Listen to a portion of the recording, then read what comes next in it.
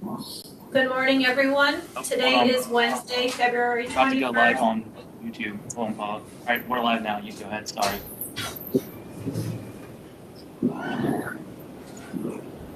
Hi, Donald.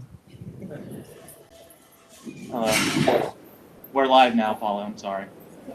Good morning, everyone. Today is Wednesday, February 21st, 2024. This is a regular meeting of the members of the State Liquor Authority being conducted in New York City with video conferencing to Albany and Buffalo. The meeting is being live streamed on the Authority's YouTube channel, where you can also find the recordings of past full board meetings. Present today are Chair Lily Fan and Commissioner Edgar DeLeon. Staff in attendance in our New York City office are General Counsel Shannon Kearney-Sarfo and Maureen Hughes of the Licensing Bureau. And via WebEx from Albany is Paula Taylor from Secretary's office. The regular full board meeting dates are March 13th, 2024, April 3rd, 2024, and April 25th, 2024, which is a Tuesday. So again, April 25th is a Tuesday. While in the meeting room, please silence your mobile phones and take phone calls or other conversations outside, and please do not touch the microphone at the podium. Items will be called in the order they are signed in, first in Buffalo, then Albany, and then New York City. When your item is called, please approach the podium and identify yourself. Representatives should also identify their clients that are present. Chair, do you have any announcements? So I just want to clarify that April 25th is actually a Thursday, according to my calendar. Oh, okay. I don't have any new announcements except just to let everybody know again that the Backlog Committee continues to be working. I hope that a lot of you have heard from committee members. They are now working in all three offices, and so if you haven't heard, it will be coming soon. All three offices are moving forward. And again, I'm going to remind you to stay patient. Try not to check in about your application if you think that you are part of the committee, because we will get to it. We continue to move in date order. We're not pulling anything out of queue. Right now, we're working on OPs. We are going to get to grocery stores, and then we'll get to corporate changes. So that's the order. If there's something way out of line, you can let us know, but please just stay patient and we'll get there. We're in the hundreds now. We hope to get to the thousands very soon. And thank you to all licensing staff that is really bearing the whole burden of this, and we're grateful for their hard work. Okay, with that said, we'll go ahead and move to Buffalo. Our first item is number 27. 240 South Incorporated.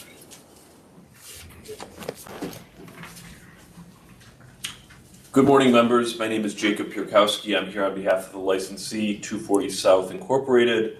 I'm joined by the licensee's principal, Jerry Ciambor. We're here to ask for a reduction of the statutory conditional no contest plea that we offered of $6,000. This was an underage violation. Regrettably, my client acknowledges that a mistake was made. They do have ID scanners, and he has advised his staff of the policies to ID all customers. The only other violation that my client was subject to was an executive order violation for curfew. And so because it was not a minor's violation, we would just ask if the board would consider reducing the $6,000 fine in this matter. I'm going to go to, well, they have some, 35? All right, we'll go to 3,500. I agree with 3,500. Thank you very much. And we'll receive a letter with payment instructions. Is that, my client shouldn't submit payment now, right? Yes. Yes, you will receive a letter from Secretary's office via emails on file. Very good. Thank you so much. Thank you. Jonathan, Have a great day. can I have a box, please? Thank you. Our next item is number 42, NETTIP Entertainment LLC. Thank you.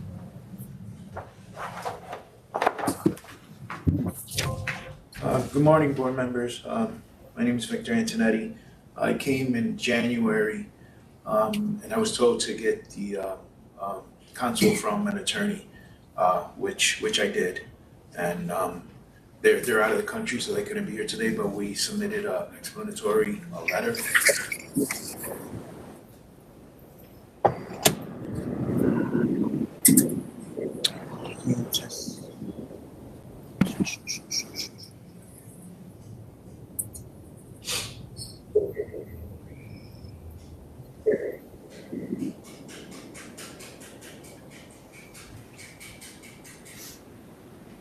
I don't have a letter.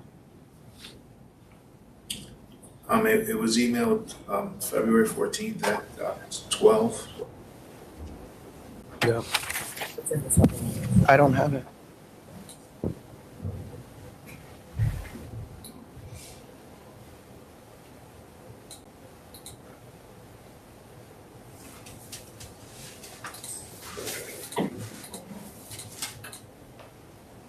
I don't have it.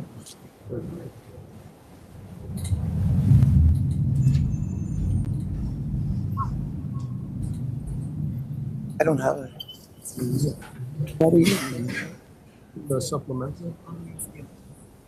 Yes. Draft that's on your desktop. No, I mean, Oh, in the actual folder. yeah. 42. Oh, it's not.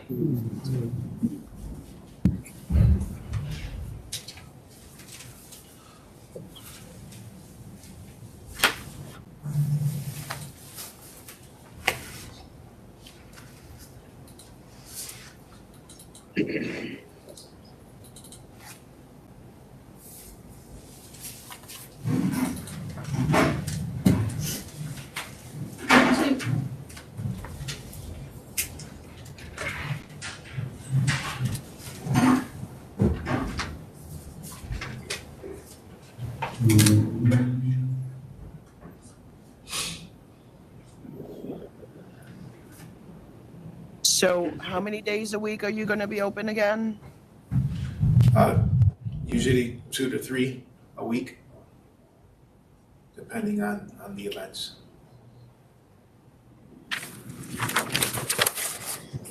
Again, if you're going to get this catering license, you cannot do ticketed events. So I'm not sure. So my question that I had, so a lot of nonprofit organizations, they have like galas and fundraisers that they do ticketed events. Is that not permitted as long as they stop selling the day before? Because that's considered a private event. I mean, if I'm understanding this correctly. Yeah, that's fine. It has to be done before the event. Okay. But it's for nonprofits. This is not for promoters. Right. Okay.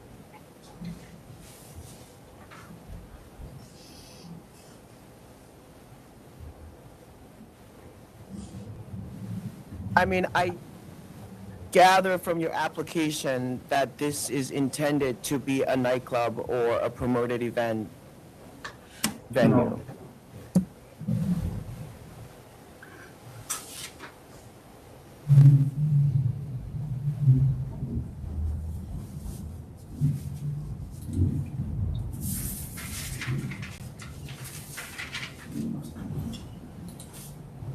I mean, the issue is that you've already been canceled once before. And so if you violate your category type again and you get canceled again, you're not ever going to be able to get a license again after this. So I want you to be very clear about what you intend to do, because you can apply for an OP and do that if you want, and then ask for private events to do the weddings. Okay. Because last time you came, you said that you intended to sell tickets for nightlife type events. Yeah, for some of the promoters, but after talking with my attorney, she explained what the actual catering license is. So, I'm gonna stick to just the catering.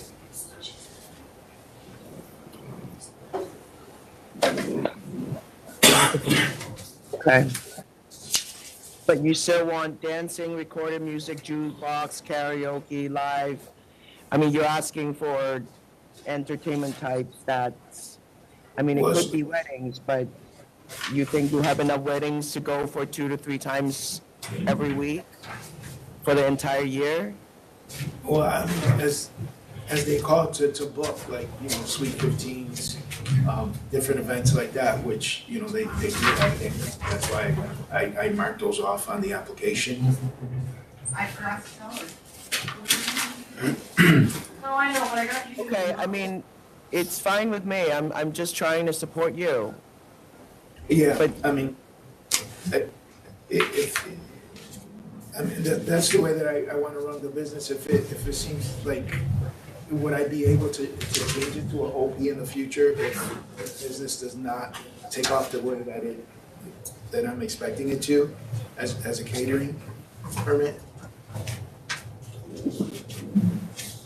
Yes, right?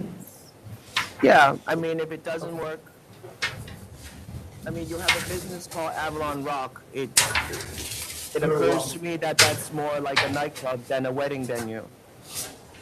Yeah, when we first opened up, that's the way that we started.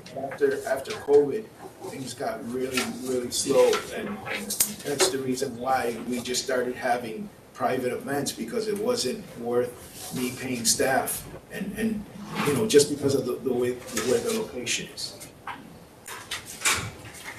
Okay, what's the maximum capacity of your venue? 170. All right.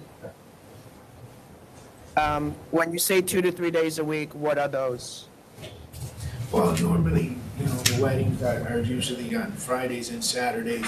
We have some events, like a lot of baby showers on Sundays, that people call for. We do luncheons during the week, sometimes once a month for different organizations, but mostly Friday, Saturdays, and occasional Sundays. And what time do you want to be open until? Up till midnight.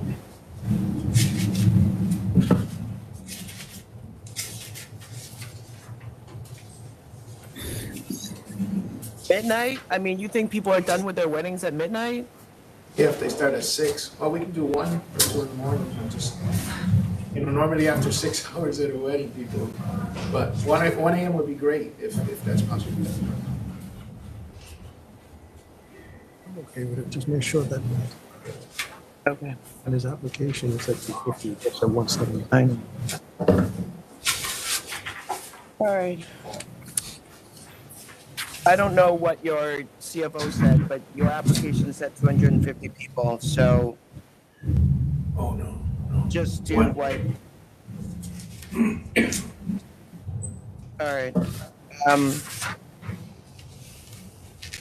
I'm going to vote to approve with dancing, recorded music, jukebox, karaoke, live music. Security as needed, manager as needed. No third-party promoters. 2 a.m. across the board. And Thank you. you can be open as necessary. Thank you. I'm going to note that I did see significant support for your proposal from the Community Health Workers Association, from the City of Rochester, as well as the Hispanic Business Association. So you do have support in the community. I just want to make it clear that it's my understanding you cannot use promoters, excuse me. You Yes. understand that, right? Yeah. So with that being said, clearly, I will also vote to approve. What is that Thank you. noise? Someone pushing them. Okay, I think members, it's- next.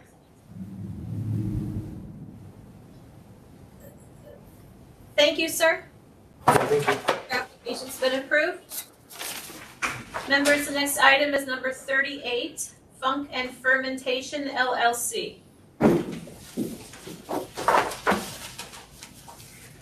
Good morning. My name is Justine Powers. I'm the owner applicant of Funk and Fermentation LLC, located at 587-589 West Sullivan Ave in Buffalo. I have prepared remarks to introduce myself and why I think my business would benefit the community and the city of Buffalo. Would you like me to make them now?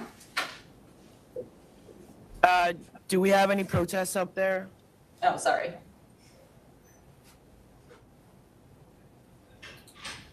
Nicole?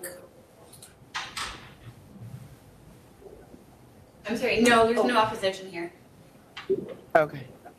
All right, go ahead, ma'am. All right, I'm applying in hopes of bringing new business and new products to the Buffalo area, as well as bringing a unique retail storefront and shopping experience to the bustling Elmwood Village shopping district. I plan to carry approximately 50 different winemakers brands upon opening, 90% of which I've already picked out based on pricing and uniqueness to the market. There are hundreds to choose from, with distributors expanding their portfolios to carry more natural wines than ever before. Available inventory will be focused on biodynamic, wild fermentation, and creative winemaking practices not yet available in this area.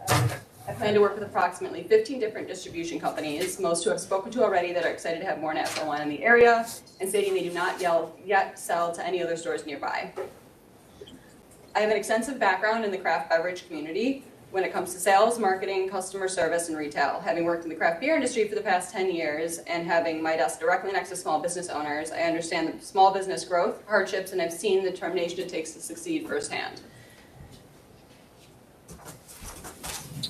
Since COVID-19, we're seeing more and more young people moving to Buffalo from larger cities in search of more affordable living. These residents are already enthusiastic and knowledgeable about natural wine, and now enthusiastic for somewhere they can go purchase it within walking distance in the neighborhood. The neighborhood is only growing when it comes to young residents. There are currently 3 large apartment buildings within 0.2 miles from my proposed location going up.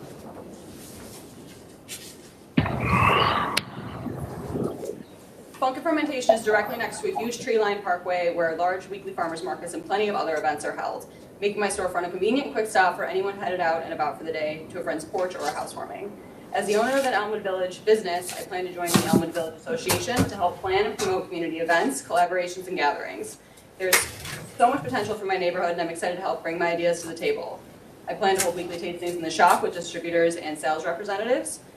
And Funk and Fermentation sets itself apart from the closest other liquor stores by, most importantly, not selling liquor.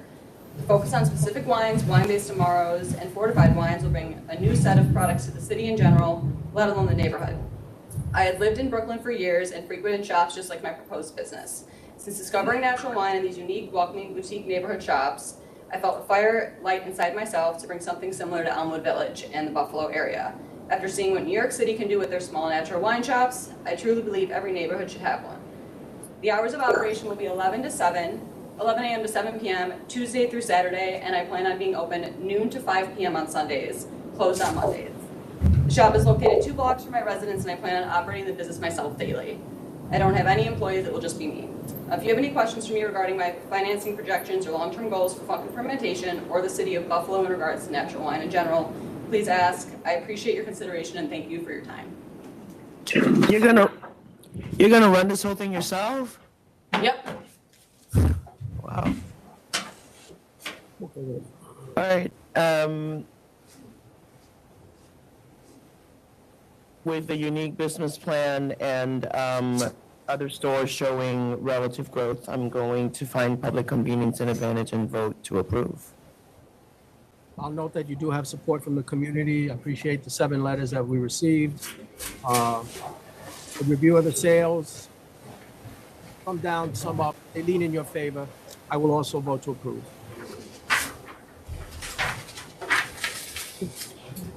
Your license has been approved. Thank you. Thank you very much. Was not working? You can't hear me? Oh, We had that. you gotta get closer. Hello, hello, hello, hello. Hello, hello, hello, hello. Right, 38. We can hear you just fine, Commissioner. The next item is number 23, Ming Market Wine and Liquors Incorporated.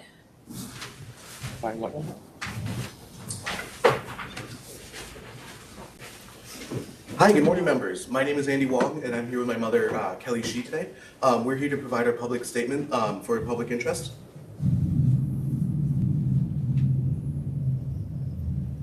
Do you need it? Are you okay? I'm okay with it, yeah. There's no response. All right, so,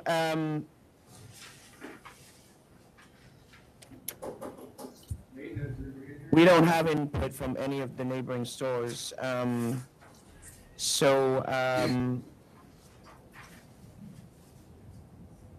It's a relatively small store. I'm going to find public convenience advantage and vote to approve. Okay, wonderful, thank you. Was there a contract of sale issue For, in your application for a temporary? Was there a contract of sale? no, there was no contract of sale. We own the building, and then we were starting up a new business. Okay, so you're not purchasing a business? I No, don't know this why, is, but, yes. We're not purchasing, we're opening a new one. All right. There is no opposition, and we didn't receive any response from the nearby store, so I'm also going to vote to approve. Thank you very much. Thanks for coming in. Thank you. Thank you. And our last item in Buffalo is number 36, AURORA International LLC. Good morning, members. My name is John Becker. I received a letter regarding an incident that happened in January, and we did send back a letter, but it must not have arrived on time, where I had like no contest completed. So I guess they sent me a letter to say to come here and, for the board, so, I don't know what the next step is. I have a conditional no contest for 2,000. Is that where you are? Yes, that's correct. Okay, so the charge is unauthorized additional bars. So did you apply to add that bar on, or what's the situation there? Yeah, we had a band that was in that night, so what we did was we extended like off of the one side with, a similar surface to just make the back of house operation easier. Because when we get close to capacity, it's just a little tight in there. And I was unaware that was not a no-no, which we know now, but there's nothing we can do about what had happened, but, we just know going forward. Yeah, I mean, no special. Okay, yeah, I'm fine with it. All right, I'm gonna go to 1,000. But if you're gonna continue to use that bar, you need to file an alteration. I will also Yeah, approve. honestly, we've already been consulting with Bob Heil about adding that as for going forward, but until we get that, you can. All right, don't use it until you get that. The penalty is 1,000 if Commissioner agrees. I appreciate that. Thank you very much. I will also approve 1,000. Thanks for coming in. Thank you. Have a good day. Nicole, are there any items in Buffalo? Any more? No, that was it. Thank you so much. If you could leave the feed up for maybe 10 minutes. Yes, we would thank you. appreciate that. Thanks. Thank you. Moving to Albany, our first item is number 5, Washington Street Liquor LLC.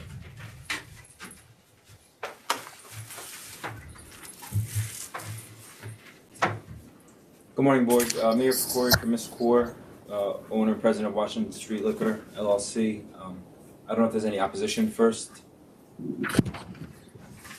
There's supposedly 3 people in protest. There is supposedly opposition, three people in opposition. Okay. Is that gentleman behind you? Is that gentleman behind you in opposition? Oh, okay. We'll let them go first.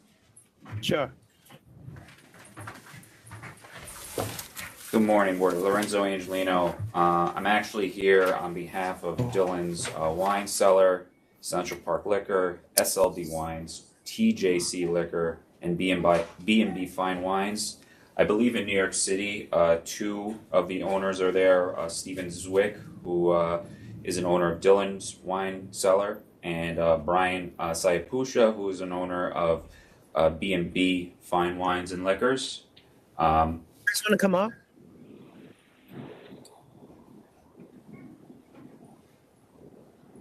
All right. I know there's been numerous. Sir, can you just repeat who you're representing again? It's Dylan's. Sure. Dylan's Wine Cellar. Do you want the license numbers as well, or No, just no. your name? Okay. Just the name. Dylan's Wine Cellar Inc., Central Park Liquor Store Corporation, SLD Wines and Spirits, TJC Liquor, and B&B Fine Wine and Liquors Inc. And that is presumably the fifth closest store, the last one? That is the fifth. That's correct. So Okay, B&B and did. you guys are from? Got it. Okay, thank you. How far So- is B&B? Okay. B&B is 1.63 miles away. So not to there's been numerous objection letters filed on this, as well as a gross sales letter. So not to reiterate everything that was already stated, what I wanted to just point out or focus on today is the distance. The two closest stores, which are Dylan's Wine Cellar Inc. and Central Park Liquor Store Inc., both within, I'd say, walking distance. One is Dylan's is about 13 minutes. Central Park is about a 20-minute walk from the proposed locations. Both of which updated their gross sales letters through the end of 2023.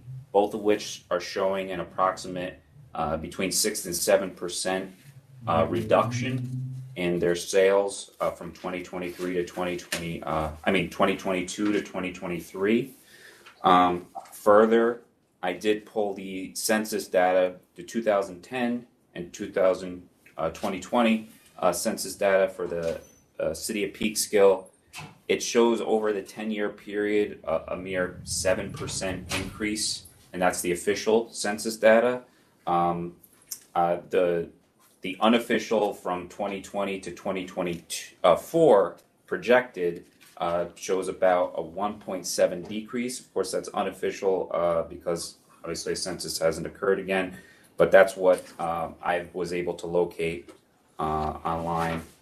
And So from 2010 to 2020 is a 7% increase, but from 20 to 24 is 1.7% decrease. Yeah, Is that what you just said? That's what I've been able to locate, and I'll cite the website that was stated on, worldpopulationreview.com. I believe it's a real estate website, so that's what I was able to locate to bring it current. But I used the official ones for the other numbers. So the combination of the closest stores having a decrease in sales, along with the population either a meager growth or a very little to no growth for the city, I don't see a public convenience for this particular store in this particular location. It is rather close. The third closest store I did a walking distance is also a 25-minute walk. So they're relatively close to each other. This one, the others are in commercial districts, parking, municipal parking, and everything. This one's street parking. So just on the basis of those items, that's what we wanted to point out amongst all the other opposition letters that were already submitted previously.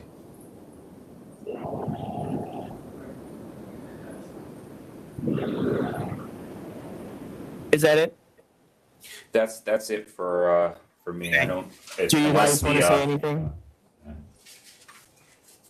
The city of Peekskill is 5.5 square miles.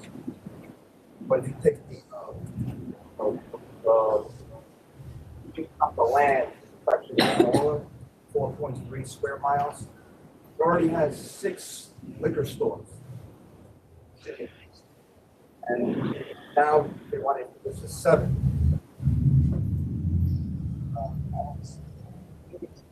Because the distance between stores is minimal.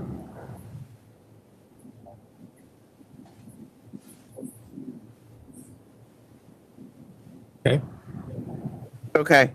What about your sales? Because we don't have that. Yeah. Just because we didn't collect the data because you're the 5th store. Pardon me, can you please stand a little closer to the microphone so we can hear you? Thank you. It's okay. You can just tell me the trend. You don't need to go into details.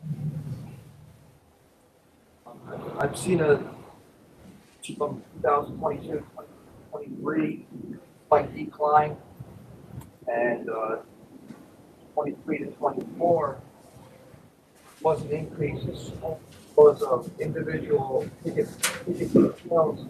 Prices have increased. It's not because of foot traffic. It's because items have become more expensive.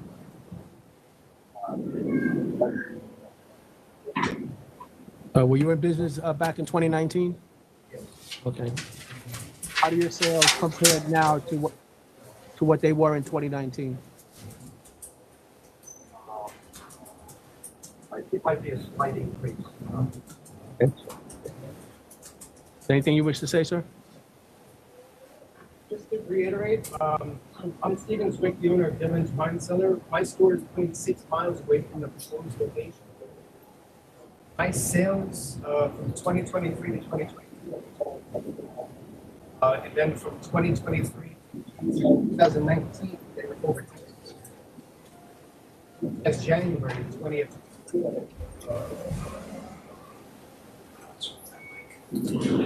Just think that our attorney mentioned, 7 stores within a 3-mile radius. Stores within with no population really increasing. We have 4 stores as sales letters.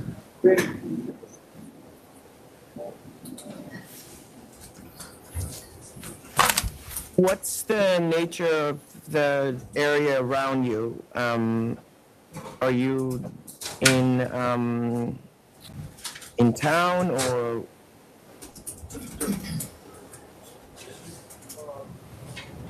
No, not you, him. Yes. Okay, but they're closer, sort of in the middle of town. They're in a residential area. In a residential area. Where they have street parking. And you have a parking lot, but you're on the water. So your business is mostly people coming in on the train? No, after the pandemic, I would say 2 to 3% of my business comes from here. 2 to 3%? It's been dramatically affected. Okay.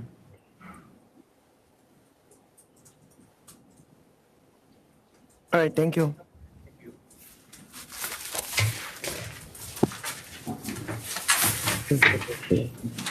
Those guys over there in the water. Hold on, it's neither here nor there.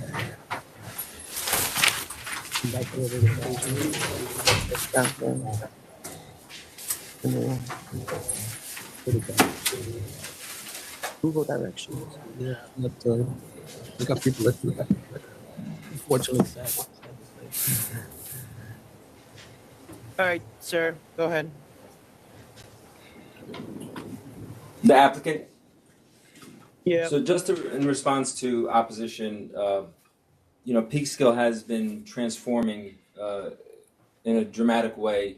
The opposition, their locations are more toward Main Street and they're in the northern part of Peekskill. So if you look at the map that we have, that we submitted, The 3 locations are very close to Main Street, all walking distance, with the exception of the opposition near the train station, which he gets the foot traffic from the train station.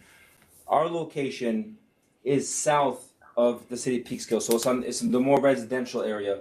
And that area, for example, Peekskill is about 25,000 in population and growing, which we have the official 7% growth. So what our targeted clientele is Croton, Cortland, Montrose, and Buchanan.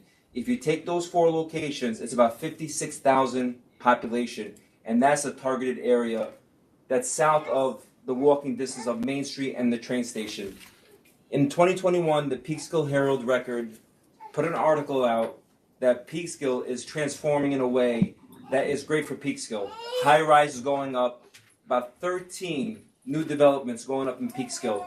2 of them are already finished and which are closer to the opposition's locations.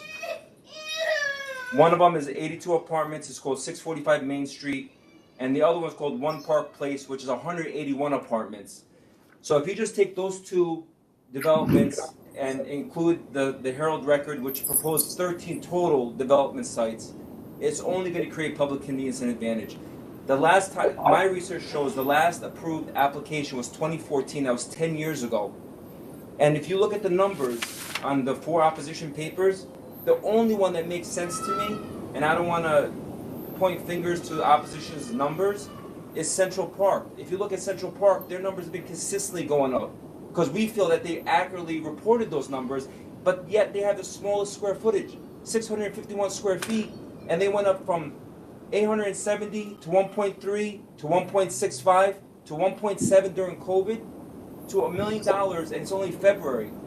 So the other numbers, it doesn't make sense to us why they're fluctuating or going up and down, even though they're bigger square footage and more retail. But if you look at Central Park, which is, in my opinion, the most accurate numbers being disclosed, 650 square feet, they've been consistently going up.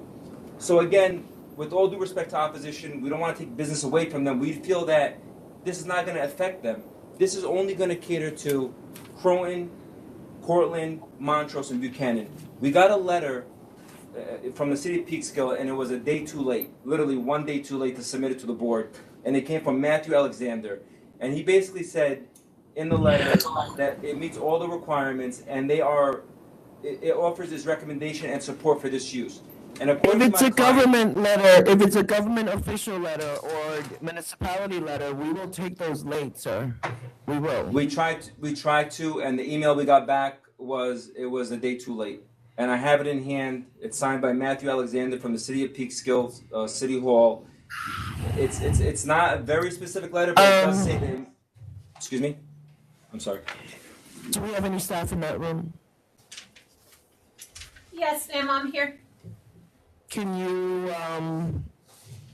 just take a picture of that?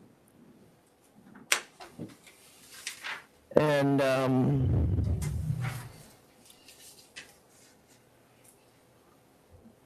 you can email it to Maureen.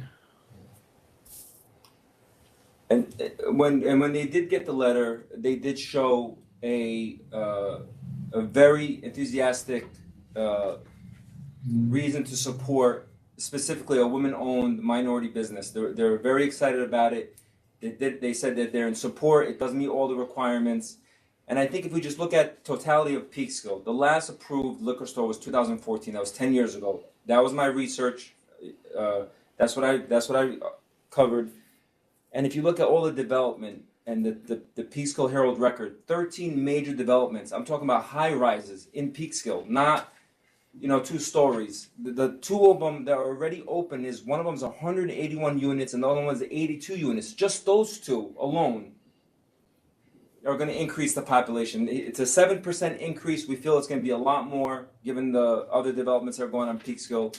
It's great for Peekskill. And again, we're just trying to show that the location of this is south of opposition. All 3 and 4 locations of opposition are very close to each other on Main Street and next to the railroad station. A lot of walking traffic. Yeah, I see this.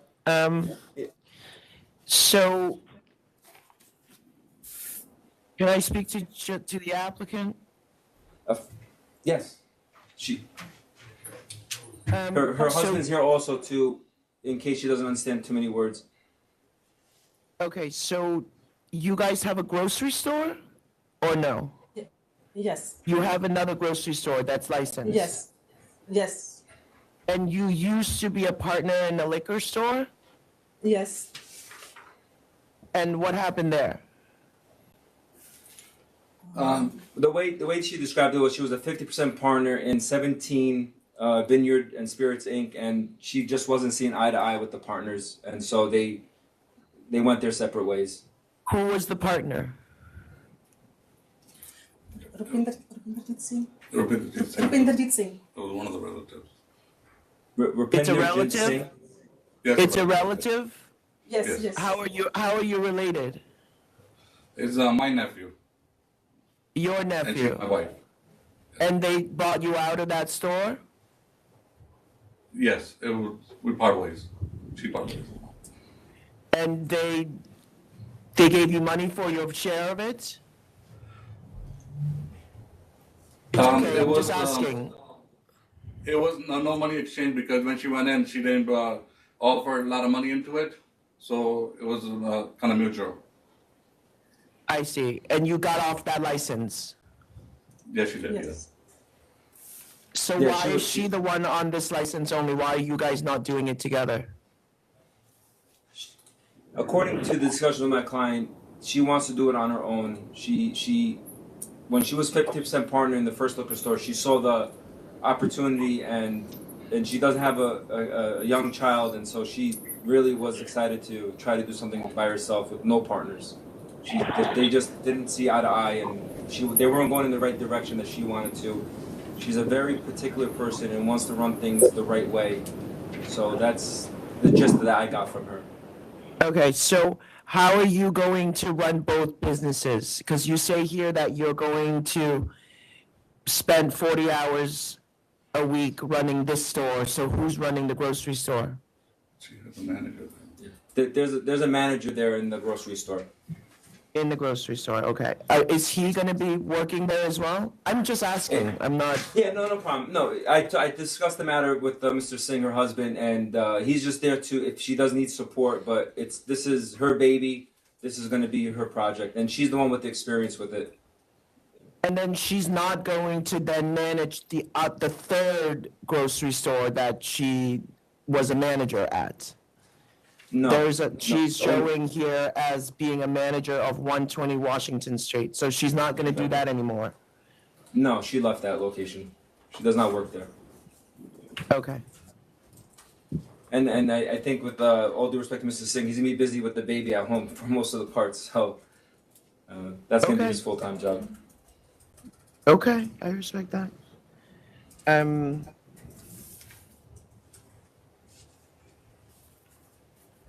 We get the letter? Yep. City manager.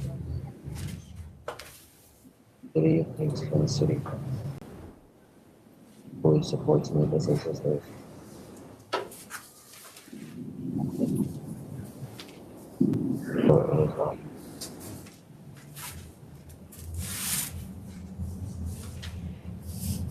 So this location used to be a restaurant?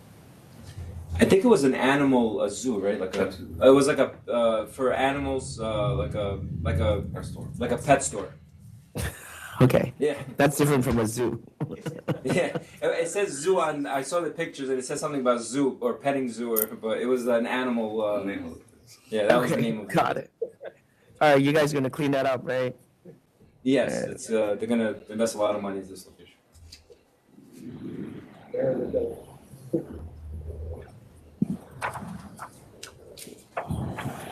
How much are you going to invest? It says here 50,000. I think that was the projected initial investment on the interior. I know they're having discussions with the exterior and the landlord, so they're gonna clean it up. They're gonna make a good effort to clean it up. So. Landlord cleaned it up already. Oh, he did? Yeah. So according to my client, the landlord did do a lot of the work so far, cleaning it up the outside.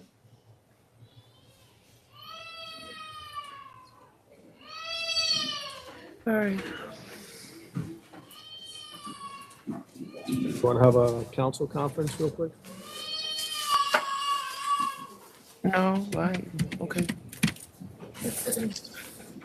All right, we're gonna have a conference with council.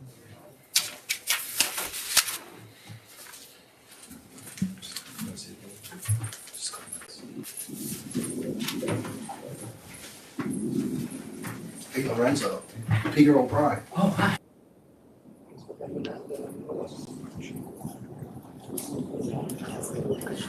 And the members are on conference with council. We're off the record.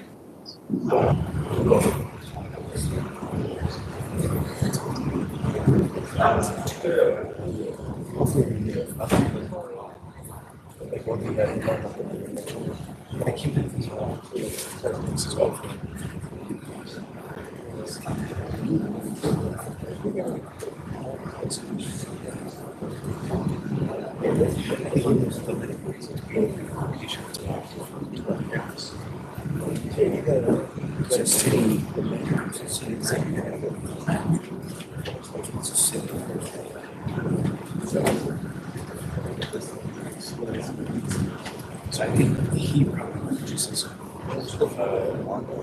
it's been for so long. It's just las 11, 40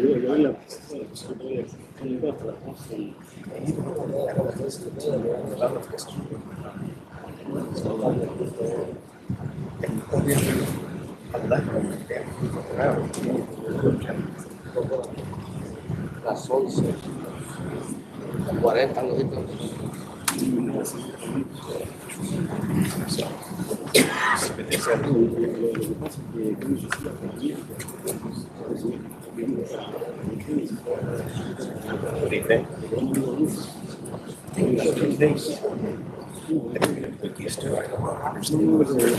I think that letter.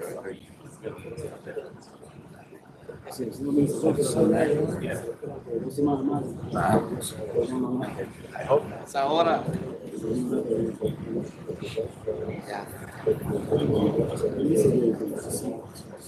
¿Qué dicen? Entonces,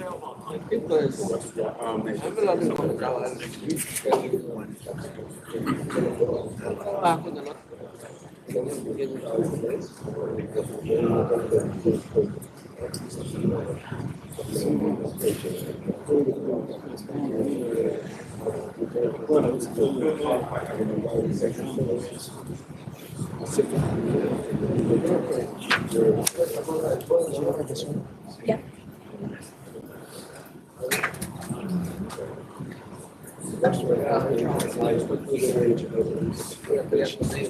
So meaning that we don't have the amendment?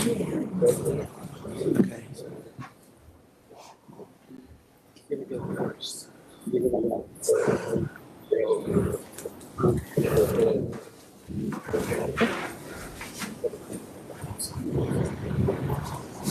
What's the picture for?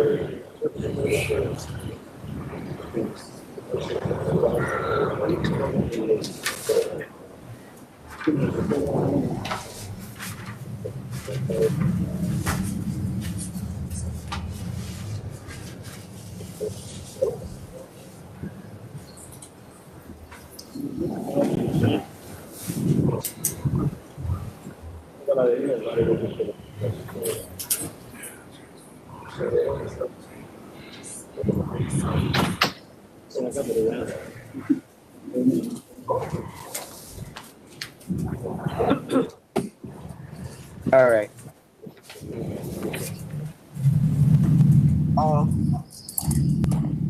And we're back on the record after a brief conference with council. Thank you. When I do the comparison of the gross sales, I don't use the COVID years. I go back to 2019. That's why I asked you if you were in business in 2019. And then I compare it to 2023 and try to take out that COVID bump. And when I do that comparison, I do see that some of the numbers are stagnant and low. Although one central is doing quite well. This for me is a close call, but I think what makes the difference is where the stores are located. The location makes a difference, and the support from the city, I think, makes a difference. So considering that, respectfully, I would vote to approve this application on those distinctions. but it is a close call. I wanted to make that clear.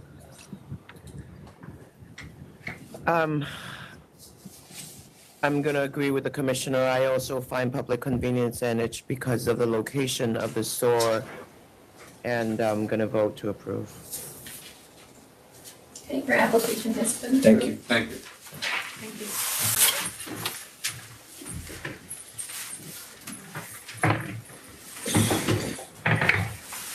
Next item, members, is number 29, Ferndale Wine and Liquors LLC. And members, we have received a request to adjourn this item because the attorney is out of state. We also received a request to adjourn from the closest store as they did not receive the gross sales letter. But we do have opposition here. Do the opposition want to go now or you want to come back? It may be stronger if you come back. I know it's inconvenient, but What is this? it's 3:13. 3:13 would be the next day. I'm sorry. What do you want to do? You can go now and put on the record, but then you don't get to hear what they're saying. It's really up to you. I'm gonna come back because I You'll come wanna back? see that. Okay. Okay, They're gonna then come come back on back. the 13th. All right, I'm sorry you had to wait and now you have to go home and come back. But Just for the we'll record, see you again on March 13th. I'm representing the second closest store and I also come back. Okay. Thank you. And if you for some reason cannot come, sir, just let us know and we will adjourn it again because you were here and they were not. Okay. Okay. And there are no other items signed in Albany? Do you want to tell me what store you're representing, sir? In Albany? 10538 Wine. My name is Peter O'Brien. I'm probably the third closest store. Okay. Thank you. And Mr. Romano, you're representing the second store, which one, is 1 year up. what is it called? 1 ear up. 1 Ear Up. Yes, named Okay. after her dog, who has 1 ear Fantastic. up. All right. March 13th. Thank you. All right. Sorry. Hello, my name is David. I'm just here to oppose the last one as well, and I'll be back on the 13th. Okay. And what stores are you representing? These are all stores? Yes, this is all opposition. I'm the 5th closest store to the proposed premises. My store is Liquor Company of New York, Inc. Larchmont, thank you. Liquor Company of New York, Inc. in Larchmont. Thank you.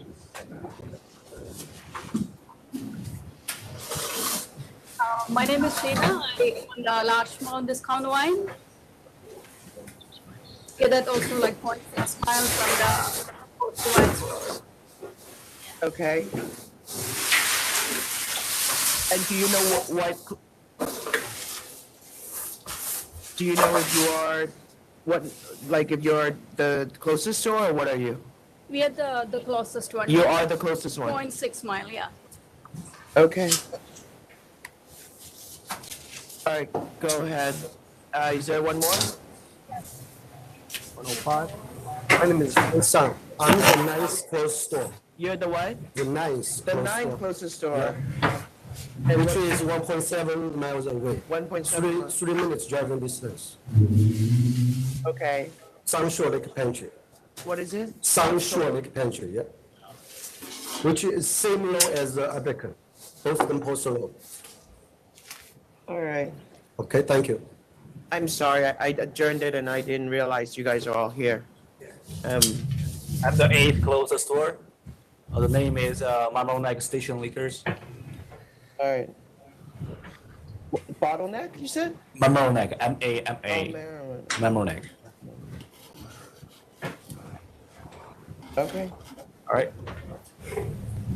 All right. Hey, Paula. Yes. Paula.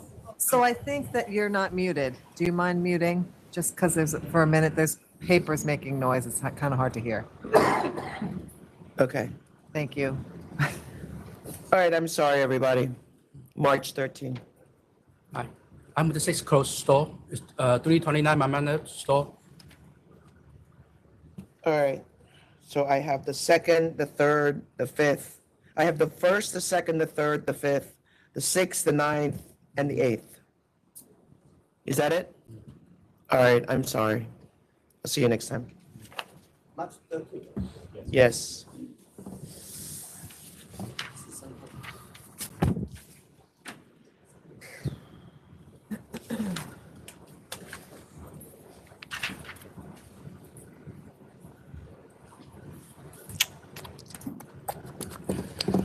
Okay, members, the next item, we're moving to New York City, is number 6, Trifecta Cuisine Corporation.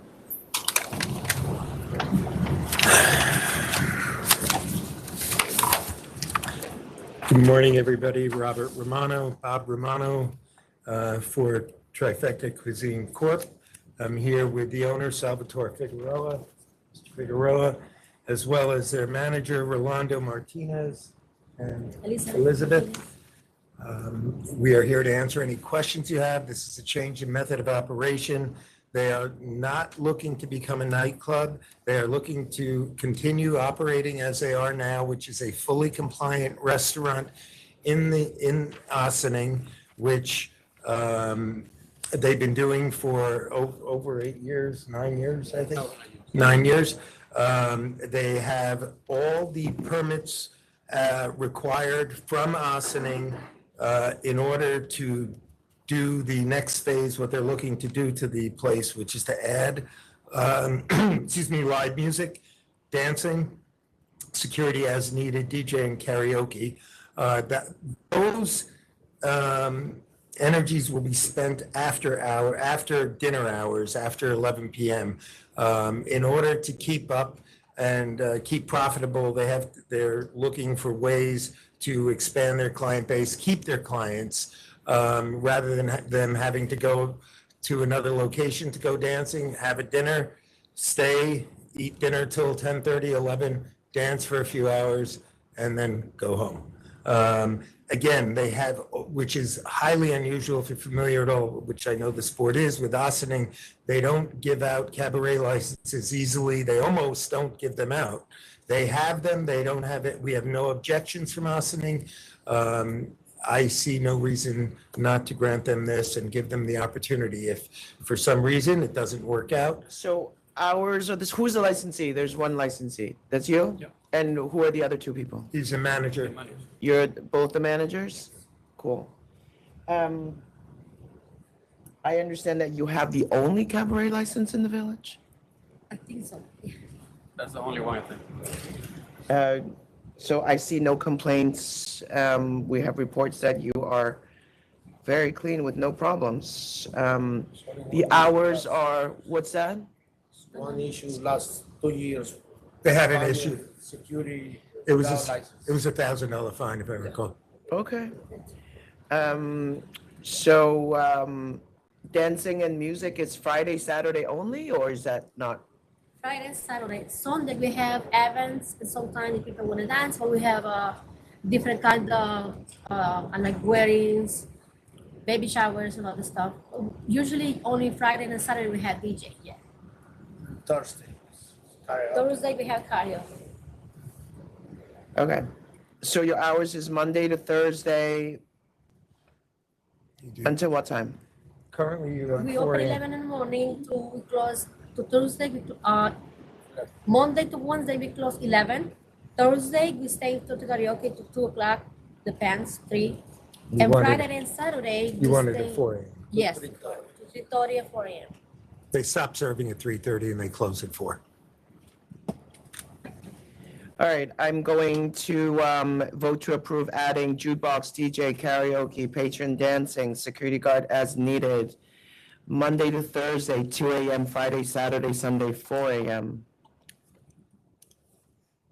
Thank you. Wait, we're not done? We're not done? You have a good reputation with the Asin Police Department. you. I I'm appreciate also, it. Thank you so much. You're welcome. I'm also going to vote to approve. Thank you very much. Appreciate it. Okay, Yep. we're done. Thanks for coming in. Yep, thank you. Hey, members, the next item signed in is number 26, La TUSA Bar Restaurant Incorporated. Good morning once again, Bob Romano. I'm here with Juan Quezada, excuse the pronunciation, for La TUSA Bar Restaurant Incorporated.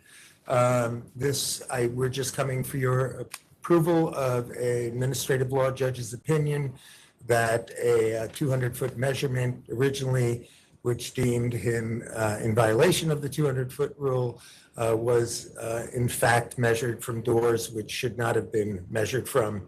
They did not provide usual ingress, correct. There was no handles on the door.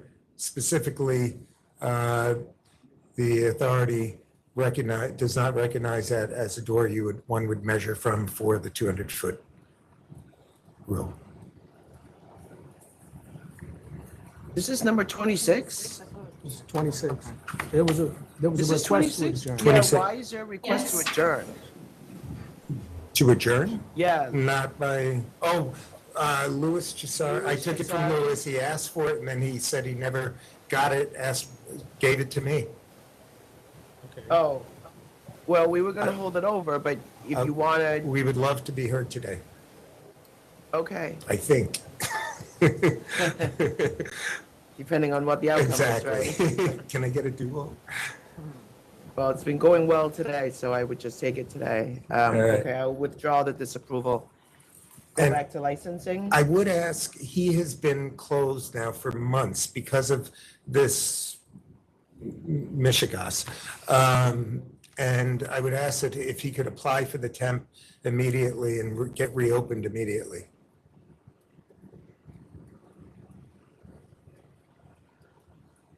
He had a temp since He's August, been operating with that incident for a temp for how long? since did you August op- of 2022? Yeah, I was close to coming up to a year when this came out. It should have been.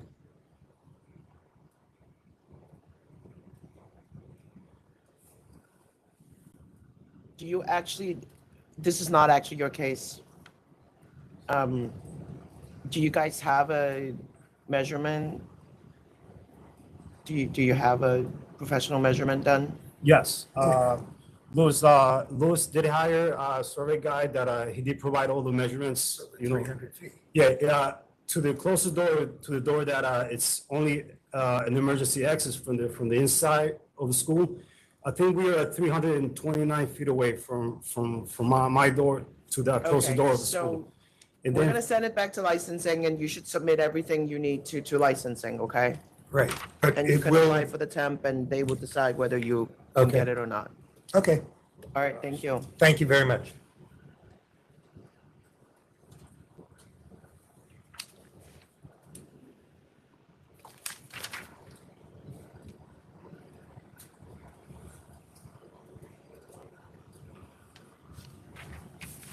You're overriding the disapproval, Chair and Commissioner?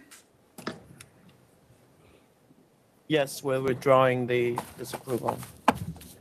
The licensing is gonna look at it again with a professional survey measurement. I concur. There's an issue Thank there you. about, there's an issue there about a high school right next door and a staircase. Across the street, but they were measuring from the same door that had no handles. And I believe the statute actually specifies no handles, you don't measure from that door. Okay. Thanks for being here. Members, the next item is 39, BSTHY LLC.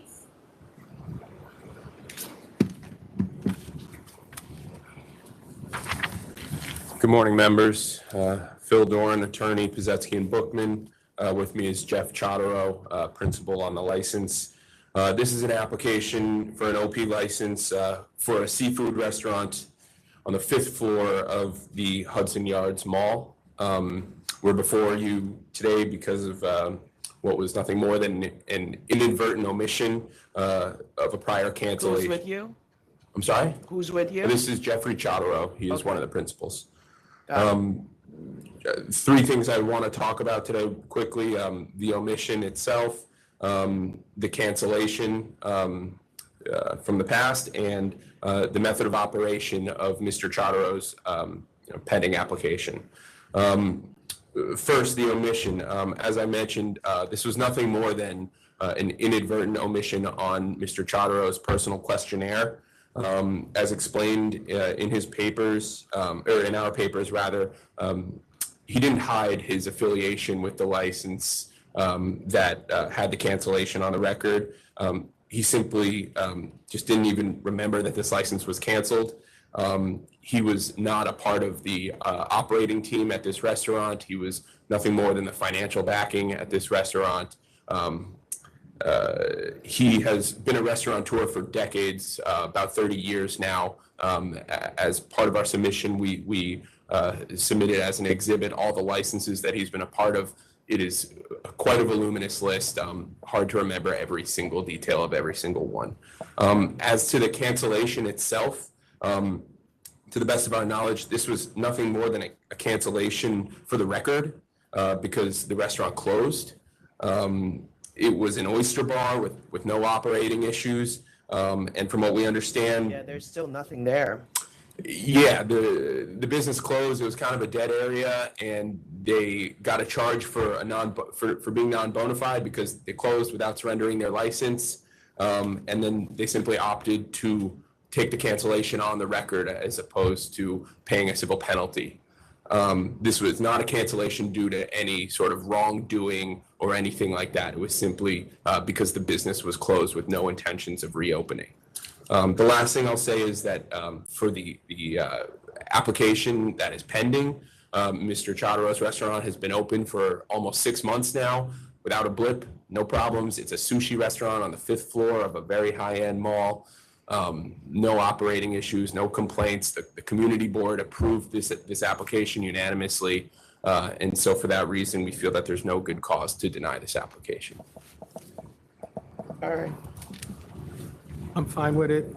The community board did approve, the ALJ also approved. The community board approved with stipulations which I That's assume right. are fine. Correct. Yeah, so there is no opposition. I would also vote to approve. All right, I'm going to vote to approve as well. Thanks for coming. Thank you. I gotta stand. Thank you.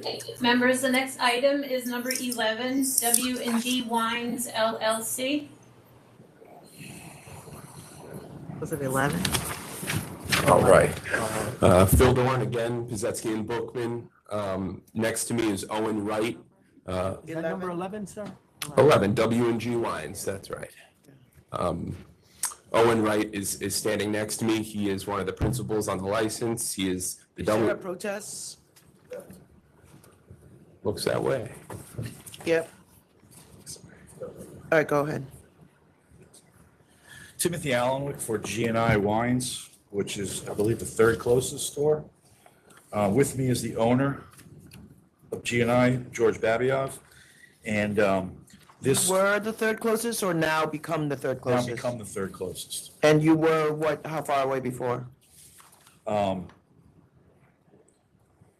1.7 from where they were on Livingston to where he is now. Okay. And it's really, it's in a straight line where they are now. So it's it's on the corner of Willoughby and Flatbush Extension.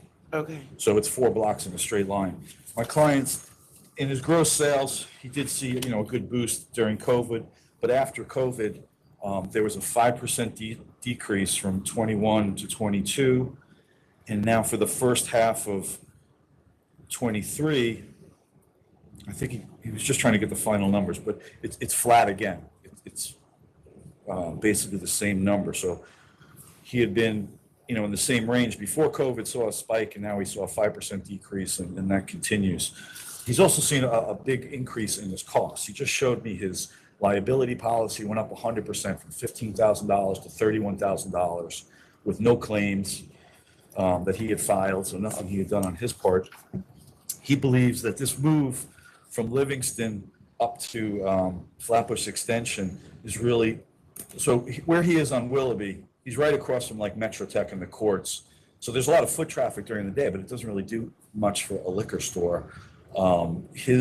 He knows that his clients come from that direction, from the residential neighborhood down by towards like LIU and the Flatbush Extension and Fort Greene area.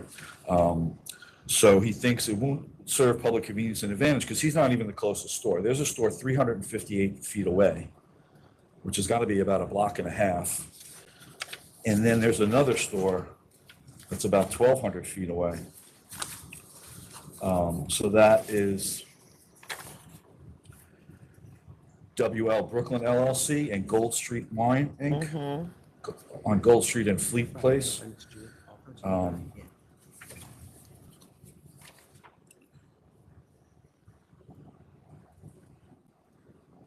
So yeah, he thinks it's not going to serve public convenience and advantage, and it could really hurt his business.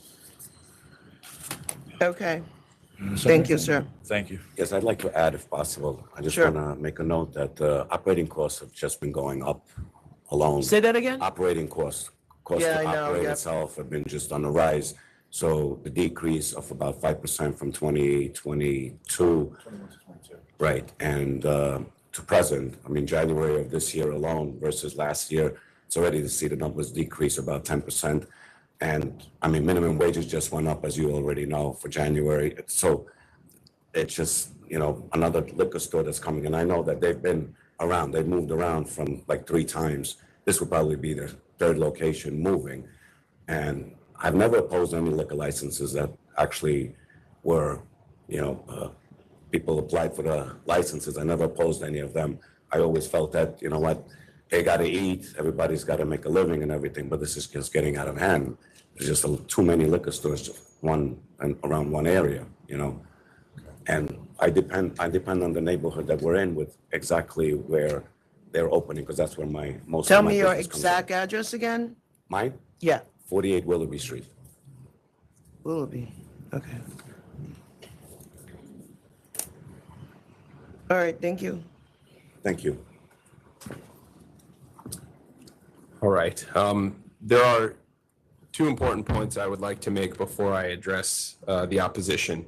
The first is that the members approved a nearly identical removal application for this applicant a little over a year ago. We were before you in December of 2022.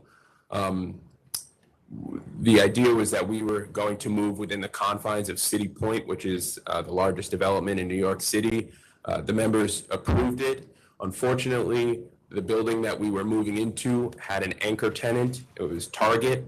Target had a provision in its lease that allowed it to basically veto any liquor stores that were coming in. They exercised that provision in their lease, although they have. They didn't exercise it, they just never got around to it. Right. At the time. Okay, so they basically Target nixed the idea of having a liquor store in the building. And even though they had no intentions or have not shown us any intentions of wanting a liquor store of their own, that basically allowed us or did not allow us to move into that building. Why we're here now is because we have chosen a unit in the building next door that's still within the confines of City Point. It's a nearly identical square footage to what was approved by the members last year. It's 1,000 square feet, which is smaller than our current store. It's just it's the building next door, still within the confines of City Point. So my first point was just that a nearly identical removal application was approved by the members just about a year ago. How many times have you moved? You've been in existence since 2010. That's right. We were first in existence in 2010. A few years later, our landlord at that location realized that he could have his own profitable liquor store because we were doing well. And so the landlord forced us out of the building, and then we were forced to remove. What year was that? 2015.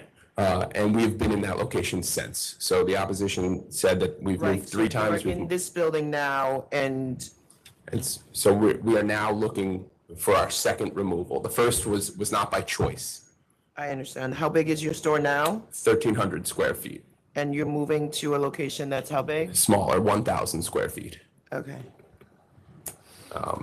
The second point I wanted to make was that the point still stands that City Point, which is New York City's largest development by square footage, both retail and commercial, needs a liquor store. There's clear demand there. It is a massive, massive development project that is now finally complete. The landlord wrote us a support letter in 2022 when we were before you. The landlord wrote a new support letter demonstrating the demand for a liquor store within the confines of City Point this time around.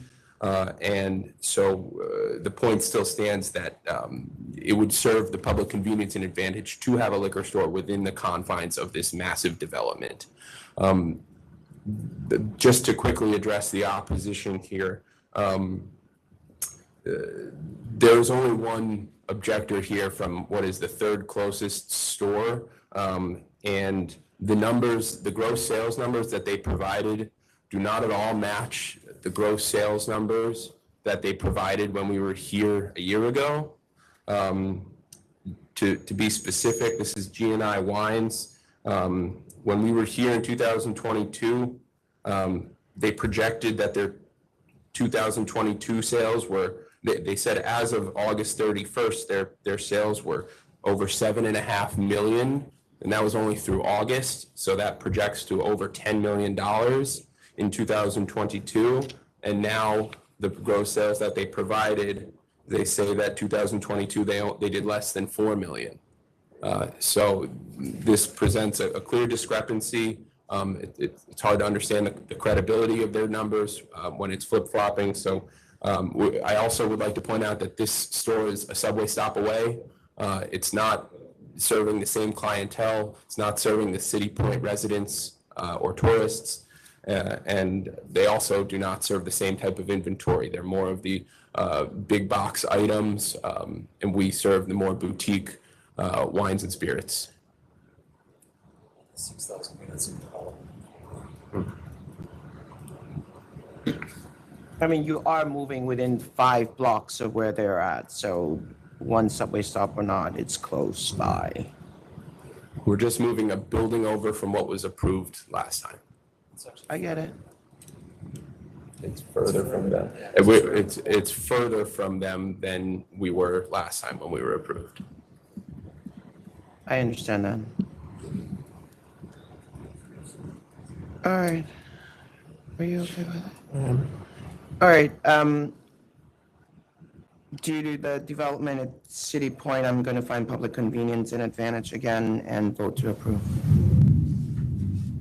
The gross sale figures that we received do indicate an increase. And regarding the opposition, I've said this before, but I'll say it again. The way I do this is I look at 2019, I disregard the COVID years, I take whatever numbers I have for 2023, I divide them by whatever months I have, and then I multiply them by 12. And when I do that, I do see an increase over 2022 for G&I in 2023, a projected increase, because the figures we got for 2023 were only for 6 months. But when I do the math, I do see an increase. So based on what the chair said and based on the gross sale figures that I see, I do find public convenience and advantage, and I also vote to approve. Thank you, members. Thank you.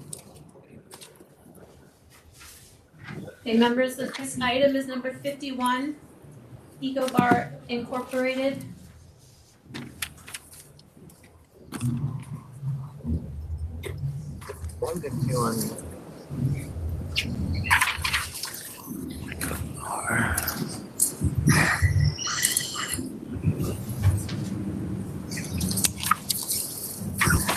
Good morning, members of the board.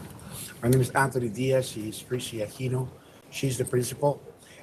She's my sister. I help her run the bar. And we're here requesting to allow us to continue serving the community we are serving at the moment. And we've been doing it with temporary licenses for the last 14 months. And we want the opportunity to continue serving and improving as we go along. And we're requesting for... Okay, so Do you know what Jamie Ray is? No?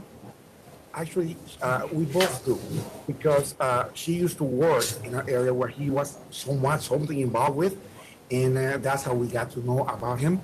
But and I'm also a plumber, and I have heard on Portchester and other places of him, but personally knowing him, not. So he's not involved in your business or anything? No, like not that? whatsoever. Okay. And Fernando Vasquez is not involved? Not involved with, nothing to do with any of us. Okay, do you run it with her? I run it with her. Okay. So how come you're not on the license? Because like I said, I am a plumber. We weren't expecting anything like this because we are not related to any of these people. And this came out of all of a sudden, and I do have many hours on my plate. Okay. What's the music situation?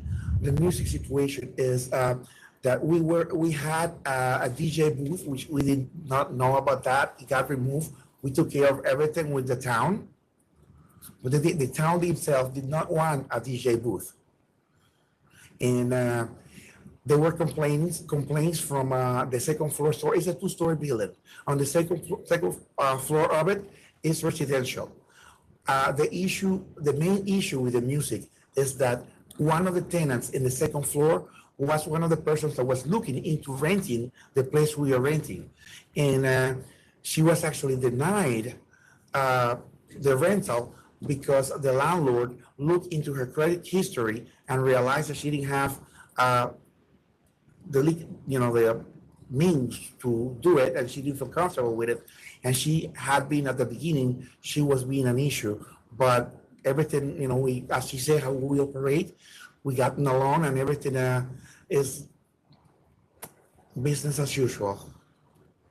Your name, ma'am, is Miss Aquino? Yes. And you were the bartender for Jamie Reyes That's in the past.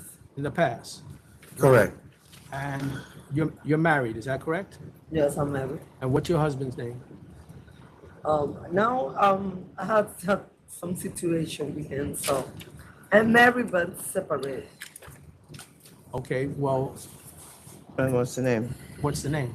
¿Cuál es el nombre? Rigoberto Flores. Okay, and Fernando Vasquez, Pero no, I don't know. No sé quién es. when you were a bartender, were you married at that time? And what? When you were a bartender with Mr. Yes. What's the name of your husband Rigoberto Flores. at that time? Yes. We have information that your husband had been selling, using somebody else's license to sell. Can you tell me about that? Que tu esposo estaba usando la licencia de alguien, Rigoberto estaba usando la licencia de alguien para vender. No. Do you know anything about it? By the look of her face, I'm surprised too. By the No. look of it, none of us knew about it. Él trabaja de carpintero, no tiene nada que He's ver a con eso. carpenter. He has nothing to do with any of these things.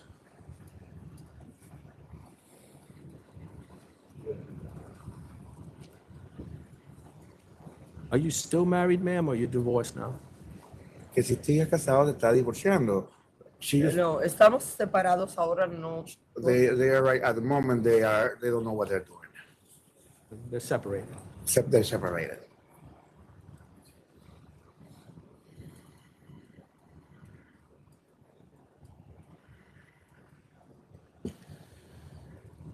How long have you been a bartender, ma'am? ¿Qué tiempo tú tienes como bartender? Trabajé como 3 años. She's done it for about as a bartender for about 3 years, 3 to 4 years. And was that during the time that Mr. Reyes was the manager? Eso fue el tiempo durante cuando el señor Reyes era el manager. Sí, pero yo casi no lo veía. Yeah, but she hardly ever saw any of them. Because the location had a significant adverse history during that time. Yes, and we did not find out any of this until after we got into this. She's put a big effort, and I've been working real hard with her to make sure everything goes the right way. And quite frankly, had we known that the location had a history that could have become compromising, we would not have gone into that. But we are all into this, and We got nothing, we got no other choice but to work real hard.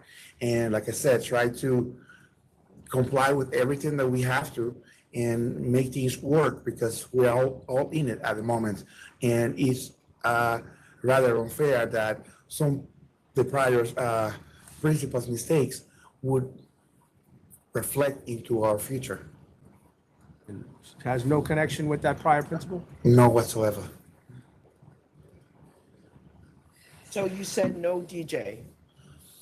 No, actually, they don't want, the town do not want a DJ. We were not aware that they did not want a DJ, so we remove it. We have recorded music. We have recorded music, and we have a jukebox. Okay, so no DJ, but you want recorded music and jukebox. That is correct. Do you have karaoke? We would like the opportunity. We don't have the capability yet, but we like the opportunity. So yes, we would. And what are your hours? Our hours are from Sunday till Thursday, from 4 o'clock in the afternoon up to 2 a.m. And on Fridays and Saturdays from 4 o'clock in the afternoon up to 4 o'clock in the morning. All right, are you okay with it? We'll give you a chance to hopefully make this thing work. We greatly appreciate it. Thank you to the members all over. Thank you so much. All right, wait, hold on a second. Let me just vote. Hold on. I'm gonna vote to approve jukebox karaoke recorded music only, no DJs, no third-party promoters. That means no ticketed events, like don't sell to someone else and throw a party at your space, okay? Understood. Sunday to Thursday, 2 a.m., Friday, Saturday, 4 a.m. Just be aware that there is a lot of bad history here, so the local police department is watching you and you don't want to come back here with violations, okay? Definitely. So thank you very much. You've been operating on a temp with no problems, so we're here to support you. Thank you very much. Are we gonna continue on the temp or are we gonna be able to? No, you will, there probably are conditions and you will meet those conditions and then you will get your actual license, which should be cheaper than the temp. Thank you very much. All right. When does your temporary expire? Not quite. It's not expired yet. But this was the second time. This was the second time that we got not temporary. We were hoping to go ahead and move along with a brighter future. Okay. So you will receive a letter, a conditional letter of approval. Once you comply with those conditions, we'll issue the license.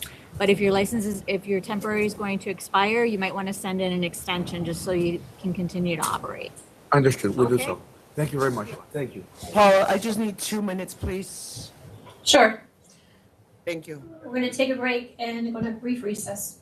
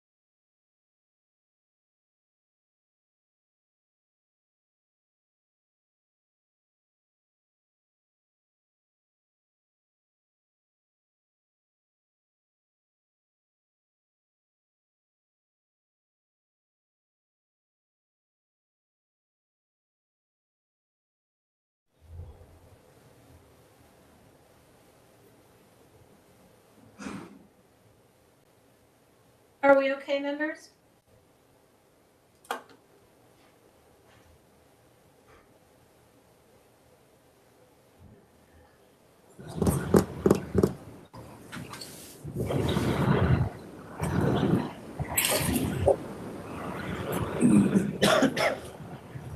Okay, I believe we're back on the record after a brief recess. I'm going to call number 2, MITA Leo's Fine Ecuadorian Food Restaurant and Bar Corporation.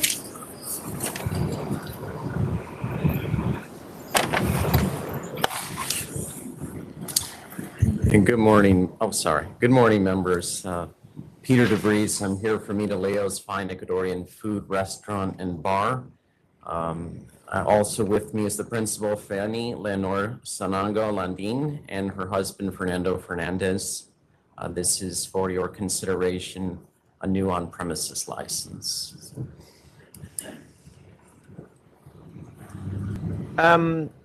It's background recorded music only? Background recorded music only. No, we don't. No live music. And it's 11 p.m. across the board? 11 p.m. across the board is what we had put in the application. However, you want to? Yes. It's for full service only at 11 o'clock at night. But then we have like karaoke night, and it's gonna be extended hours. So they're saying that the karaoke would be Fridays and Saturdays. Fridays, Saturdays, oh yes. Friday and Saturday karaoke, so it's not recorded music only. Well, right? Apart from the karaoke, correct? Yes. Okay, so what time is Friday and Saturday? We operate with a temporary permit until 1 o'clock till now. But we would like to request later hours, 2 or 4 if possible.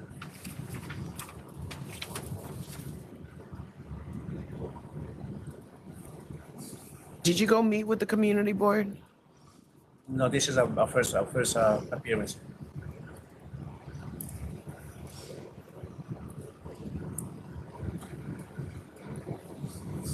No, I'm asking, did you go meet with the community board? No, we are not. No. Because they sent 2 letters saying they oppose your application.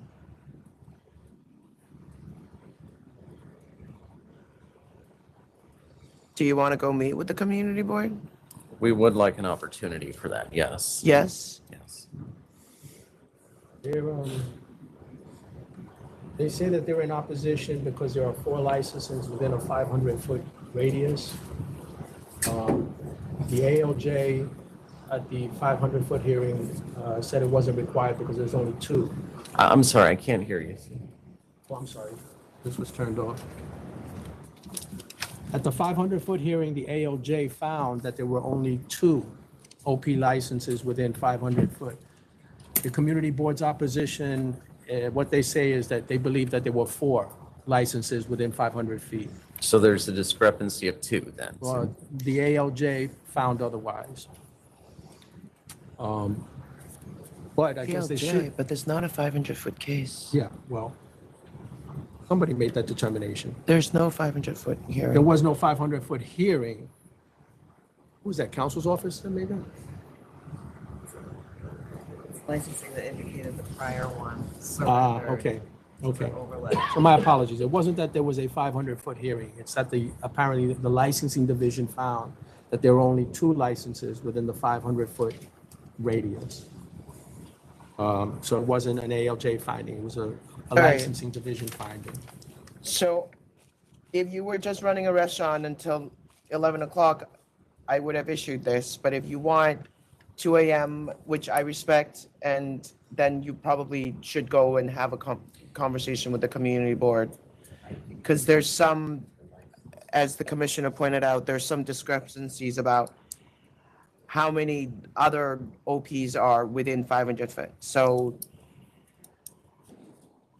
I'm gonna let you try to take that up with the community board, and you can come back April 3rd. May I have a moment just to speak? Sure.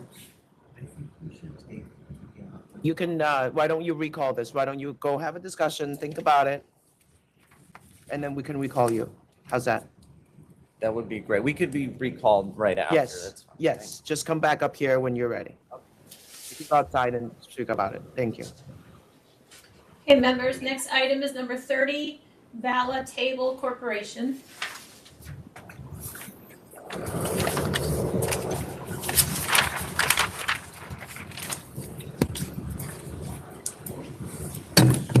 Good morning, Board. My name is James Lam, and I'm the legal representative for my client's VALLA Table, located at 641 10th Avenue, New York. The restaurant name is called VALLA Table, and the principal of the applicant is Chuck VALLA. We are coming here to try to get the approval for the OP liquor license for a full dining restaurant. The operations hour is between the 11 to 11, Monday to Sunday. To 10 o'clock, yeah. And also, my principal actually is a chef of the business, and he operates inside the business day to day. So a lot of the application before he filed with another expediter, he actually didn't really get involved too much detail, so we got rejected 2 times, and we're trying to start fresh in this application to get the approval. We have operating the business since during the COVID time, October 2020. And I believe the first application we submitted, it was rejected on 2021, and he also find another expediter to submit another application. Also, it was rejected because non-disclosure of the rejection in the application before. So this time we are doing in the right way, and also we consult with other professionals to make sure this application get approved. Yeah. So we are hearing from your decision today. Yeah. Are you aware of the community board stipulations from 2021? Is there any problem with those? No, we meet the community board in 2021, so it doesn't have any stipulations released. My understanding is they're okay with the application. Yes. Provided that the stipulations from 2021 are agreed to. Okay, yeah, which I did not, probably we did not see that stipulation. Maybe we could make sure we are combined. Yeah. You bought this restaurant from someone else? Yes. And you were basically operating it under their name? Is that what happened? That's what happened at first, yes. Because I thought that, because they mentioned that they still have liquor license that's still valid, and without knowledge, because I was a chef and always cooking, so. You were the chef in that restaurant, and then you took over to run it. Yes. And then you were operating under their license. Correct, yeah. And then in the meantime, you changed your name. To the restaurant, yes. No, you changed your personal name. Yes. That's right after I become a citizen. Oh, I see. Yeah. All right. I'm gonna vote to approve 11 p.m. across the board. I'm gonna do midnight across the board, recorded music only. Okay. Bathroom waiver is granted, no third-party promoters. Are you aware of the stipulations that the community board asked for in 2021? Yeah, we will go back to make sure we follow that stipulation, yeah. Okay. Okay, well, if you're aware of them. Yes. And you agree to them. Yes, we agree Then I with that. will also vote to approve. Yeah, but I gave them midnight, because this community board said 11 o'clock, I gave them midnight. Is that okay? Oh, so that's part of the 2021. Yeah, it's board 4, I think it's okay. All right, with that. Thank you so much. With that adjustment. Thank you so much. Thank you. All right, thank you. Oh. Okay. Okay, members, are we ready to call up number 2 again? Yes. That's MITA Leo's Fine Ecuadorian Food Restaurant and Bar Corporation. Thank you, members. Again, Peter DeVries for MITA Leo's Fine Ecuadorian Food Restaurant and Bar. So after the brief recess, I conferred with my clients, and what they're telling me is that they would like to actually at this point, just have the 11 PM cutoff instead of going for the 2. Okay, I mean, it's fine with me. I just want to be clear that according to our records, it's not a 500-foot case. So, you know, there's kind of a dispute about that. And that's why I'm saying I will give you recorded music only 11 PM. And then if you want to change that moving forward, you can go to the community board at that point. And then you will be probably at that point subject to the 500-foot rule based on, you know, you understand what I'm saying? Yes. Yes, we do, yes. Okay, so no karaoke, no 1 AM. It may be actually less than what you're doing now. I'm just making sure that you understand that. Yes. But if I give you 11 o'clock, you have to close at 11. Okay. You okay with that? Yes. Okay. Are you okay with that? I don't like that the community board hasn't been met with. I don't understand why they haven't met with the community board. Because it's not 500 foot, so it's kind of, it's good cause anyway. Well, they may They have- don't really the have community it. board may have other issues that they would like to discuss. The only reason I'm saying yes is because their letter is not specific to the business. It's really just saying, they're arguing a 500-foot case and our record is not reflecting that. You understand what I'm saying? Yeah, I understand what you're saying. Did you give notice to the community board? They don't need to, because it's not a 500-foot case.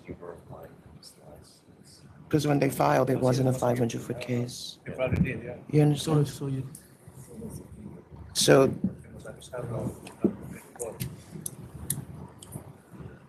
I think the fairest thing to do is to give them a restaurant, and if they want to become a karaoke with later hours, they can go to the community board for that. I think we should discuss it. Okay.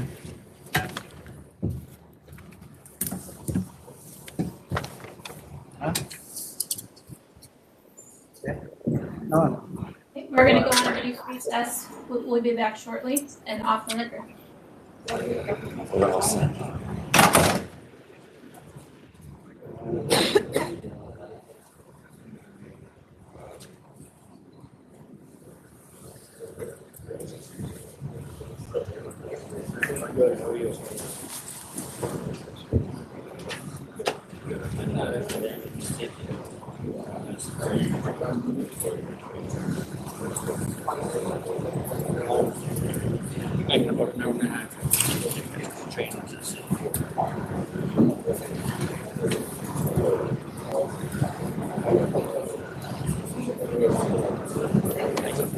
Are you off all day?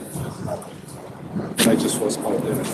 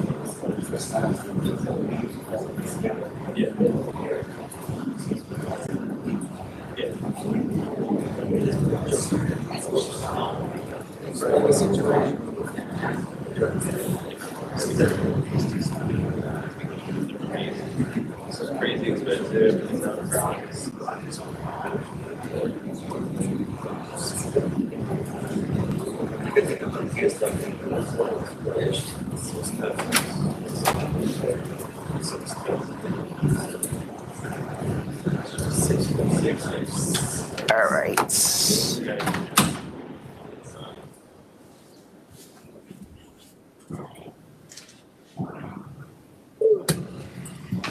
Okay, after a brief recess, we are back on the record.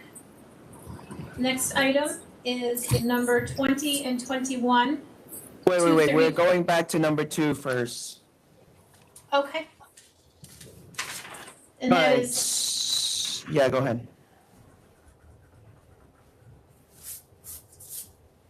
it's okay, item number 2. Okay. All right, so after conference with council,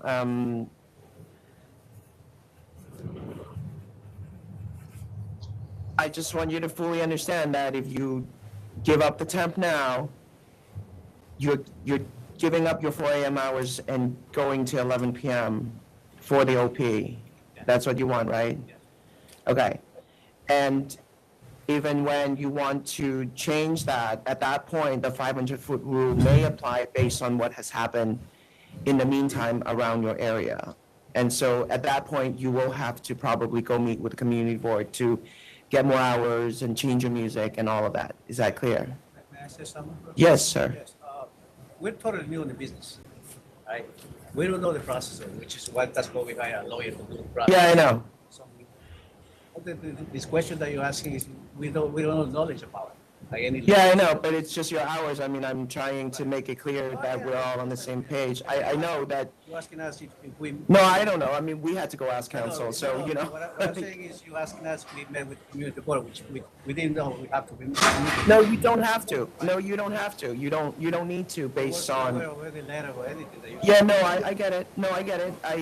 But they wrote us a couple of letters about your business that is not specific to your operation. It was more about saying that you're within 500 foot of however many businesses. So I think they are confused as well.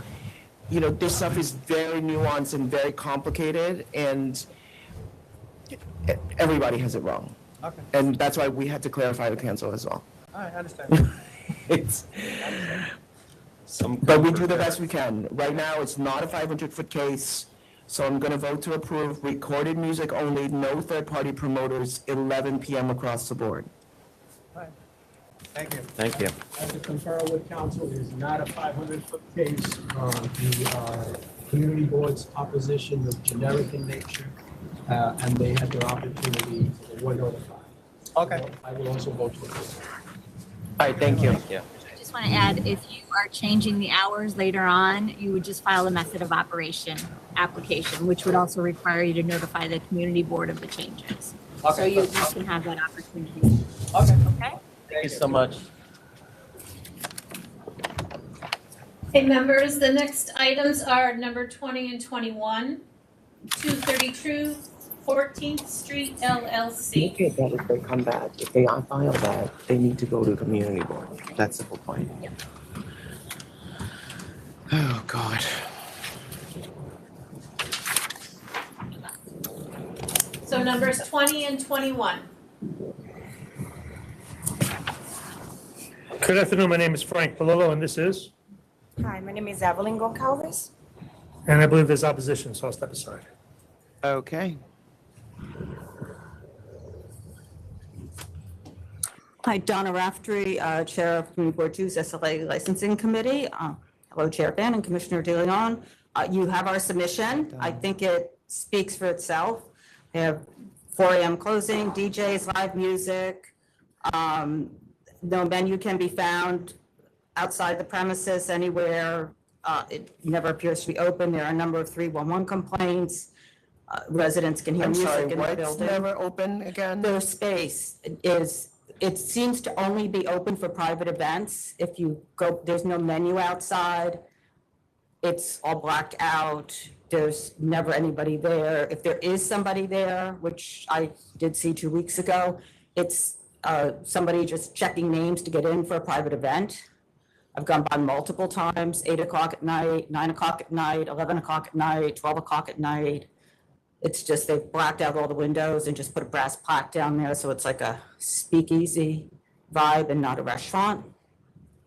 Okay. So these are just all red flags that we have. I think that was spelled out in our original resolution, and it continues to now. So I'm here to answer any questions you have about it.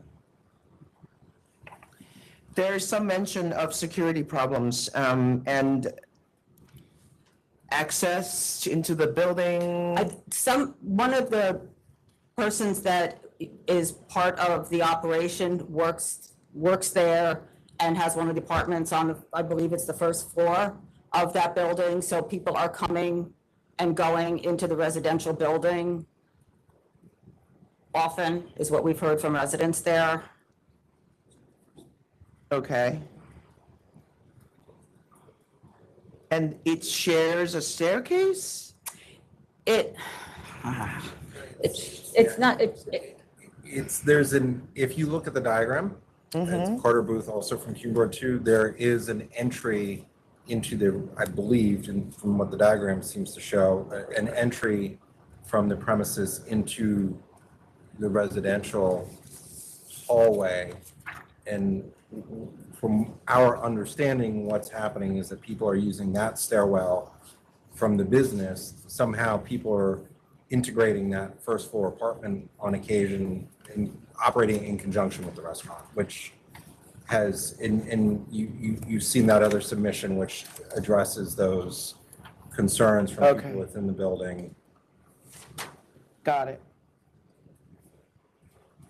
Thank you.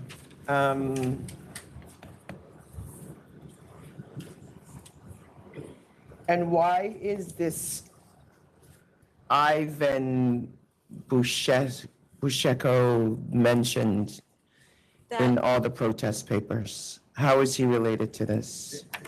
That's our question. Yeah. We don't know, but apparently there's been some representation or something within that building from the people who live there that this individual is involved. And there's also another. And they name, gather that from what? Like that direct engagements with that individual. Oh, I see. Okay. We're not fully sure. These are the concerns and complaints that were received by the community board office. Right. And people who never came to us. They only came because of the operation, I guess, on a couple of these private events and said, what is going on in our building now? Oh, okay. So they've not been involved.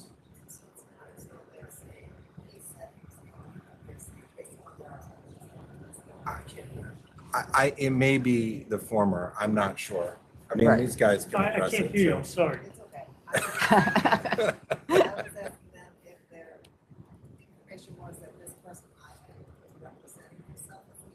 To these individuals, or merely their observations led them to that conclusion?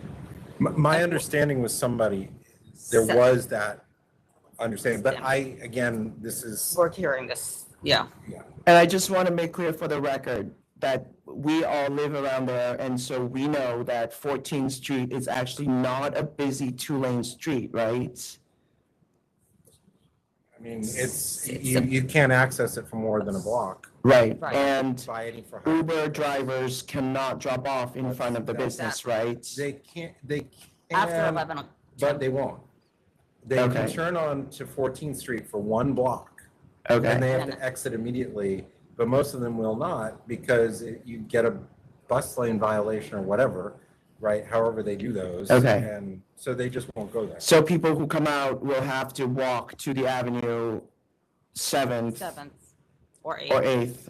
Exactly. And, prior to 10 p.m. Right. At 10 Because the bus p.m., lane. The rules aren't in effect. But again, most people don't know that. I understand. And So the closure is only until 10 p.m. Apparently.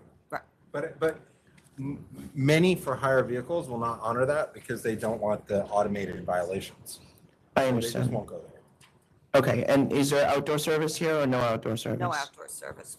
There was a backyard originally on the application. They removed that. There's no certificate of occupant showing that that can be used. The prior people in the establishment were using the rear yard during COVID, which caused a lot of problems. When they came to us in December, they had the rear yard as part of their application and they removed it in January. Okay. And a couple other things in the submissions, one of the individuals who there's a letter of support from, who identifies himself as the resident immediately next door, who's in support. I believe he's actually employed by the building owner, and he may be the building super, but he is employed by Centennial Properties, which is the building owner, owns 232 and the adjoining building next door, 234. And the building owner also has many ongoing issues with the operation of their buildings. Steve Croman, just, I don't know if this building was involved, just there was another $500,000 settlement this past week. So. Wait, what is the $500,000 settlement for? I can provide you with an article on it. It's for not admitting to anything, but renting out apartments improperly on a month-to-month basis. Oh, like Airbnb violation? Something to that effect, okay. I can. All right, thank you. And there's also, as we were going through this, we had an open question, which was, how do they have a temporary license? And a temporary license is eligible as a transfer application. Yeah. But this business wasn't open within 30 days of. Yeah, I looked the into that as well. Appearing before us. There are many open issues here, and that's the concern. It's been previously licensed, but if you look through everything, it's like, what's going on? What's going on? Yeah, I understand. And that's our concern in that regarding impact. And, the 500-foot hearing was confusing as well. I think we'd also like to hear from the applicant, and some of their responses, because I think there's. All right, thank you. I understand. And as a side note, in those 311 complaints, what was very interesting in the submission was that the 6th precinct told the residents in the building they couldn't do anything. This came up to something else, which is we've come to realize that no stipulations are now printed on the licenses, and the local police have no idea what's supposed to be going on except that it's a licensed premises. And I know you guys are going through things, but we had we're going through things. As we always are. That there were a few extra lines previously, and they started using them with Senator Hoylman had advocated very heavily to get stuff printed on the licenses. And it's very difficult when the precinct officers respond to 311, they don't have access to anything. So it's difficult to resolve issues. All right, thank you very much. To both parties, right? To the residents. Yes, absolutely. Thank you. Where to begin? Steve Coleman is the landlord. He's no friend of this applicant, nor would he allow any of his employees to sign on our behalf. We've been fighting with this landlord since we moved into this space. Ivan is, who is he? I have no idea who they're talking about. We don't have any Ivan operations. Right, My but manager. you know who he is. He's a liquor shop. We know one guy, Ivan, not Ivan. He works for Patch Tequila. He's a representative, a brand, a bunch of people that comes in offering the liquor, but there is nobody involved named Ivan. In the ownership. In addition to that, there is no access to the premises from another door. There's an emergency exit into the public hallway, the common hallway. Our manager does take the apartment upstairs. It's smarter for us to do that, and we did. But there's no parties up there. It has nothing to do with us. I'd be happy to answer any other questions you may have.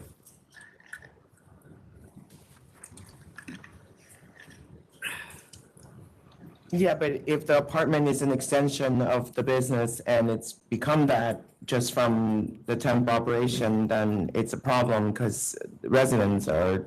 You can't access the first floor apartment. I'm sorry, you can't access the second floor apartment from the premises. There is no access. That's not what the letters say. Have you seen the protest letters, sir? Yes. I made a freedom of information request and got the protest letters. I asked my client about it. There is no access. You have to go to outside to open the building. There's an outdoor staircase, right? I've seen pictures of it. Not indoors. Huh? Have you been there? I have not, but there is no indoor staircase. I've No, seen the but it's plans. outdoor staircase. Okay. I presume that services the entire building. The only door we have inside is the door that the garbage stays there, so it is impossible to pass through. The garbage is stolen, I mean. The manager's department has nothing to do with the operation of this business. I've also submitted a 311 report that shows there were no 311 complaints at the premises. I know, we went from the president backwards. There were none. There's a submission in ours that. I don't understand how the website works differently. But I acknowledge it's not the best website. Excuse me, also, we've been open since Halloween weekend. We've been open every day from Wednesday to Saturday, from 8 p.m. until the beginning of the first month was until midnight. And then we kept staying open until late during dinner time. But we have regular dinners as well as private parties. It's not a private venue. And yes, we don't have any windows, actually. Blacked out all the windows, there were windows. Well, we don't black out anything because there was a wall there. There was no light.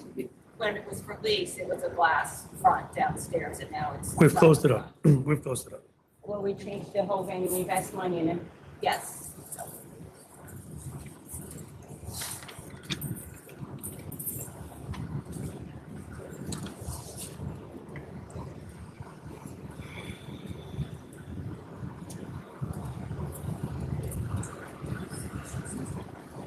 Anything?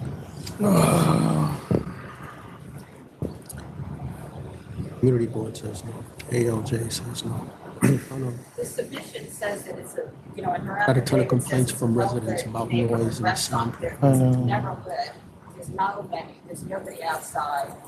I asked for a menu one time. I walked by. Nobody could provide one. I was told they were still Oh, good to working know. on it. I was told the general manager gave you the menu that time, that's all. The general manager did not give me a menu. Says he We did. tried to get the menu, No, he you say did, he disregard. did not go inside. I was there with you. You were, I he was did not outside. go outside to get a menu. He told me there was no menu. He told me it was still being developed. She was standing I there, was standing Donna. right I there. have a big, you really gonna do this? I was standing right there. You That's- say, I'm that's- going no, inside he to get did the not. menu, and He you did say not. disregard. He did not say that. We've been One of operating, the submissions that you had, there are no lights on outside at 11 o'clock. There is lights I went outside. by, I have you videos on. go, I encourage anybody to This is this past weekend, the Just 16th and the Google 17th the at 9 restaurant. o'clock at night, 11 o'clock at night. Oh, excuse me, I can say this. We have a gas leak this last 3 days, this past weekend, and I have the plumber license notice. So if you guys want to see Yeah, that. no. we weren't really operating this weekend. Gas leak in the premises. Weekends ago as well. We didn't, No, 2 weekends ago we opened. So the ALJ said there was a difference between the applications submission to the community board. Can you describe that? well, there wasn't really because the submission at the 500-foot hearing was the last offer that we had made to the community board. It's outlined in the accompanying public interest affidavit that I gave. They were supposed to be read together, not confuse it. Unfortunately, I think it confused it. What I did was provide the latest up-to-date negotiations with the community board. If I didn't, it'd be disingenuous because we're still willing to stand by those stipulations. We're limiting the live music hours, limiting the DJ hours to ridiculously reasonable hours, like 6 to 8 and 9 to 11 or something like that. Yes. So as not to disrupt the neighbors. We've been operating since October. There are numerous letters supporting us. We have no violations from anybody. We have numerous neighbors who are supporting us since we've opened the premises. They're not complaining about us. Well, there are also a significant number of them that are saying they don't want it, so. That was before. It was before the application was even went to the liquor authority. I have to presume that's the case since I requested a FOIL and I wasn't giving anything. I know, but look, the ALJ came out with no public interest finding. You know, The ALJ didn't obviously understand what was there is- going on. Okay, I mean, then.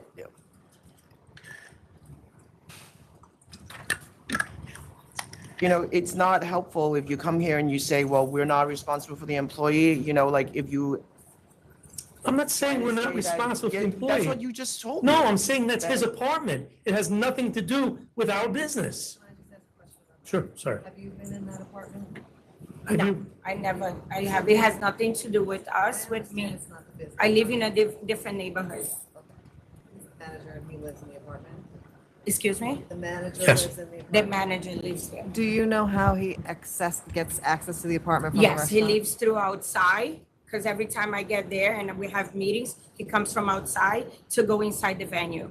Okay, and that stairway that they're referencing, is it the That's- main entrance to the building or It's something right else? next door.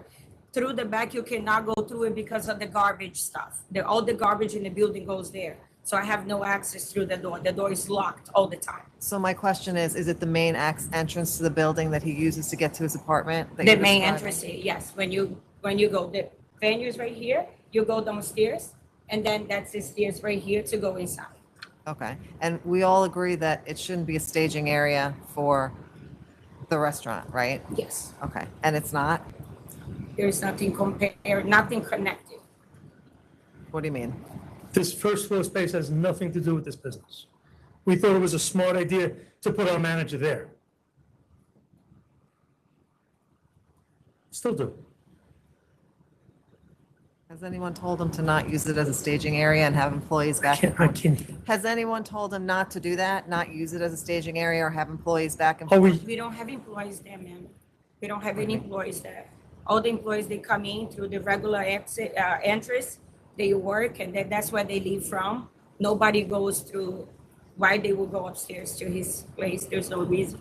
But you've heard the complaint before today, right? You've seen this complaint? I haven't, no. You hadn't seen the people No. complaining that they're in and out through there? No. Okay, well. Was it part of the record? Yes. Because I had requested any information from full board info. And what I was given was just 2 or 3 letters that were There are prior. a lot of letters in protest, so I haven't seen them. do you want to take some time and adjourn this and read them before you come back? Because I have to review try them. to address them, or We also have a lot of parties on the 3rd floor of the building. The police was We called. don't have parties. No, I mean, the building has parties on the 3rd floor with the neighbors, and they go back and forth, so just to be clear. I need- If I there need- was any complaint. I need the opportunity to see these letters.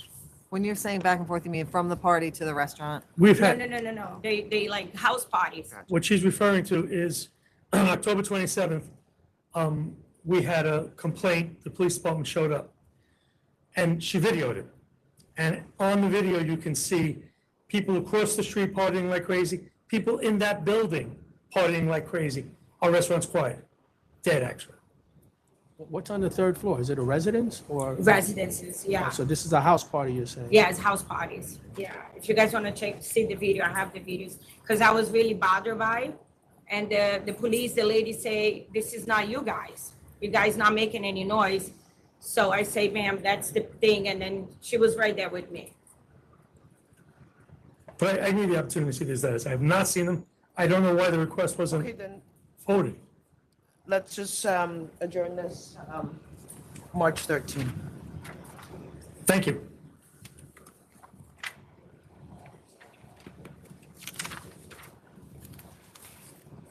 Members, the next item is number 4, anything else incorporated?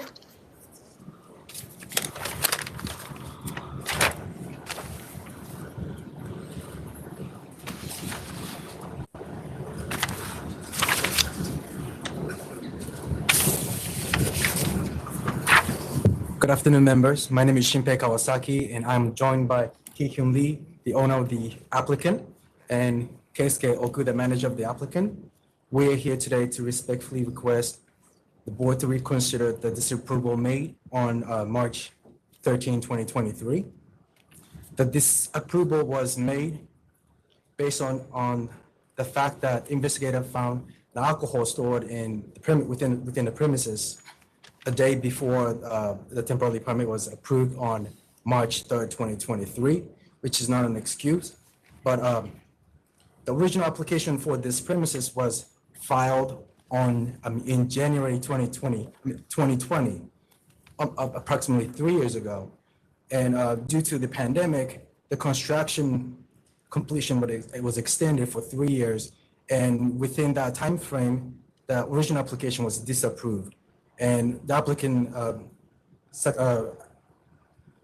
reapplied on January 2023. And the applicant was excited and also frustrated by the process, and it's not an excuse, but he understands the seriousness of the charge, and he will not make any violations again, and respectfully request the board to reconsider.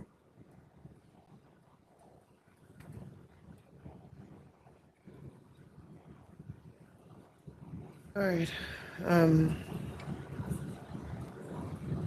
Yeah.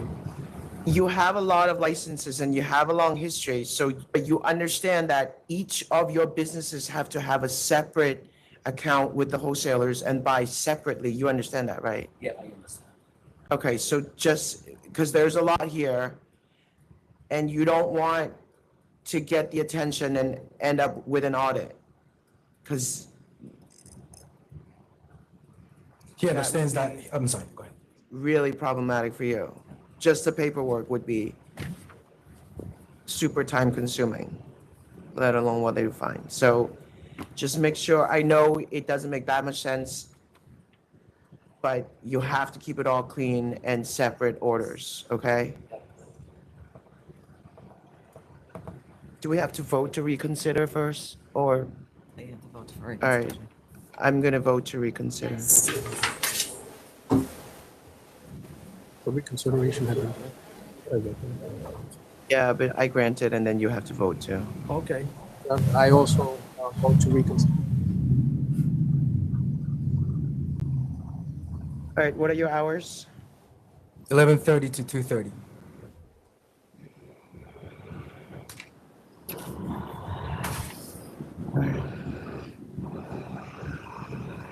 Need a waiver of the two restroom rule? I'm sorry? You need a waiver of the two restroom rule? It has been submitted, yes. How many people is it? 32, 9 tables and 1 bar. 32 people? That is correct. Okay. It is a very small place. All right, I'm gonna vote to approve recorded music only 2:30 across the board. Bathroom waiver is granted. I also vote to approve. Thank you. Thank you so much.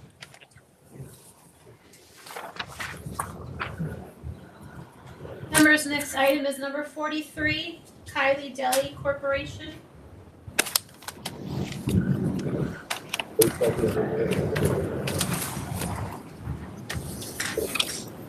Sam Park representative for KYLIE Deli, and board request for get a letter from the town and village Hempstead, and we just received yesterday, and they are forward to the FS supplementer. Yep, I have it. All right, Okay.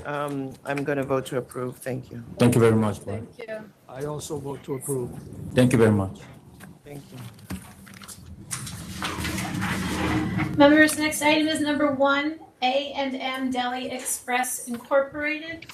Sam Park representative, AM Deli Express 1 INC. Board requested for Akram to adding up the licensing, so I added up the vice president. Yep.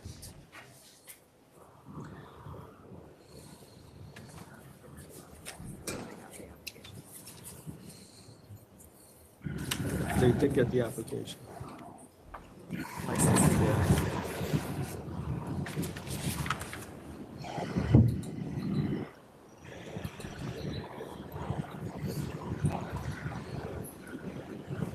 Are you okay?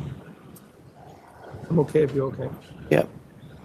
Because they filed the co-licensing. All right, I'm gonna vote to approve. Thank you. Thank you. Thank you. I also vote to approve. Thank you. Members, the next item is number 50, AL Sushi Incorporated. Sam Park, Representative I Sushi INC. And this is, we notified the committee board number 1 and then January 29. I'm still waiting for the stipulation, the meeting. All right, so March 13? Yes. I Okay. hope it's getting the meeting. That's fine. Yes. Do you want April 3rd or March 13th? No, I'm gonna wait for March 13, and if not, and I will email to adjourn it to April. Fantastic. Thank you very much, Paul. Thank you. Thank you. Members, the next item is number 7, 4202 Tavern Incorporated.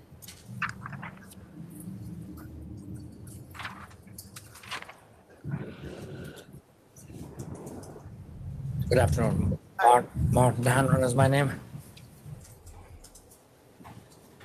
You're the licensee. Correct.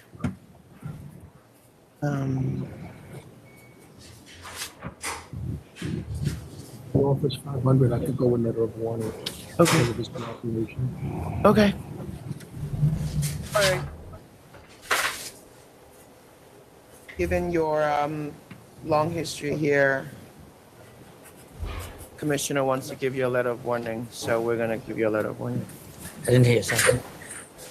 We're going to give you a letter of warning instead of your $500 fine. Is that okay? Okay, thank you. Appreciate it. Okay.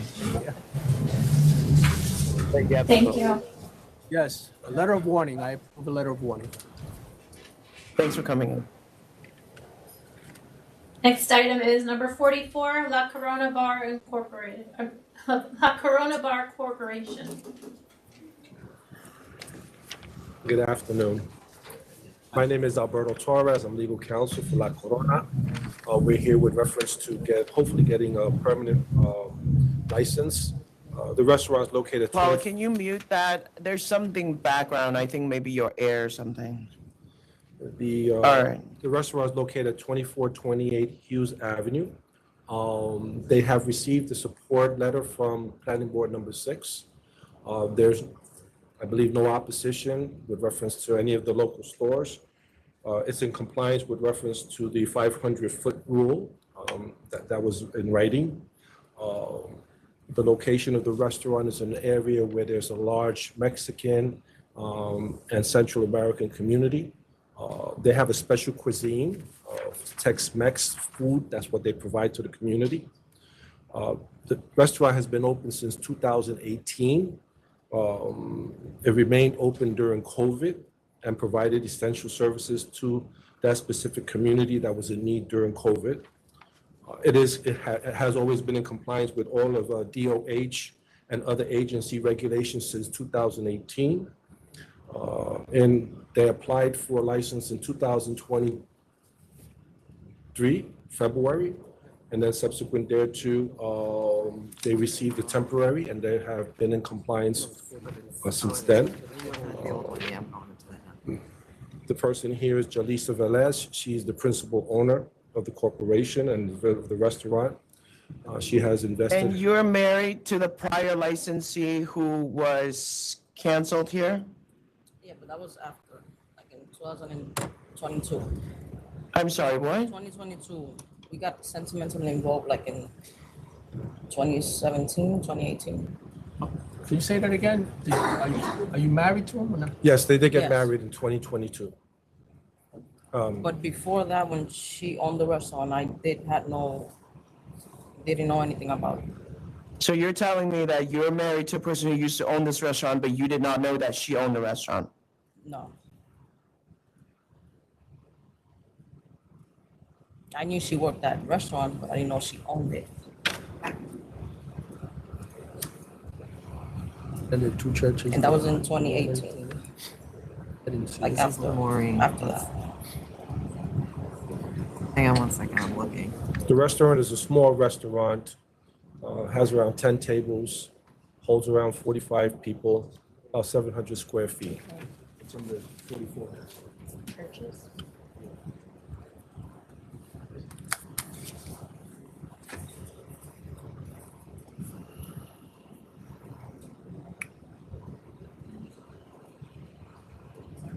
Yeah, there is a 500 foot. Right, that's why I have a question. Let me see.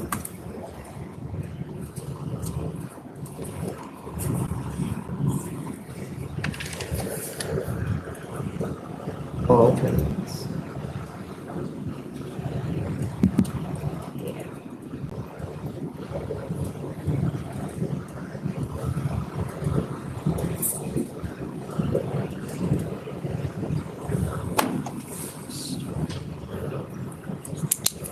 Hazmat, and then they take 18, Yeah. 18. Yeah.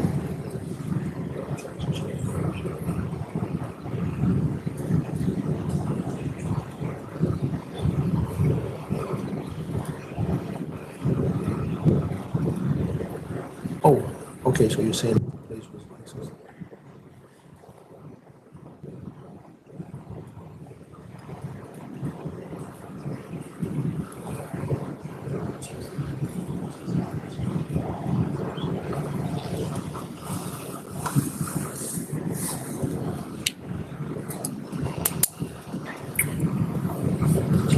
Yeah, the chairs are not. The one that's not an issue.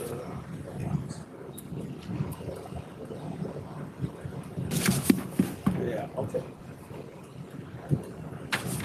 She got it in LEAP, right? Yeah, it was in LEAP.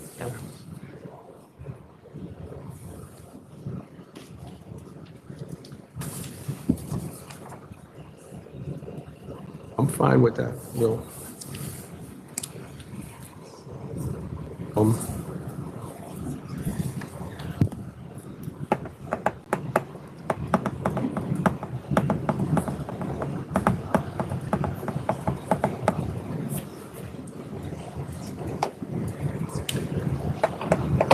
I think we find it very hard to believe that you happen to apply for a license at a place where your wife used to be licensed. So I'm gonna ask you again. We're not together anymore. Like everything just started quick because she was going through some emotions, and it just ended quick, just like that. You have to speak up, man. We can't hear you. It started quick and it just ended quick. We just got into it. Like she was going through some stuff. She was postpartum depression and all that. From what I understand, what had taken place was that this person had the restaurant, had a child, and was with the father of the child, and was going through a lot of trauma at that moment in time. However, there was no relationship between my client and that person at that moment in time. They established that relationship subsequent thereto. But they did know each other during that time. But as of now, we're not together anymore. Are you divorced or are you just not together? Well, no, I'm starting the process soon. But we're not living together anymore. You understand from our perspective why it seems like there could be a behind the scenes surveilling. You understand that? She has an autistic child, which is taking all her time.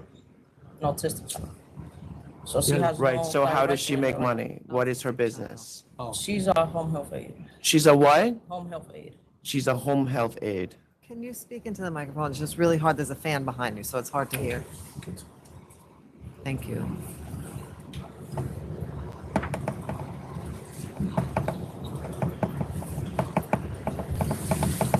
I don't know. The restaurant has been opened since 2018.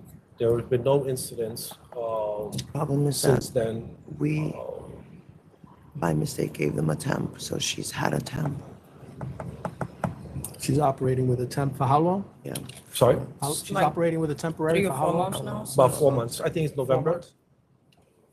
And there are no complaints.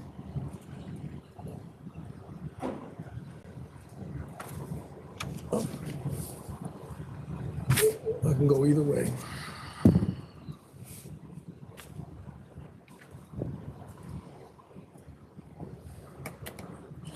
Would the commission would like us to get some kind of verification with reference to the employment of the other individual and submit some additional documentation to establish that she's not part of this? Yeah, that's a good idea. I mean, if you're willing to give us that and have her send us an affidavit that she's not involved and that you're not, I don't know if you can even attest to whether you're together or not, but something showing that she's not involved in your business would be helpful. Okay. Can you do that? Sure. So if an affidavit works, then I can get that. What were the dates you gave me? The 13th and? Yeah, March 13.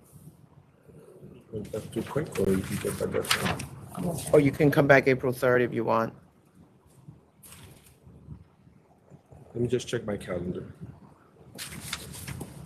March 13 or April 3rd. The 13th is fine.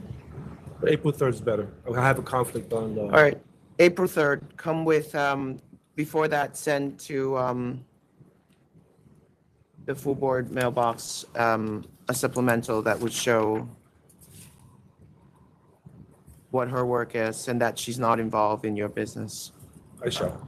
Thank you. Thank you. Yep, thank you.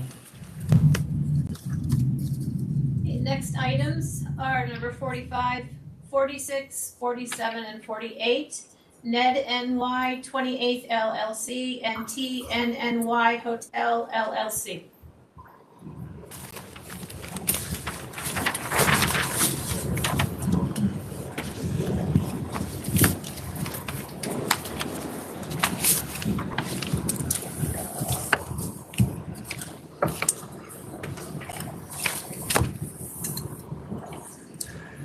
Good afternoon, Chair Fan, Commissioner, members of the board.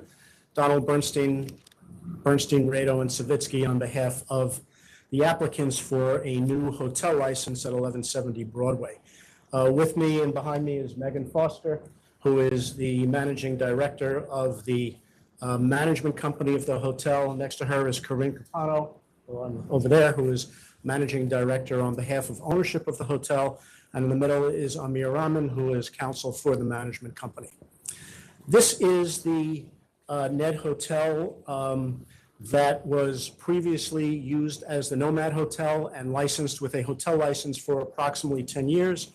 It's a 14-story hotel with 168 keys, purchased by my client in 2021 for approximately So your client is the owner of the hotel? Correct. So who's the managing company? The management company is TNNY Hotel LLC. So both of them are the applicants. And how many hotels does TNNY Hotels manage? It is owned by the Soho House Group. So they have a licensed hotel in New York, they have members clubs, they have hotels throughout the world. So it's essentially the same entity, right? It's a subsidiary. MCGA Hotels is the entity that we operate 6 other hotels around the U.S. under the line, and the Saguaro brands that's in North America. And then it all falls under. I'm sorry, I can't hear you. Oh, I apologize.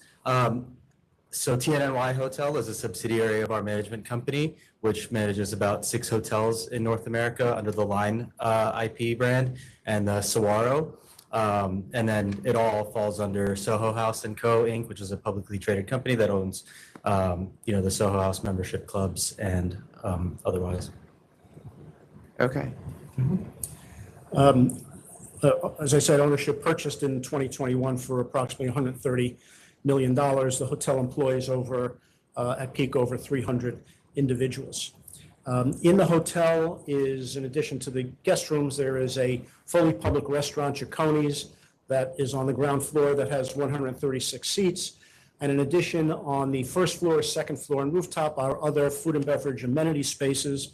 The ones on the upper floors, the second floor has 64 seats, on the roof, 67 seats.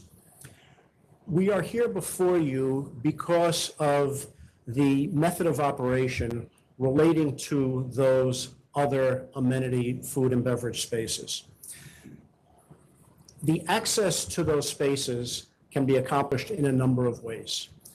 One way is any hotel guest who is staying, whether it's for one night or multiple nights, as part of their fee and an amenity fee, they have access to all of those food and beverage spaces. So anyone that books a room can use those spaces. Any member of the public can book a private event in any of those spaces, even if you're not staying at the hotel. Anybody in this room can call, go online, book to have an event. Between late October of 2022 and mid-December of this year, there were over 90 private events booked in the various food and beverage spaces. 4 private events, including media shoots, sales events, dinners, breakfasts, birthday dinners, cocktail parties, holiday parties, ranging from 25 guests to about 200 guests. So that is fully available to anyone from the public. Additionally, anyone who is a member of the NED Club, which is a private members club that my client originated in London in 2017 and has other locations. Anyone who is a dues-paying members of the NED Club has access to those spaces. And finally, if you're a member of the public, or if you're just anybody who is not a member of the NED Club, is not a hotel guest, is not looking to book a private event, that wants to go to those spaces and pay a $50 cover charge, they are allowed in. The access to that space doesn't just get you a seat at the bar. The Net Hotel has programming that occurs frequently. This includes comedy shows, films, talks, magic shows. There'll be live music once we have a permanent license. So you're not paying just to enter, you're paying for all of that programming as well. So because of the way it is set up and allowing anybody who's willing to pay that cover charge come in, it is deemed open to the public because of precedent set by the authority and by courts. I want to just review the chronology of this application to address one of the points that was raised in the memo from licensing to you that I saw in connection with when it was on the agenda last month. Can I just clarify something? So Soho House members can also access the Net Club amenities, is that right? Only with the day rate. They are not members of the Net Club. So if you're a Soho House member, you have to either be a hotel guest or pay the cover charge. Okay. All right. And how many people have paid the day rate since Well, you've you have- announced it or? So you have to posted it? kind of include people that are, because there's an amenity charge with the hotel. So there, if you're a hotel guest, you pay the amenity charge.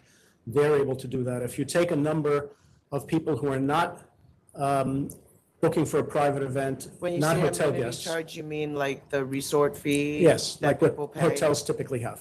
I Yes. understand. Yeah, so if you count that and you count people who have gone to private events and paid the daily rate, it's in the thousands that have done that. It's in thousands? That's including people that have gone to the events that are not members of the Ned Club. So are you I see. asking? So they pay no, I'm just asking. So you will announce an event, like there is a magic show tonight and people pay $50 and they go to the magic show? Correct. Okay. And there are thousands of those? No, no, not, the people that have paid the $50 admission that are not hotel guests, I think you're around 60. Now, 60? yes. So the space is not visible from outside.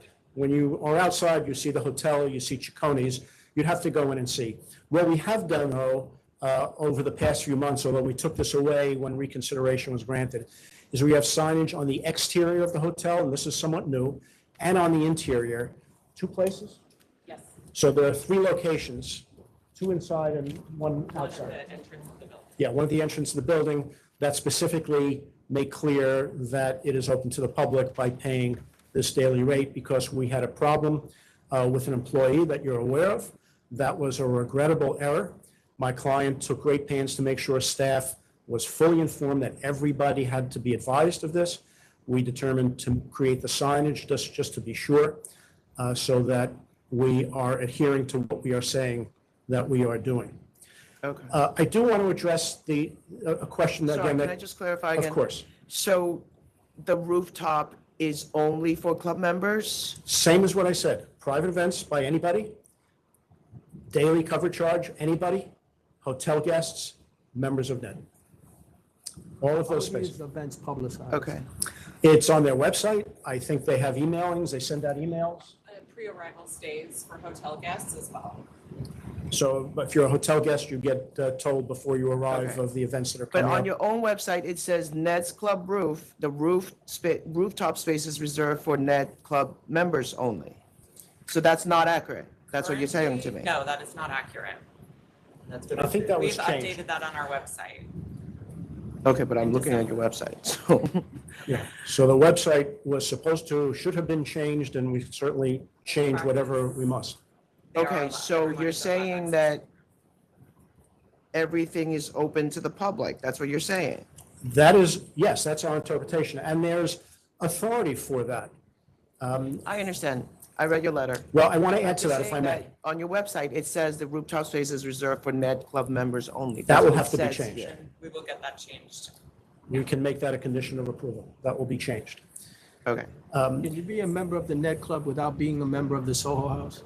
Yes, Yes. they're completely separate. It's separate. Separate clubs, We're completely separate clubs. Yes. So Yes. with respect to reservations or ticket purchases, is there anything that distinguishes general members of the public who are paying the daily rate versus members in terms of access and availability or? It'll be available to everybody. There will be no We're not saying public can only we're only holding 10 seats for them. We're not saying that they only can reserve during any times. It's fully open. So if members of the public are there and filling up the space and Ned Club members can't get in, then that's the way it will be. Right. There will not be restrictions. Okay, but internationally, it's basically a private members club that has a hotel element to it, and this is the New York location. That's the idea, right? Yes. Now, in other locations that have the members club, there's probably no daily rate. You know, in New York, Spaces that are open to the public. there are spaces open to the public. The problem in New York is that to be, as you know, is to be a members club with the true definition, where it's limited to dues-paying members and their guests only, you have to be a not-for-profit company. That is not the model here. The ownership is not a not-for-profit. This club generates significant revenue. He is a businessman. This is being run as a business. The hotel was purchased with this model in mind and as the plan. So now we have a bill pending in Albany to change the law on private members clubs to allow them to. You don't have a bill pending in Albany. That's not how this works. Okay, let me rephrase it. It's been drafted. There's a bill that's been drafted. And I believe, I was told last year that there were sponsors in both the state Senate and the Assembly. It has not been presented yet, so I stand corrected. It's not been presented. It will be presented this legislative session. We don't know what the outcome will be. But if that does pass and is signed by the governor, it would allow private members clubs in New York to hold licenses and not have to be a not-for-profit. I understand that, and I am in support of that bill as well. Right. I am just wondering how this differs from your Soho House entity, which has the club license and the hotel's license separate. Because Soho House, for its New York houses, and there are 3 of them, has formed a not-for-profit. They were willing to do that. They have complied with the not-for-profit law. The profits are not going to individual owners the way they are. The hotel revenue is. They've made a determination that while worldwide they can be for profit, in New York they cannot be, but it is important enough to have houses in New York for their worldwide brand that it makes sense, and they've been doing that for 20 years. Right. So it is different, but that is not the model for the NED at this location. So the reports about Soho House stopping to admit new members, it's not going to admit new members, doesn't impact at all Zero impact on NED. How about if the NED determines they don't want to admit new members? So is there a maximum number of members you anticipate accepting? No, I mean, right now we have about 1,200 paying members. That's gone down significantly since December. We do not have a cap yet. And let's say that you reach a cap for some reason. What, if any, impact does that have on the daily rate and the individuals from the public who are paying? None. I mean, our intention, we would always offer the daily rate, and that's the application we put forward, and that's how it would comply. I do want to just add to the precedent where the authority has approved license applications for both liquor and beer and wine for a public license for a private members club with a daily rate. I cited the wing in my letter that came before the full board. It was discussed, $40. It's like a cover charge. It's open to the public. I knew there were others, and I apologize that I could not think of them in time, but I since have found them. One of them was the Chief, which is a private members club at 13 East 19th Street, New York OP 1323740. That was filed by the licensee as Project 1972 Inc. at 13 East 19th Street, was filed in 2019 as an OP license, and that was stated in the application, in the 500-foot law submission, to be a members club that offers a daily rate. That was specifically set out. It was referred to, and that was approved for an OP license. There was another members club, and I got that so late today, I'm sorry, I didn't even have time to print it out. In 2019 also, AVW Partners, serial number 1318292, a beer and wine license. That was a private members club on the Upper East Side around Lexington, around off of 80th Street or around there. And that also was a dues-paying private members club that offered a daily rate. And I had some email exchanges with the authority about whether that was open to the public.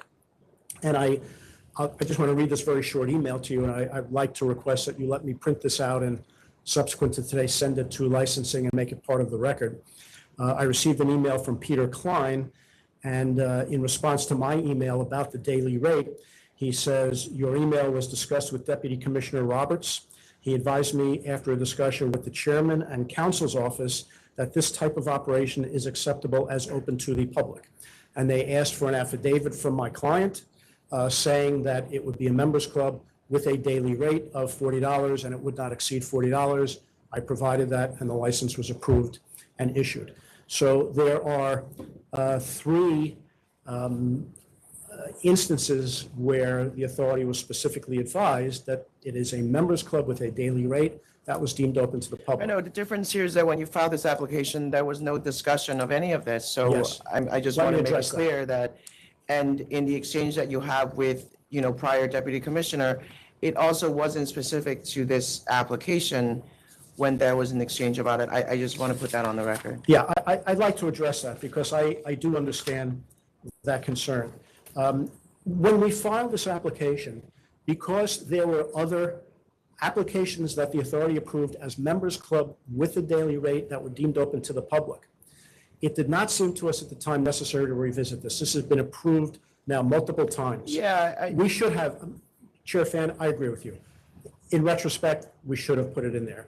What happened was about 6 months after the application was filed, there was a full board meeting. And at that meeting, the prior Chairman Bradley made a comment that there are these members clubs out there and they're getting reports that there are either applications or licenses that are public spaces that are operated as members clubs. He said the authority is going to be looking at that. And he said, if that's one of yours, fix it. He said, fix it. I was not at that meeting, but I heard it a couple of weeks later and I listened to it. And it occurred to me that we did not make reference to that in this application. We weren't trying to hide anything. It's just that my impression was this has already been determined multiple times to be open to the public. So what I did is I actually reached out to Deputy Commissioner Donahue and I said, we may have another application involving a hotel with a daily rate. He said, if you do, either go for a ruling or that's going to go before full board. And once he said that, I said, wait a minute, what do we do for the NED? Realized we did not, and I did write to him, and I specifically told him about this application. I gave him the applicants, I gave him the serial number. I told him specifically for this application, this is what we're doing. I said, I understand it's going to go before full board. That was back in... I get that. I get all that. I understand what happened here, but you have to understand from our process is that the 500-foot hearing was conducted without any of this information. So, I understand. It's... But what I'd say about that is that none of the aspects of how these spaces are operated impact any of the considerations of the 500-foot rule. They don't add to congestion. It doesn't add to saturation. I'm not saying that it would have come out differently. I'm just saying that the ALJ decided without any of this information, and that's kind of not fair to the law, which we are all hoping the law will change and that this type of business will be allowable under New York State rules. And I'm just saying that, but, we are at where we're at. I understand because of some, decisions that were made before, and we were here. I take responsibility for that, and in retrospect, that should have been disclosed. I think it would have made it easier for me, and it would have made it easier for you, but we did rectify it as soon as we realized this was an issue, and that was back in October of 2022.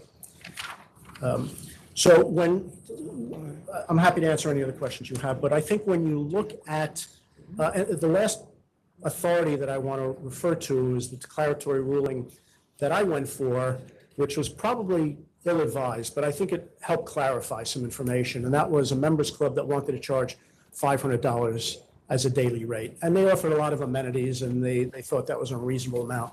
And when that came to the full board, the position of the authority was not, wait a minute, no daily rate. You can't do that. That's private. File a members club application.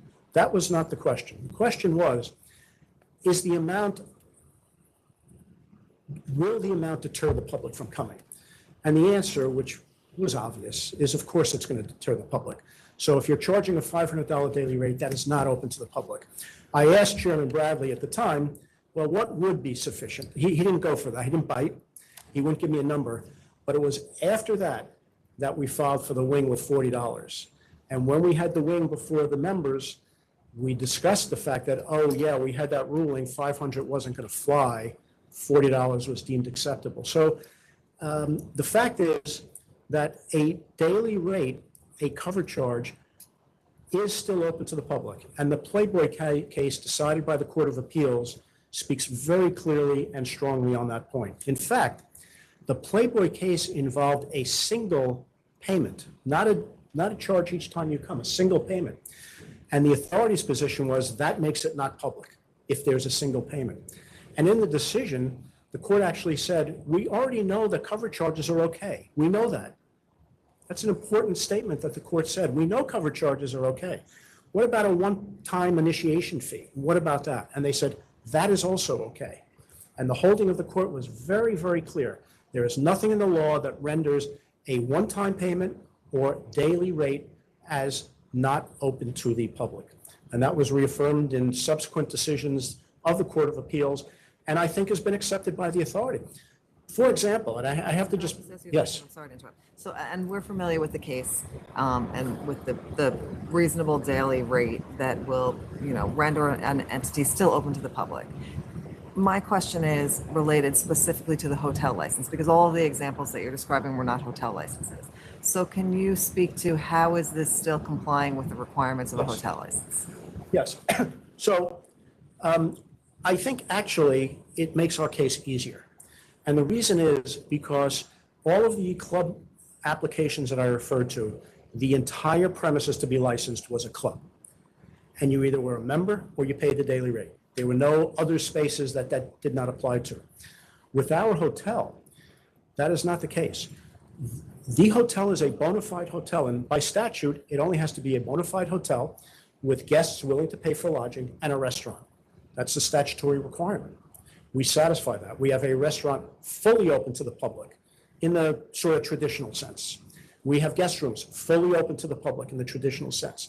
It is only some of the spaces that are so-called restricted, but not really restricted because with the cover charge they're open to the public. So I think the fact that we are a hotel makes it easier than the cases I referred to. Another example of... I know, but not if you were a hotel operating in the condition that you were operating on when our investigator visited. You have to understand that. You also significantly have changed your website since we've been having this, exploration of what really is the business, and I see that there's still some places where it's not completely cleaned up. So if you intend to be open to the public, you have to say that and actually operate that way. I understand. We've made some adjustments, as we're going, and there are. Yes. I took a quick look at the website just now, just because we did clean it up in December when, the denial was received. I think what you may be viewing is the London page, where there is a rooftop as well that is only open to members. But if you look at the New York specific page, we've removed any of that. It's clear that it's currently closed for the winter season, but it is a public space. I think sometimes our website can get, a bit confusing as to which landing. Well, that's the thing is what I'm also, this is why we're here today, is because, we can talk about the wing, but that's no longer in existence. So I kind of don't want to talk about them because I don't think you want to end up where they are. That's not the goal here. We're trying to help you, but it's clear that you're part of an international brand that is intended to be private. And so you've got to make the effort to distinguish this from the rest of your operation, which you're committing that it's not private. So I'm not going to say you need to advertise or anything like that, but you need to make sure that you are clarifying that within your own operations. Just the same way Soho House for now is a nonprofit, that somehow you're respecting the lines of how the books need to be kept and how you need to do reporting to the Department of State. So that's all I'm saying. Yes. And it speaks directly to the idea that the cover charge speaks to. A cover charge that is too significant, that such that it's designed to really deter or exclude the public, is the Right. same problem that she's describing. If you present yourself to the world only as something that's really designed to exclude the public, it's the same problem. So can I just ask you about the new signage? I saw the signage on the desk, which is obviously easily, quickly removable, et cetera. But what are the other two? So at the front of the building, right by the door, it's to the left of the front door. On the There's exterior. a sign on the exterior. Okay. We have it on the host stand. At the front desk. The host stand, the Host host stand. There's outside just- the restaurant? Yes, yes. And How is, no, go how ahead. beyond this signage is the general public aware of an event that they might be interested in attending at the So- NET? So events are on Instagram, on our Instagram pages. So that's completely open to the public. We have them posted outside of all public bathrooms on site. So those are the events that either members, hotel guests, or someone paying the day rate, they have access to all of those events. Because if the Soho goes to members only, and the only people that are going to the NED that are not members of the NED have to be members of Soho, that's not what Soho we're gonna- House that's is not what we're completely gonna have separate. here. If a Soho House member walked in, they would have to pay the day rate. Yeah, it's completely separate. How about the No, NED? but I'm saying a general public member not being able to walk into the Soho House and not Oh, being aware of events Correct. that are Any happening member at of the the NED. public can walk into the NED. I mean, there's nothing keeping you from walking in the doors at all. It's not on the ground floor, right? Yes. It is. It is, Oh, yes. so- It's the whole You can- building. You can walk, anybody can walk into the lobby, you can go to the lobby, you can go to Chiconi's. And then right beyond the lobby, there's a podium and there's a sign right there. Behind that is one of the lounges that you would have to pay. And hopefully we'll have this It approved. used to be the Ace Hotel, right? Or no? No, what that's was up the it? block. What is this used to? The The Nomad. Nomad Hotel. Okay, this used to be the Nomad, Ace is also on Broadway. which had a great restaurant. So two other quick questions. I'll come to this one second. Do you know what the rate was at Project 172? If you happen to I know. don't know. I can tell you that it's probably $40, $50 because after we went through some of these, my advice to clients was the authority is approving $40. I said, could you bump that to 50 with inflation, as we did here? Maybe, but I wouldn't go over that. And so that was my next question. How did you come to 50? And the last one was 2017 at 40? The wing was 2017. Two were after. 19 was AVW and Project Runway was 2020. I mean, Project. I have to, wait, I have it. 1972. The chief was 2019, that was approved in 2020. And the other one, I think, was 19. 20, also the end of 2019, yes.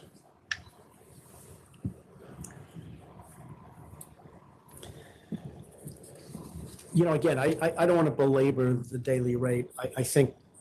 I'd like to think we're past that, but, you know, another example of all these airline lounges and airports, they have OP licenses. Yeah, but that's a day rate of $50 for like 2 hours. That makes it worse. Most of them, I know. One is $79. I think American is setting out $79. And there's a bill pending to change that too, because nobody likes that. And often they're like, we're full, we're not taking the one-day Yeah. pass, so. But those you have been know. licensed for years. So, Thousands of non-members come into the club spaces. Okay. Look, the narrative just needs to change, right? I mean, I think this caught attention because your PR person was putting out that this is another arm of the Soho. I mean, you know, like that's how this, you know, so that needs to be adjusted.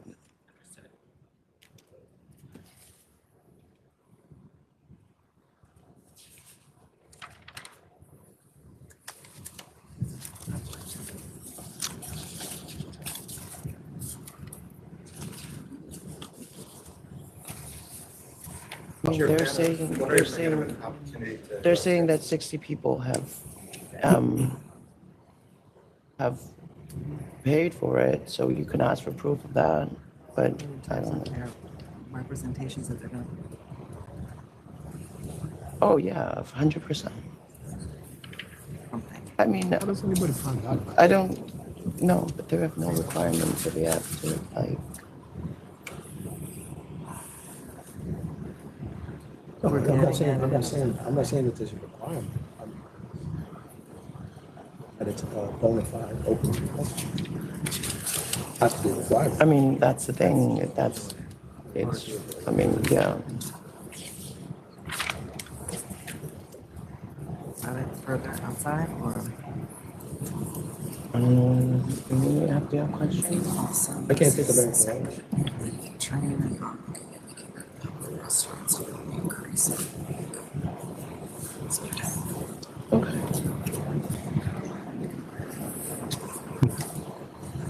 How about just amend the application to say $8?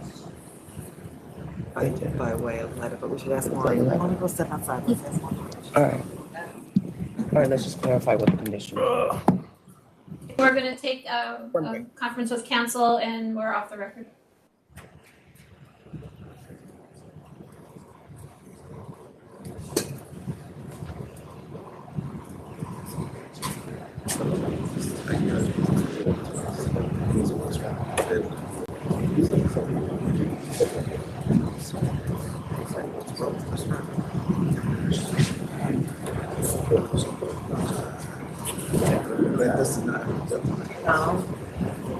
Donald.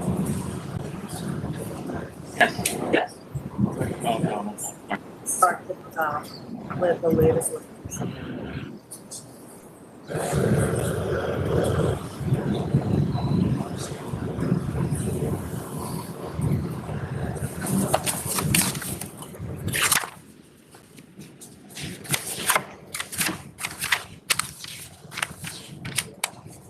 February 7th.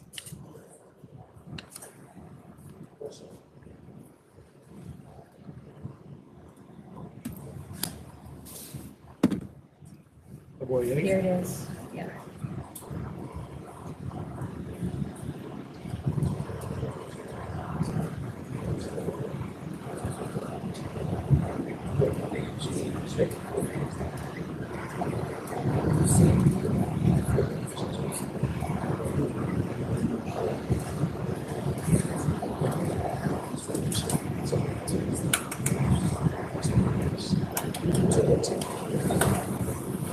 Okay.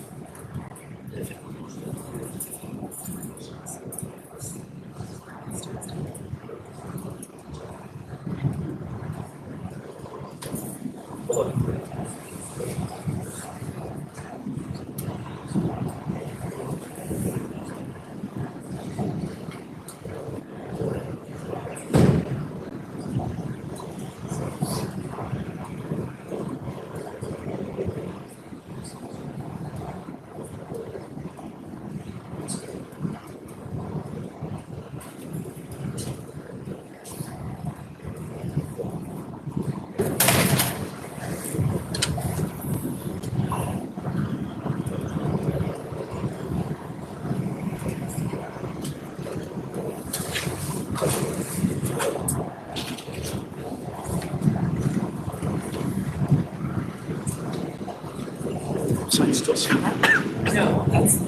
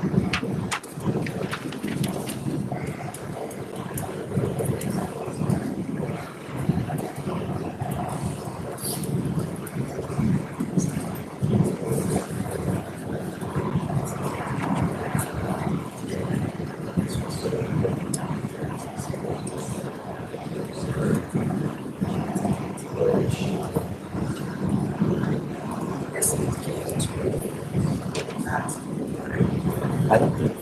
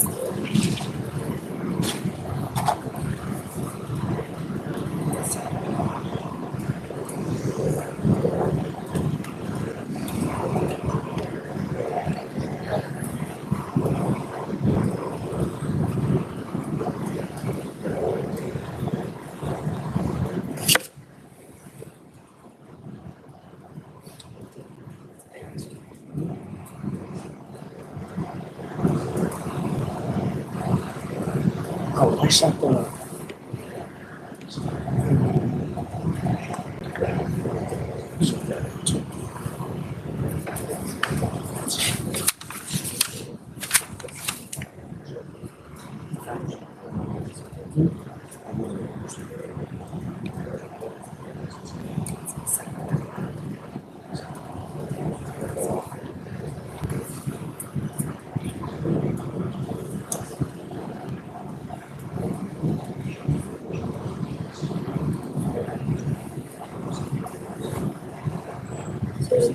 In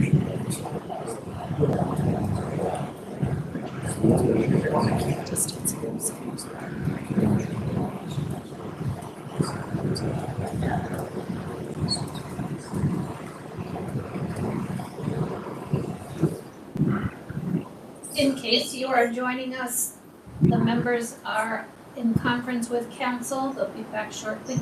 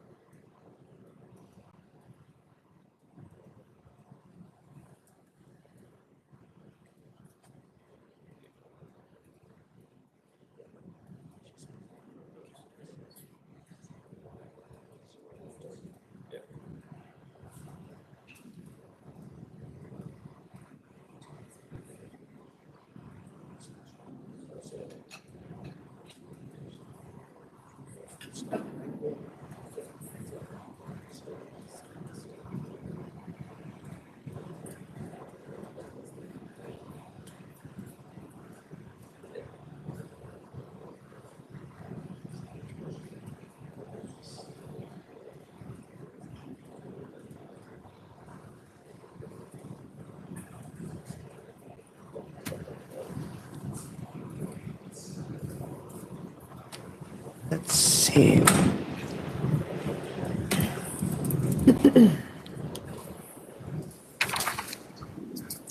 we're back on the record after a conference with council. Just one added fact, I was told during the break, the atrium, which is on the ground floor, the plan is to turn that into a fully public restaurant like Chiconi's. So it will not be subject to the daily rate. Can you say that again? I didn't hear you. The area that's the atrium, that's actually behind the desk in the lobby. The plan is to convert that to a traditionally fully public restaurant that will not be subject to the daily rate. So people will be able to get into that as well. There'll be 2 on the ground floor. So there'll be 2 fully traditional public restaurants on the ground floor. And when you talk about the daily rate, is there an area where you just openly serve food and then you pay a daily rate and you can eat whatever you want? Like, there's no such thing, right? Well, any of those spaces, you can pay that cover charge and go in and be served food and drinks. They serve food and drinks for free? No, not for free. You pay for that. Okay. So there's nothing that's free? There's You pay nothing. for access into it, and it's called Nets Club upstairs, Nets Club downstairs. That's still all existence. Yes, although I would hope the word club doesn't, Well, there's It's not a- programming, those events can be accessed. Yeah. yeah, in most of those spaces, there are events and programming that occur. So when you pay your cover charge, you're also experiencing those events, whether it's going to be live music or comedy show or the magic show. One of the rooms is the magic room. Yeah. It's referred to on the second floor as the magic room. Okay.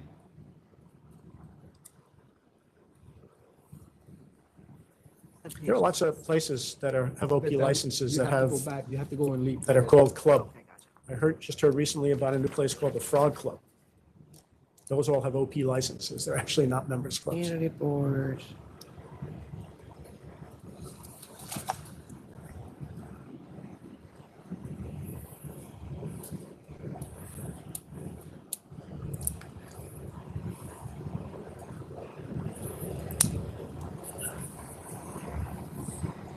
If I can, Do you have a sidewalk cafe or no sidewalk?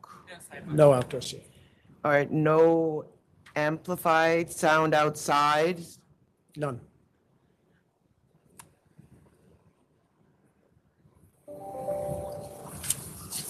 And there's security cameras everywhere? Yes.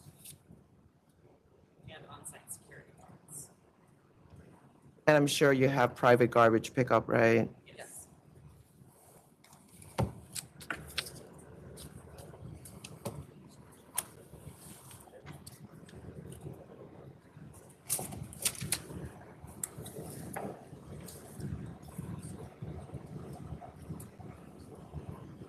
Chair Fan had also signed in the speaker rooms. I'm sorry, what? And also signed in the speaker rooms.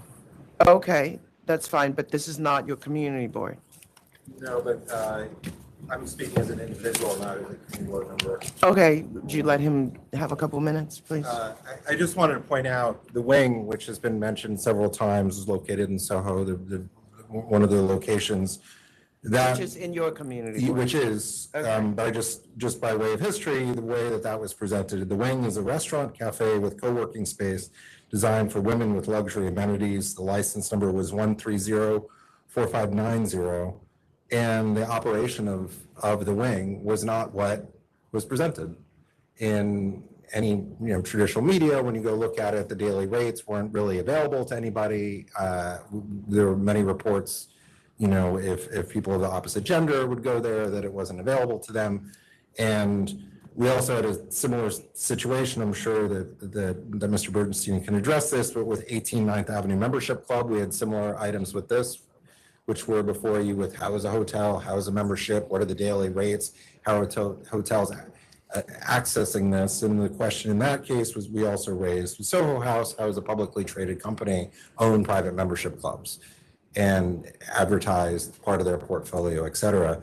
There's so many open questions that there needs to be guidance on these issues because everything is always determined with a set of facts that find out that convolute the rules, that they becomes a basis for the next convoluted situation. Yeah, no, And I'm with you. that's very complicated for us because if you remember, we asked you many questions on 18th Ninth Avenue Membership Club, we were told by one of the attorneys, oh, we're not attorneys, we don't understand it, it's too complex. But nobody's ever reviewed these things under the lens of the law.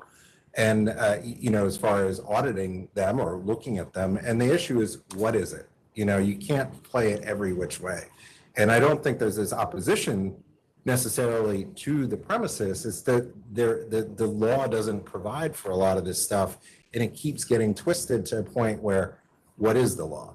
And I understand there may be pending legislation, but every time this comes up, it's doing backflips to make it work. And it's very confusing, I think, for members of the public. Yeah, no, I agree with you. So just so you know, the history here is that this is actually a reconsideration. Licensing board actually had denied this based on the facts and based on what was available at the time and our investigative report. And so we're here actually for a licensing board reconsideration. I would say that during this past 14, 15 months, licensing bureau and, have worked closely with the applicants to try to make it and adjust their method of operation so that they're in compliance with the law based on case law and prior precedents that we had approved. We're obviously uncomfortable with the international brand of, and the private club nature of, this brand, and that's why this has drawn on for so long, and we're continuing to have discussions. So I appreciate your input, and I understand where you're coming from, and I wholeheartedly agree with you.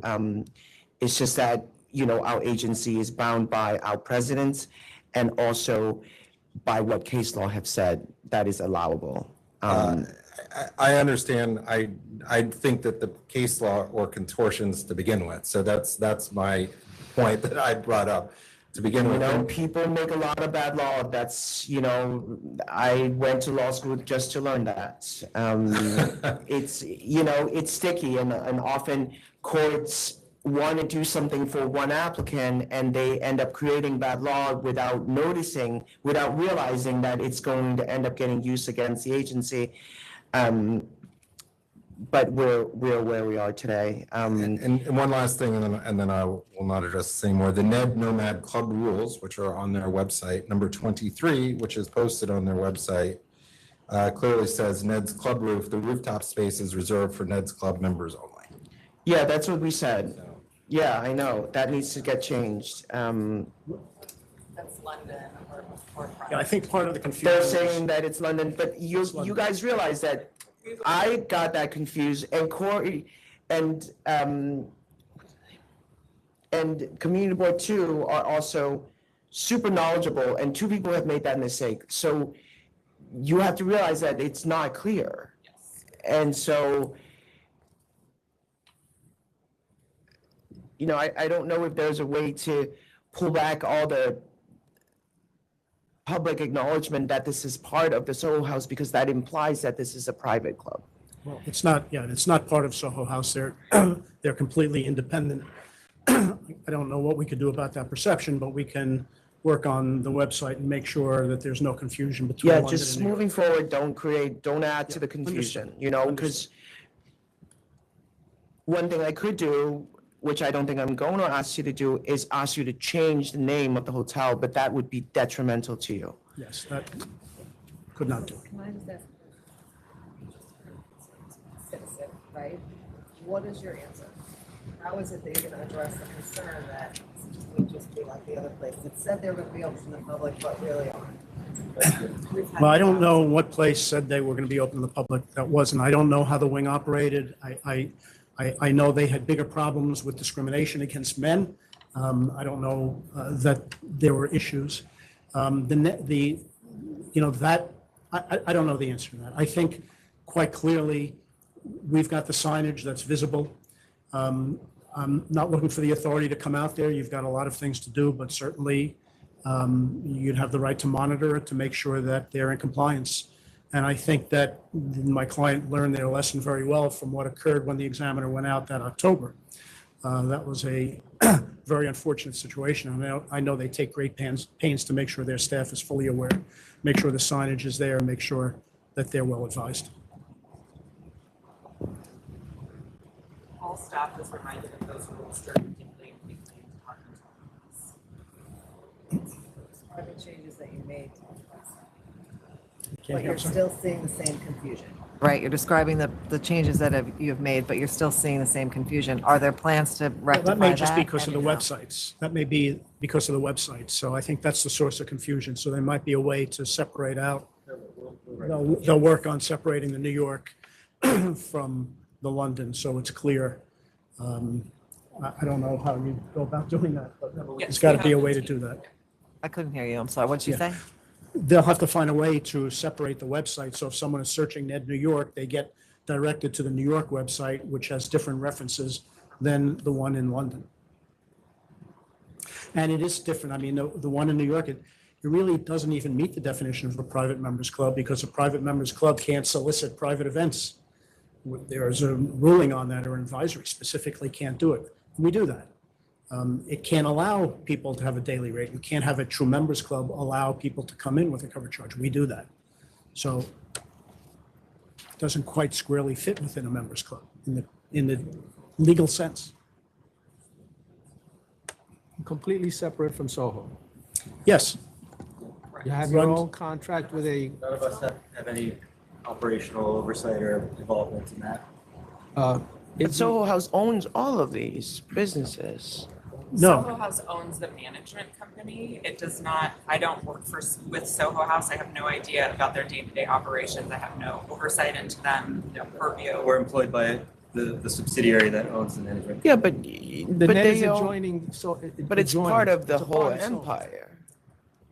Well, I mean, you're going, that- your revenue is going towards the Soho House Public Company revenue, There's a right? management fee only that goes to Soho House. There's The no other. owner- Yeah, but you're representing the owner of the building, And the management company or. who is, The owner is separate from Soho House.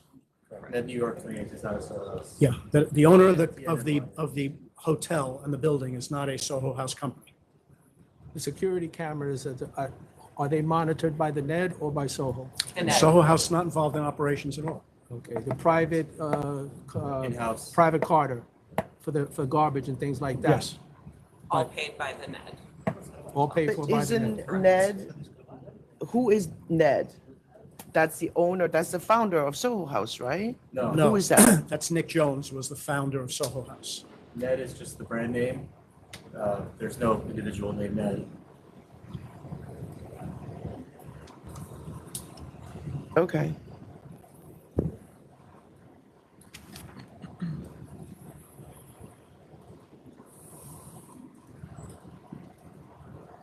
So are you satisfied with these? The community board, what's been the community board? They did not call us in. They just asked us about the hotel, if it's going to be the same hours. Did they ask about outdoor space? They did. Asked about outdoor space, and they never asked for a questionnaire, and they never asked us to come in.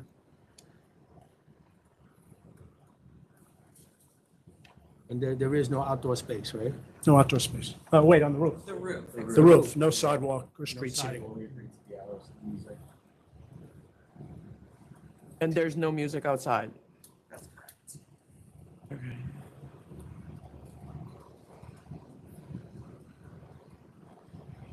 Sorry, that answer did not make it on the record. Could you? The answer is that's correct. Okay. So, you have conditions? Looking at what the community board had requested. All right, go ahead. All right, these are the, it's an affidavit from Community Board 5.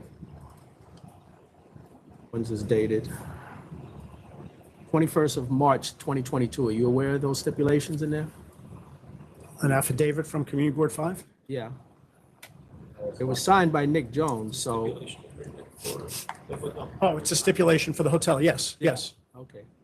Yeah. Signed by Nick Jones? Signed by Nick Jones. March, Not involved with Soho House? March 21st, 2022. He is with Soho House that is an indirect owner of the management.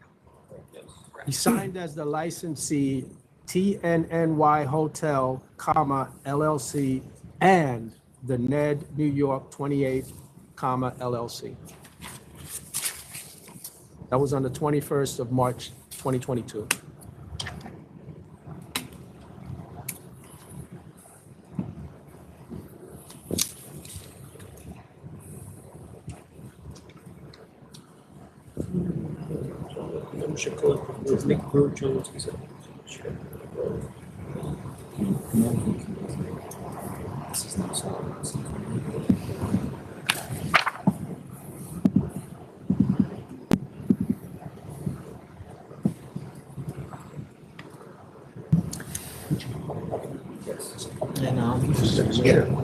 Yeah, so the management company, TNNY Hotel LLC, goes up through different levels of parent ownership to a public company.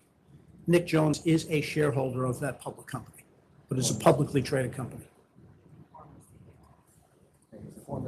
Yeah. He was the former CEO of Soho House. He is no longer.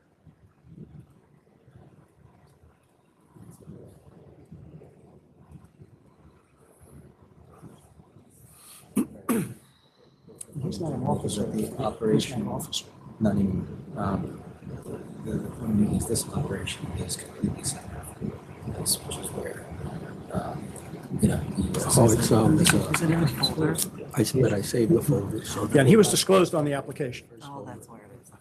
He was disclosed on the original application. But they're not involved in Okay, then why operations. did you guys say it's not part of Soho House? He asked you a simple question. Like, obviously, it's part of the empire, like. Yeah, he's the former CEO of Soho House. I think our point was more that the businesses are very separate. They're separate businesses. They're managed by different entities. You know, I, as managing director, don't have any purview into Soho House. Their operations are day to day. Neither does Corinne or Amer. So I think that's just the point we were trying to make, that they're separate businesses and we can't have the same operating. Okay, but all the revenue is flowing back to the same public No, parent That's just company. just the 4%. management fee. That's a management fee. The profits would go to the owner, Which is not. which is not a 4%. Soho House You're entity. getting 4%. So the management company is just getting 4% as a management fee. That's all that's going up that chain. Is there All the other revenue is with ownership of the hotel. was a written agreement between Soho and NED submitted? There's a Is there- management agreement Yeah, between, with the application? Yes, the management agreement between the hotel ownership and the management company was submitted with TNNY. with the application.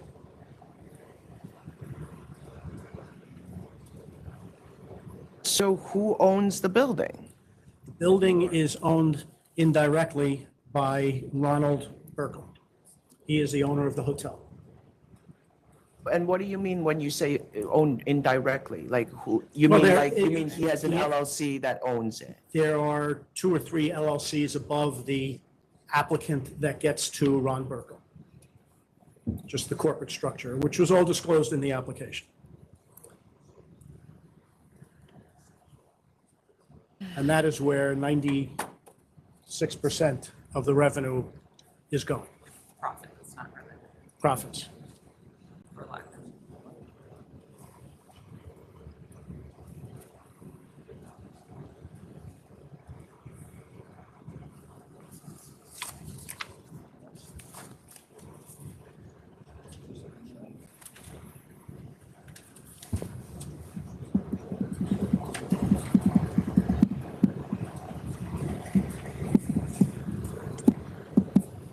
Did we talk about it again? Yeah, no, I know it's a lot. I mean, it's, yeah.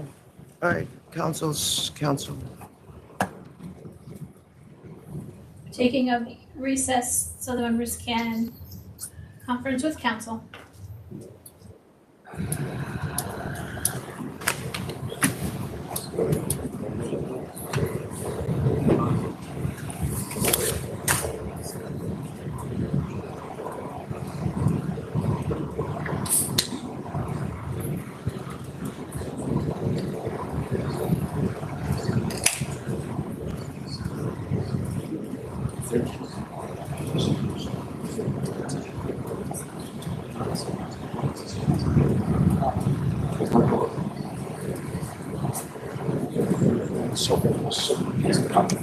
If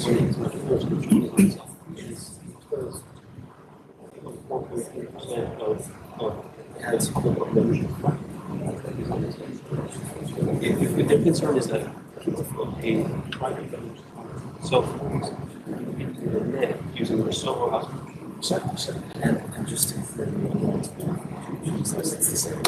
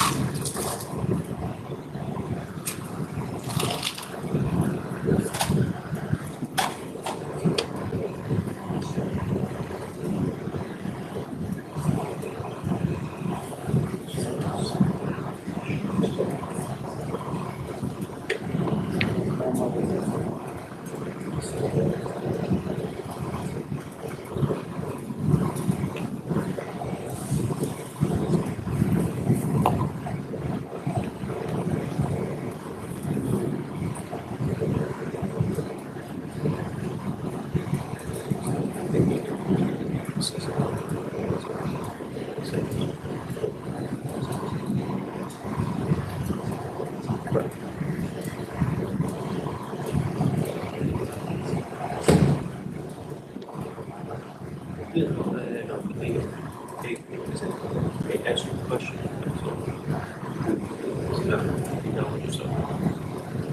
So how's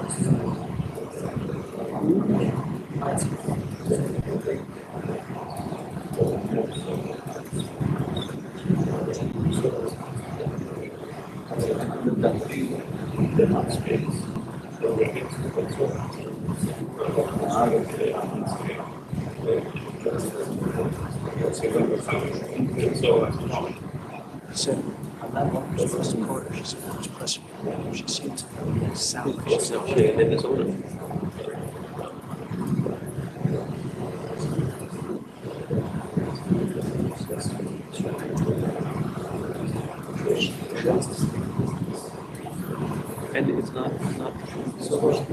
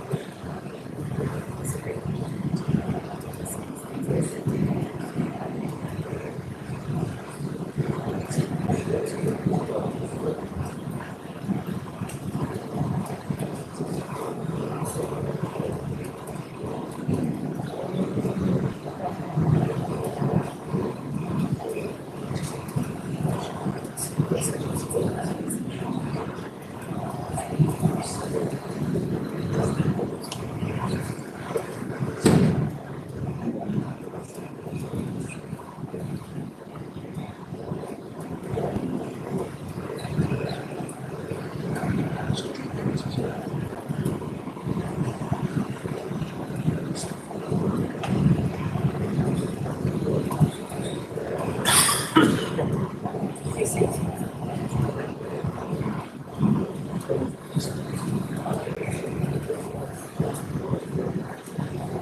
don't know who it's owned by, but I think it goes up to here. I'd like to think they're coming up with conditions. No. Of course, put orders on it, that would be something.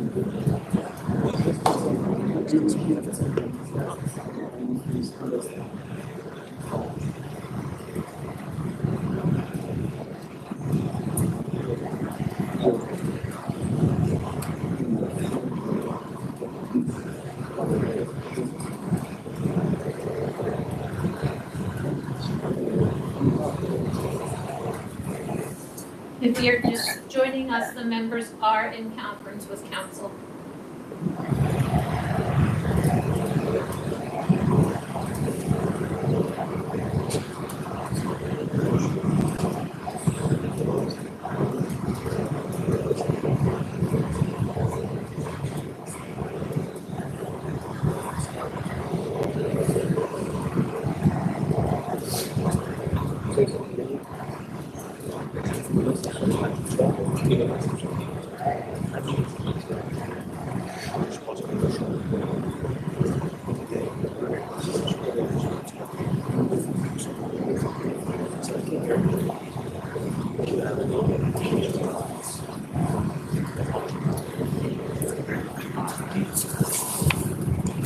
Okay.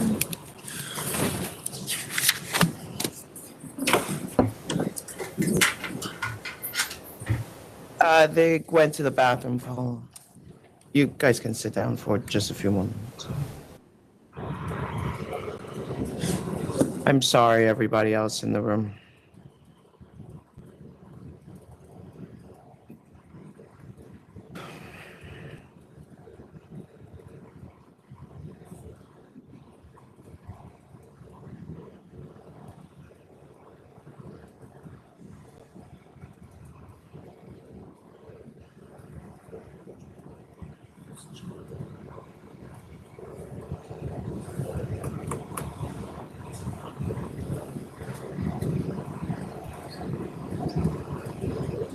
And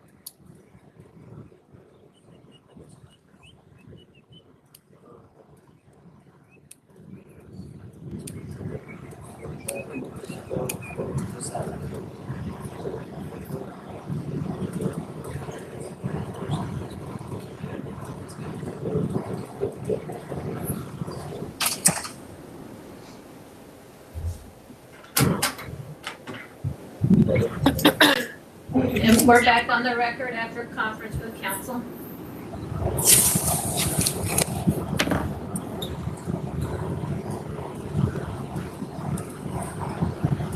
All right.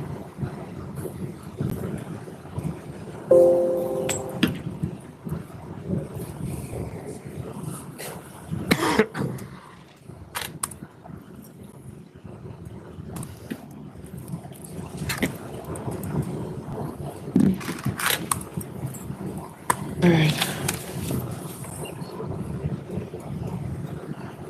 You have your list? Maureen wrote them down. Maureen, you have the list?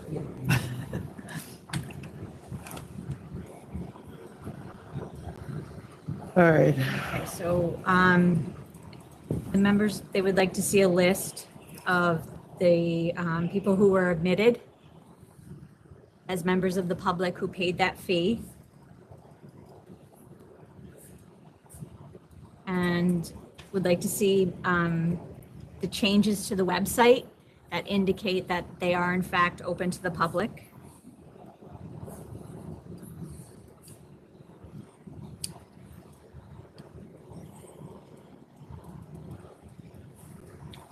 All I have. I have those two. we had two more.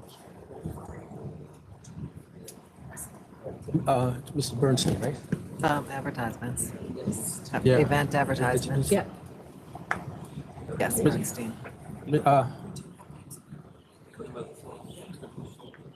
Mr. Bernstein. Can I get clarification that you asked for a list of people admitted? Is that Who paid the $50 fee? to date? Yes, today. Yeah. We can. And we mentioned 4 things. I mean, just so you know, the concern is, I think was very eloquently stated by the gentleman, the citizen who stepped up and hit some points that were very, very apropos. So legally, this is a possibility, but we want to have some assurance that is in fact how it's going to operate.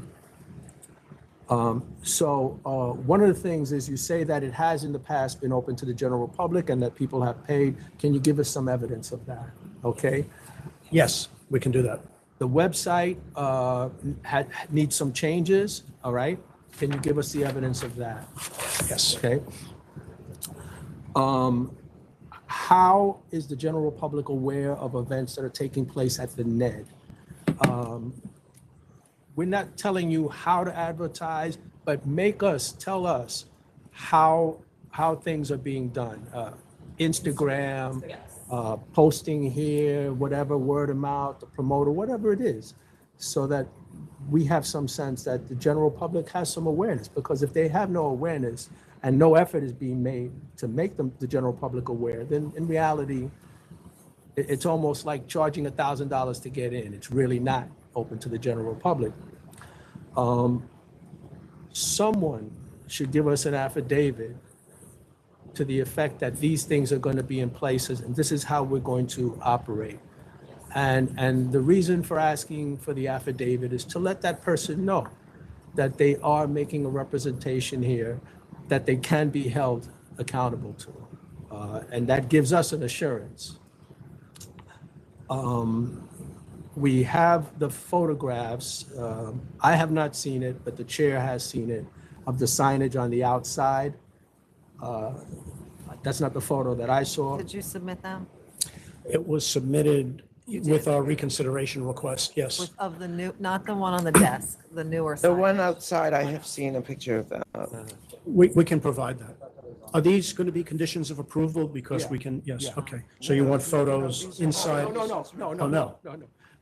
Come back and let us know that these things have been done. Because if you look at your own Instagram, there is no events advertised. Like, I mean, what was the other thing?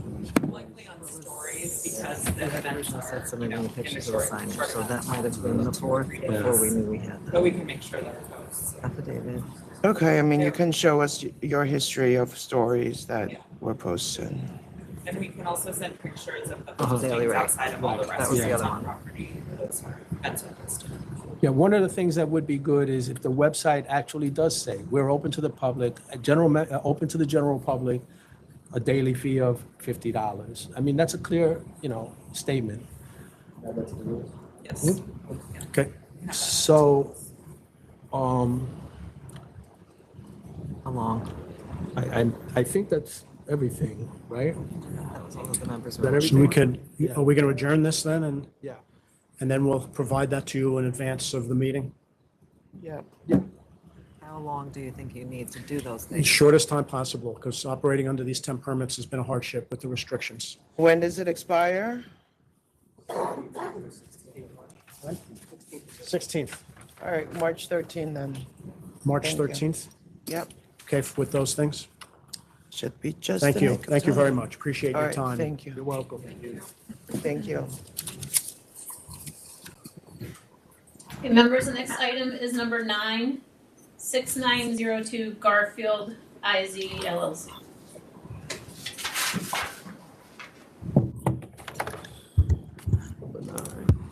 All right. Good afternoon, Leo Jacobs, 46902 Garfield. Standing beside me is Michael Zavalunov and also Ilya Zavalunov to my left. We put out an application for a catering and wedding event venue, and we are here at the pleasure of the board for any questions you may have. We have submitted an amended application. Also with me in my hand is a stipulation as well as a You have the community board stipulation? yes, we do. Okay. Okay. Yep.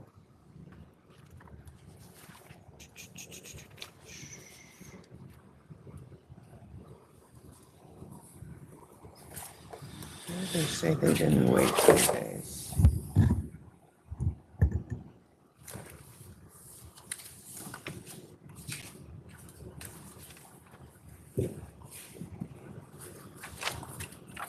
All right.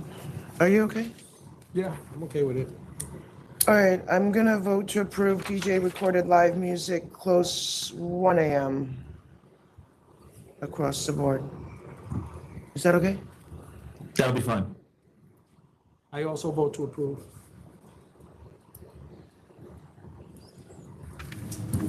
Your application is approved. Thank you very much. I'm sorry for the long wait. It's okay. We understand. Thank you so much to the board. Signed in one before. Thank you. Thank you. Have a wonderful evening. Thank you. Oh, when do we pick up the license, or will be sent to the organization? You'll get a conditional letter of approval. Once you meet the conditions, then you'll get the license. Thank you so much. Thank you.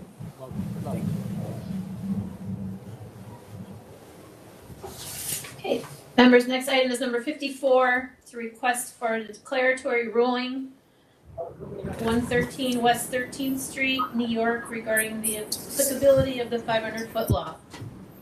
Donald Bernstein on behalf of the, who is actually an applicant. This is a request for a ruling that these premises are grandfathered into the 500-foot law. The restaurant that was in the space began operating in 1951. As of the mid-1960s, it was called Spain, and the owner of the building, to our knowledge, was also the operator of the restaurant. In 2021, they closed Spain, we are told, due to COVID. They could not survive. They could not find another tenant, and they were marketing the building. The current landlord bought the building in December of 2021. It was in a tremendous state of disrepair. In fact, I was just told a couple of weeks ago that my client is still having a problem with water coming through the roof. So it took a long time to get it into a space where they could market it and find a tenant. My client did sign a lease. We do have an application that is on file. Under your rulings, you have agreed to consider premises grandfathered beyond the 1 year if there are extenuating circumstances. And some of the recent rulings, including one just issued a short time ago for 100 East 63rd Street, you pointed out that delays due to COVID are so unusual that would be a reason to extend the gap time beyond a year. The gap in that case was about 2 years and 4 months, which is the same as what we have here. So we would request that it be deemed grandfathered. 2 years and 4 months. And this is licensed to February. This is now 3 years. Well, we've made this request in July of 23 at that So time. that was 2 years and 5 months. Yes. All right. You guys want to go? Yeah. All right. Can you let him speak, please? Hi, Donna Raftery, Community Board 2. I'm going to let Carter Booth speak on this. So you've had a chance, I hope, to review our submission. I don't want to go too into detail. A couple of things which we, the SLA advisory 2022-35, one of the main things there is that you will not consider rulings issued for another premises. This is not the same as 100 East 63rd Street, and I'll get to that in a second. But the applicant here, the key issue there was that this applicant who's before you was not attempting to step into the shoes of an existing premises. This premises was closed. The building owner was the previous restaurant operator. They listed the building for sale. As part of that sale listing, they did not say it was only a restaurant. It also specifically says that the first and third floor apartments have 1 year leases, and the second floor apartment will be delivered vacant. The restaurant will also be delivered vacant. 113 West 13th Street offers a prospective investor the rare opportunity to purchase a mixed-use building that could be owned as a cash-flowing investment or converted to a single-family townhouse in one of Manhattan's most desirable neighborhoods. The cited case that you have, the tenant, the Beekman, I believe, one of the key components in the request for the declaratory ruling on that location was, sorry, I skipped around here just to save us some time. The special circumstances stated justifying the extension of time to 2 years and 1 month in that case was that, like many commercial landlords, the Beekman's management was as diligent as it possibly could be in seeking to attract a suitable replacement tenant. This was, quote, a main reason that this case was an ideal candidate for special circumstances. For 113 West 13th Street, the goal was to sell the property to anyone who would buy the premises, either for the conforming residential use or as a restaurant. There was not a diligent search for a replacement restaurant tenant, only for a new property owner. Additionally, we had also mentioned that the time period with this was vacant wouldn't even qualify under New York City zoning to retain the non-conforming use of a restaurant. That's cited in our submission as well. That's for 2 years only, and they don't take anything else into account. We're not opposed to a restaurant here, Does that but mean like that they are not going to be allowed to be a restaurant? technically that is the case, and currently that is the case. I mean, that obviously is a separate pursuit outside of this, and but the point being is that this protected status is, from a not pre-existing non-conforming use. I just, so you know, I didn't introduce myself, Carter Booth from Community Board 2. Our community board has stopped using the term grandfathering, so I'm trying not to use that term. So that's a Why pre-existing did you stop using that term? because there's a history associated with it, and going back to I forget the exact details, but the grandfathering is that if your grandfather was a slave or slave owner, I can't remember which one it was. So the terminology is something that we had decided as a board to use separate language. I'm sorry, I don't have the exact history on that.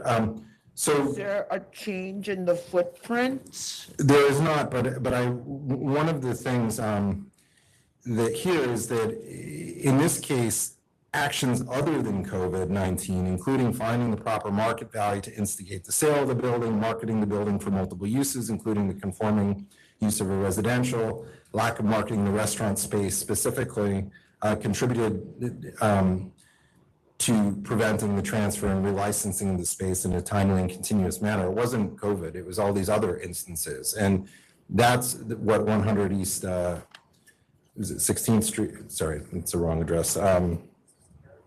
100 East 63rd Street, that was the case there, is that they were diligently trying, they couldn't do it, and it was interrupted. I think that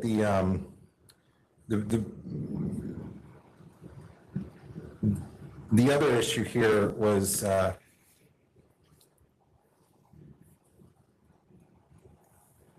so with 100 East 63rd Street, they never contemplated another use for the site. In this case, it was open to whoever wanted to buy it and use it. And that's a huge difference from with respect to the outline, what you've outlined in your declaratory ruling. But I also just want to say that we are speaking specifically to the facts here and not using another basis to do this. And that's what your advisory says to do. And the circumstances here were such that the space was marketed, and I did not include this in the original submission, but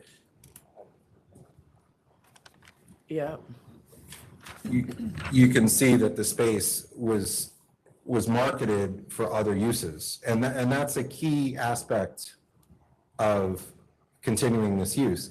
Anybody who bought it could have used it for another use, and the owner didn't didn't say, hey, we have a restaurant space that's available for rent. But nobody did. Why didn't? But nobody did. No, they just advertised it for sale and said, look, and one of the things that we have in our neighborhood, which is what they very clear, is converting buildings back to single use townhouses, which, even though we have a housing shortage, that unfortunately is a common practice So in what certain is it parts. now? It's the restaurant and then upstairs are tenants? There were 3 apartments, I don't know now. So the building was marketed for sale on October 2020, and it eventually sold in December 2021. Okay. So. Do we have conference? One quick question. Your position now is that it is zoned now solely for residential use? The point that we were making is that these timeframes, have a limit.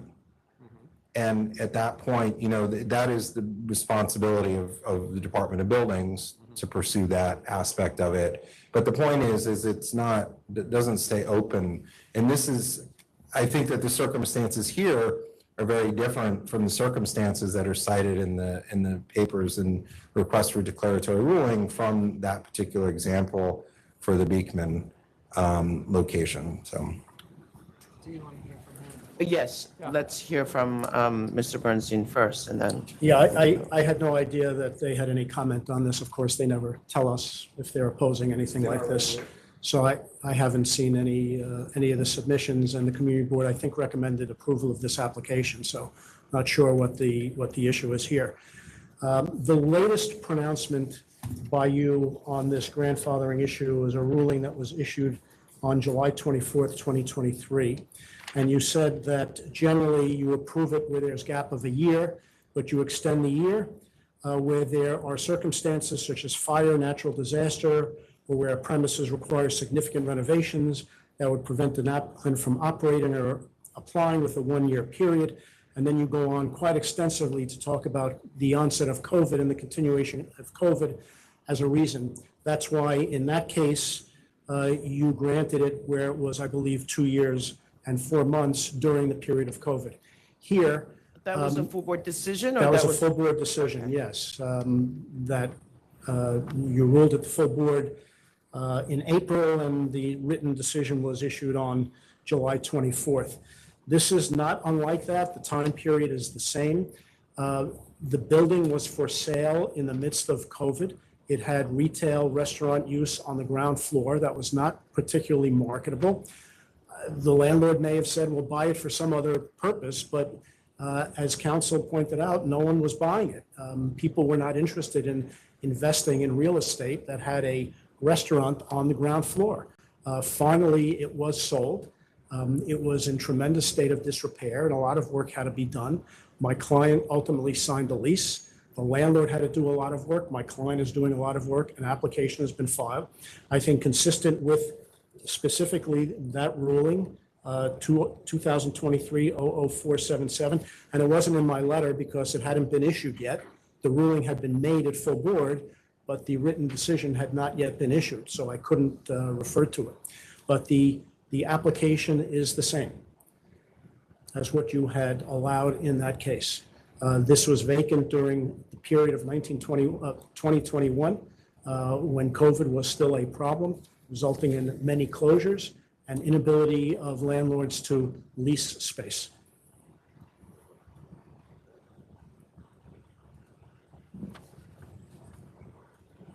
And this is space that had been licensed since 1951. So whether it was contemplated for any other use or not is just not of the moment. I think that's irrelevant. I mean, the fact is they couldn't sell it, they couldn't lease it. If you're the owner of the building, you say, oh, let's market it as a restaurant. If you want a restaurant, I want to sell it, use it for some, I mean, you want to market it, you want to make it sound as attractive as possible. No one was buying. What's the difference? What, if someone. Do you have the language of the, I have the request for declaratory ruling on 163rd Street, which is where it specifically says, and I quote, like many commercial landlords, the Eastman's management was as diligent as it possibly could be in seeking to attract a suitable replacement tenant. That is entirely different than selling your building. It means, as soon as their tenant left, they said, put it up, said, hey, who can we find to come fill it? That's active engagement in trying to reuse the space. In this particular case, there was nothing happened. I think that's complete speculation. What owner wants to sit with a property, pay real estate taxes and say, I don't rent it, I don't care, I don't sell it, I don't care, I'll just sit with the building. That's nonsense. Of course they wanted to sell it, of course they wanted to try to rent it. It's just a ridiculous argument, I'm sorry, to say that it wasn't marketed. You wanted to sit with a vacant building? The listing says it states of itself. The listing is because they wanted to sell it. That's why there was a listing and he was desperate. Who wants to sit with a vacant building? It's nonsense. it was vacant or it was not vacant? The ground floor was The ground vacant. floor That's- was but that's vacant, where but you get the- upstairs have tenants. But the ground floor is where you get the revenue. Yeah, I know. That's the value. Right. The building owners were the operators. They chose to close their business. They chose because of COVID to close their business. I don't think anybody said, oh, COVID, great, I get to close. They listed in October of 2020 for All sale. right, so can we just go look at some of the language, please? All right, thank you. And we'll be off the record for conference with council. Oh, sorry.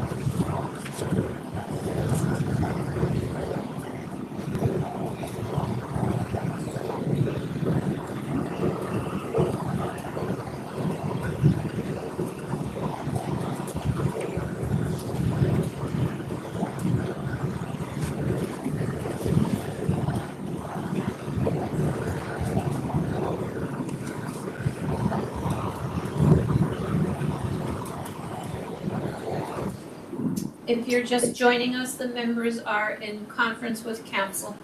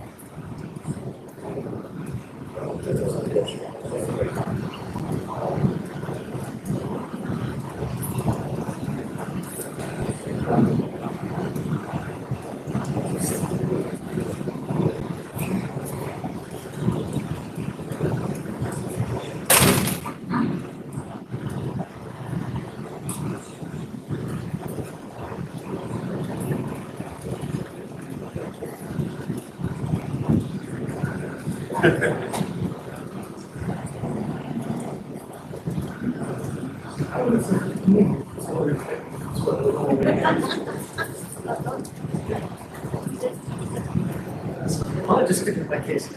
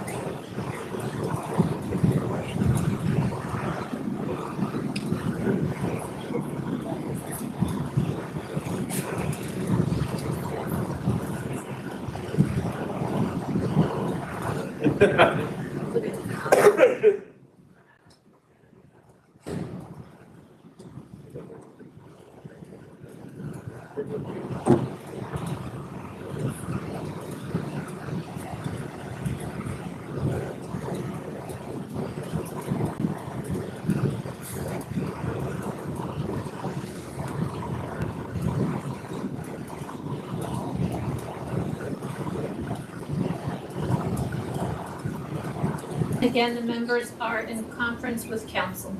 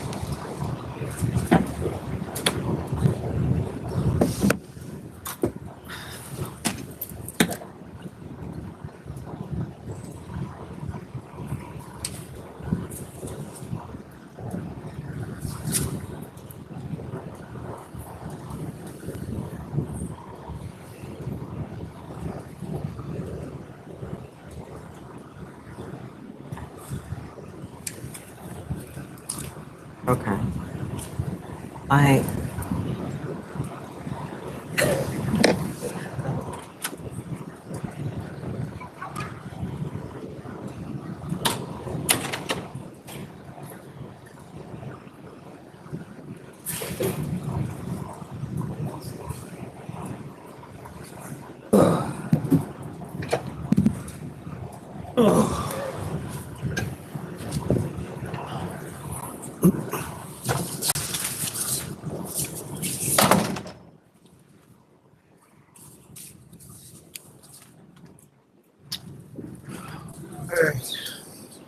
Okay, we're back on the record after a conference with council.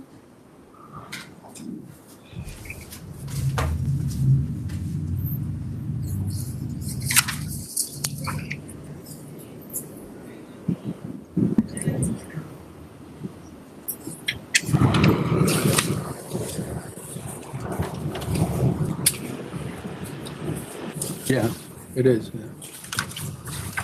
But I think that puts us in.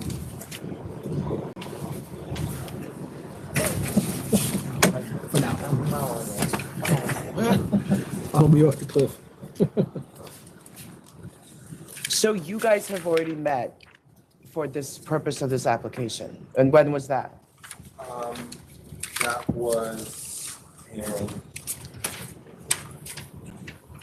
That was in September of 2023, and we address in the fourth whereas this issue in our resolution on it.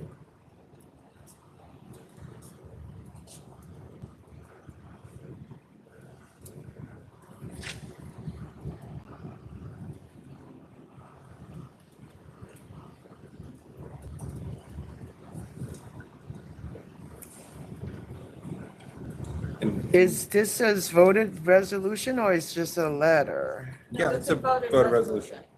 Okay. And also to point out in this particular case, so the seller already nor the have buyer sought the declaratory ruling, it was the applicant. And they I'm never- sorry, say it again? It was neither the seller of the property nor the buyer of the property who sought this declaratory ruling. It was the applicant. And generally, when you're here before you, the entity. It's the landlord that's seeking it. Right. I've done a number of these rulings, grandfathering the 500-foot. I've never represented a landlord. I've always represented the applicant. All right, but the process has already moved forward, like they're already agreed upon hours, right? Like these are the steps. I believe so. Has there been a 500-foot hearing? No, not yet. Not yet, so. No, there's no 500-foot hearing because our argument is it's not subject to the 500-foot law, and we're applying, we want to apply for a temporary permit because she's going to be ready to open. We can only get the temporary permit if this is grandfathered. And if it's grandfathered, there's no 500-foot law hearing. The application in this case is for what? For a restaurant, full For a restaurant. restaurant or a Yeah. bar? No, it's full restaurant. That's not what the application says, and that's not what this says. It's a bar tavern. Then I stand corrected. I haven't looked at, I'm sorry, I apologize. It's restaurant Yeah, space, bar so- tavern. But we have the community, but we had All the right. stipulation with the community board. For various reasons, I think I'm going to decline to issue this declaratory ruling. Are there reasons? As they said, it really should be a landlord that is applying, and the ship has already sailed. I mean, you already have SIPs on the record. Well, there's nothing that requires a landlord to apply. The last declaratory rulings that you issued on this were filed, I believe, I believe by the applicants. I've had applications filed by prospective applicants or applicants. There's nothing that requires I don't know what the difference is. The question is the facts. And the facts are that if there is a gap of a year or less, you approve it. If there's a gap of more than a year, you look at the circumstances, as you did in the case for 100 East 63rd Street, and find that it was closed during COVID.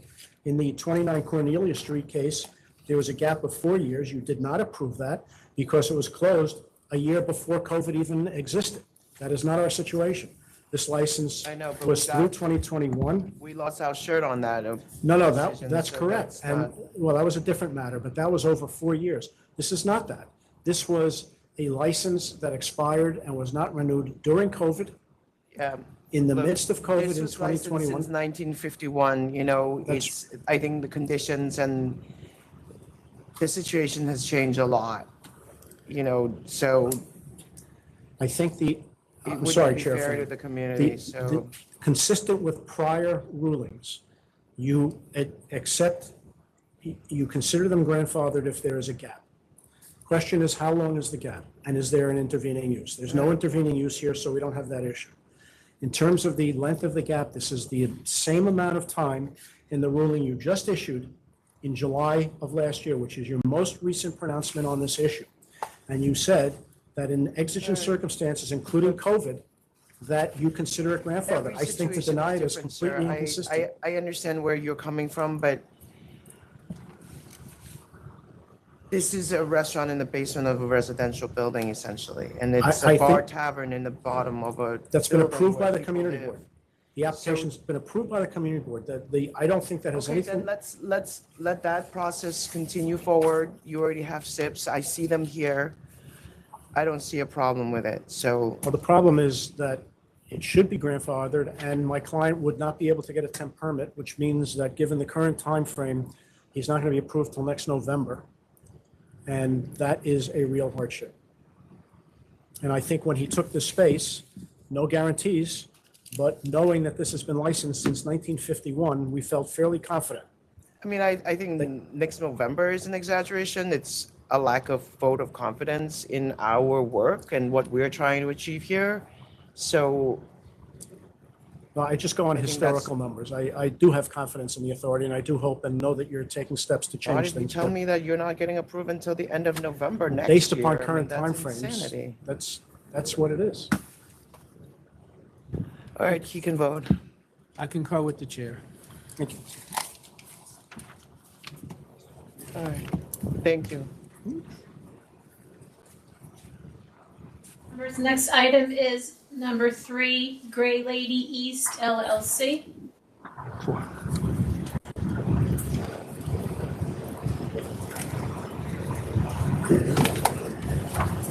Frank below is offering compromise before you. Council and bond accept. Council and bond. Thank you. Have a good 3 weeks. Thank you.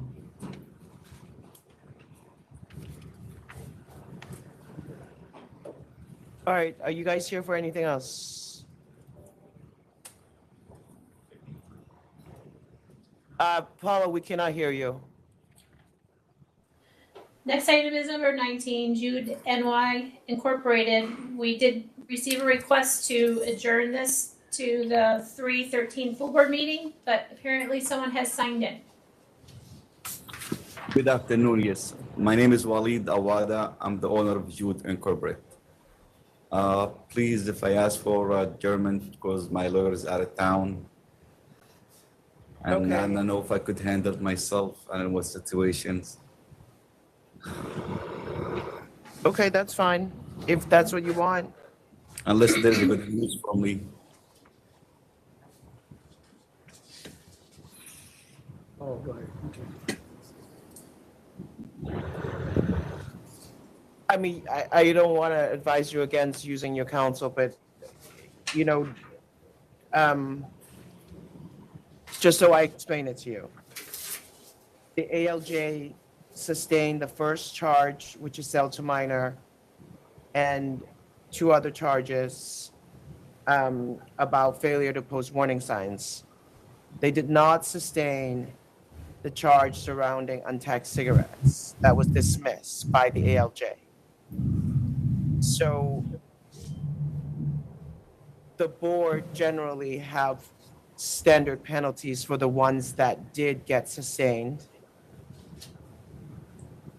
And so and the case already went to hearing, and so you can't really come here and argue the facts again, even if you think that the sale to minor was not, that it didn't happen or anything like that. The findings are the findings, and we set the penalty.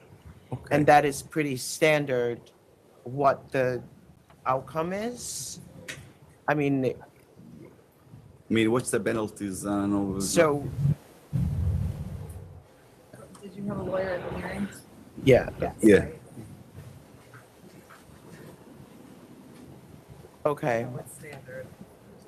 Okay. I mean, it's a standard amount, so you can wait for the lawyer to come next time if you feel more comfortable. What's the amount? If it's, probably it's cheaper than paying the lawyer.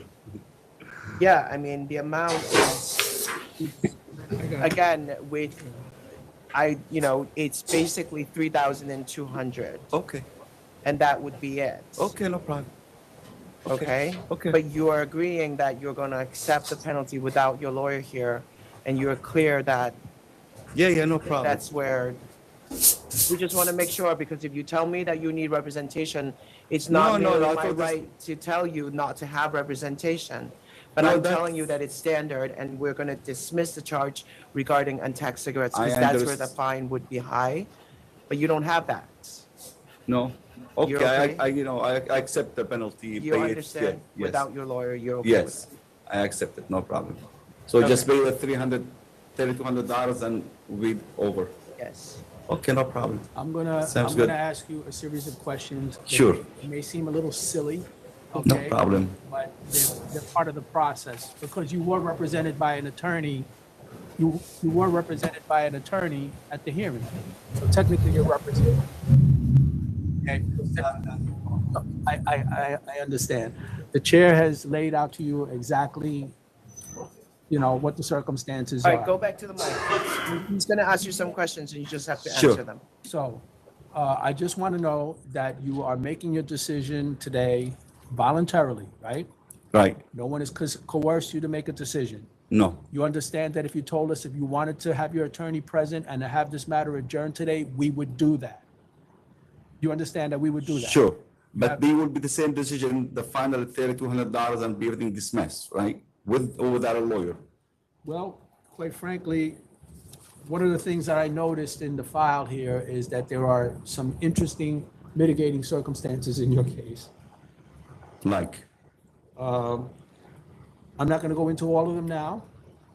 I just have it in my notes. okay, Your lawyer could come here and make arguments, perhaps that might encourage me to go below what the standard is, or maybe to go higher. I cannot tell you, all right? go below the amount or the higher the Yeah, amount? I'm not trying to give you legal advice. Sure, no okay? I'm problem. just saying that I did write, in your particular case, there are some interesting things. You might want to have a lawyer argue it.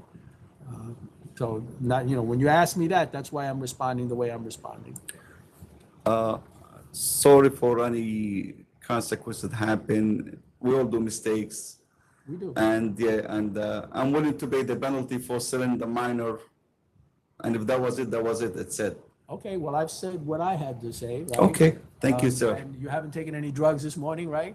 No, I never You know understand English? that. Of course. Okay, you haven't had anything to drink? Coffee. Okay, and you're making this decision on your own, and you fully understand that if you wanted us to hold this over and have your attorney present himself or herself, we would do that. No, it's okay. I'm willingly willing to pay the fine, and thank you, sir. Thank you for everything you said. All right, then the fine in this case would be $3,200. Are you fine Sure. with that? Yeah, Then I will accept $3,200 under the circumstances. very good. All right, thank you, sir. Thank you very much. Thank you. The next item is number 53. It's a request for a declaratory ruling, 232 North 12th Street in Brooklyn, regarding the applicability of the 200-foot law.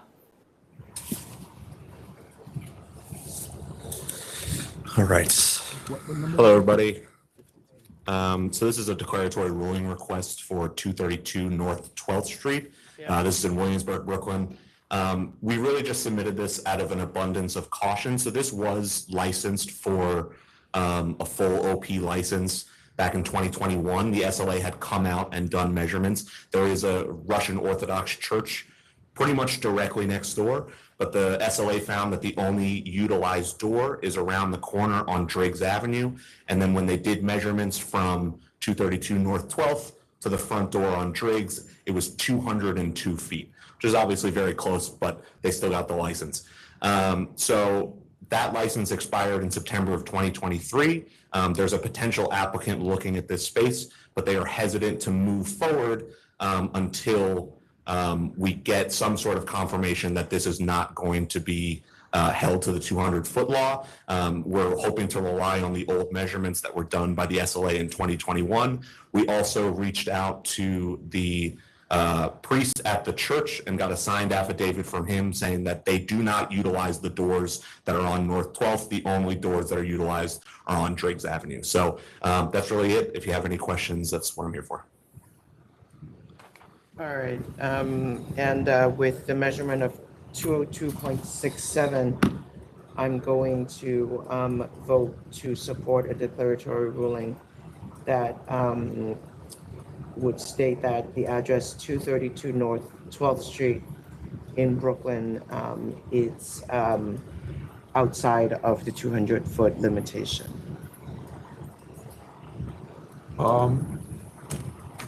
What the chair has noted, along with the priest, I think. The priest's confirmation that the church does not oppose the application, and that the door used is in fact 2.67 feet away.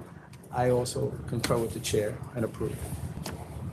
Or rule in favor of your ruling. Thank you so much. I appreciate it. All right, thank you. Thank Sorry you. for the wait. Next items are 33 and 34, LCP Bar Corporation. I'm sorry, keep asking. Good afternoon, members. I'm just here to request a adjournment for the case. The lawyer that's taking care of this case left me a letter to give you guys. Who is it? Is it Aurelia Tavares? Yeah. It was just hired, I believe, on the 8th of February. You would like something to? All right, there's another matter, so this is gonna go back to counsel's office. Do you want the letter? Are you the licensee?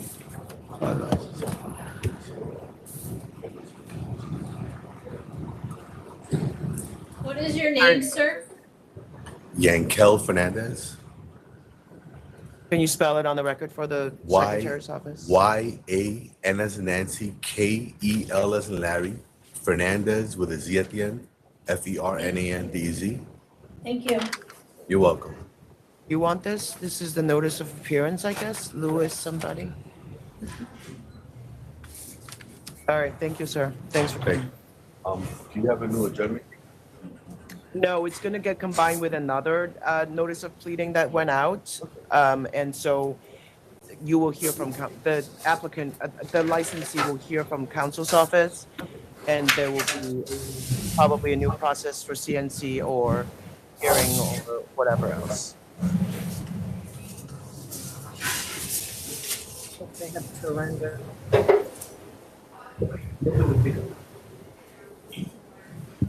You need to go to the mic.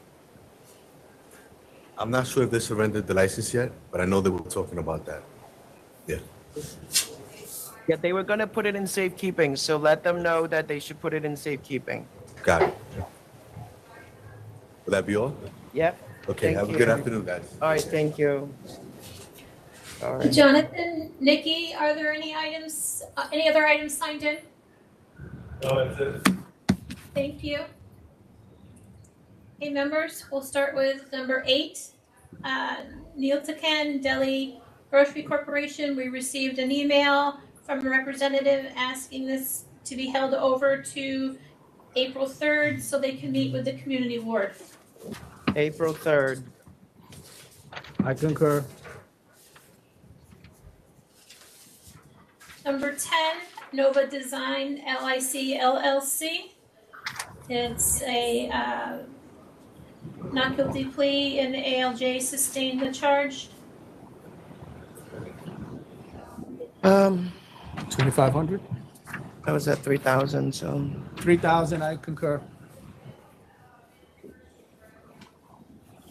Number 12 is Il Posto Trattoria Rustica Corporation. The attorney has asked to adjourn this matter to 3/13.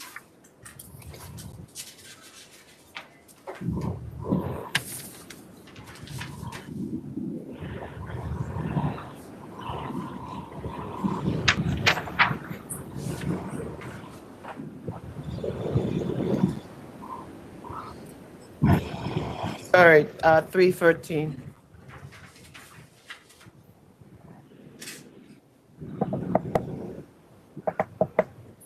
And you're okay with that as well, Commissioner? Yes, I Okay. concur. Number 13, Smoke Buddy Incorporated is a sale to minor no contest default. I'm at 4,000. 4,000. Number 14, Manuela Food Market Corporation is a $5,000 offer. This is the second time within 1 year. Where are you at? Oh, I was at 5, but Okay. it's good. That's fine, 5,000. 5,000. Number 15 is CVS Albany LLC. The attorney has requested this matter be held over to the 3/13 full board meeting. All right, 3:13. I concur. Number 16, Brew Goshen LLC is a $1,000 offer. Oh.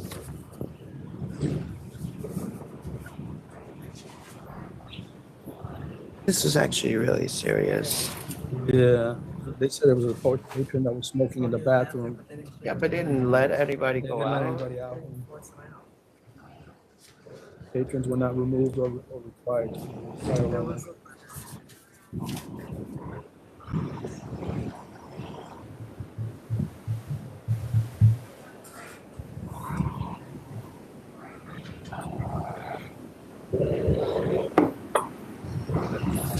Sorry, Paula, just give us 1 minute. Sure.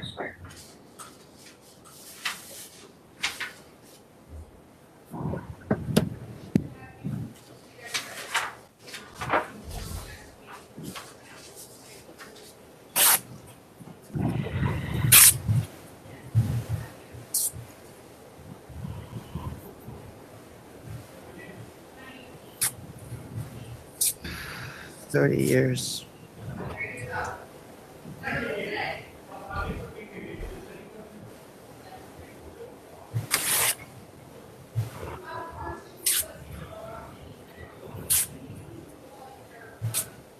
What do you want to do?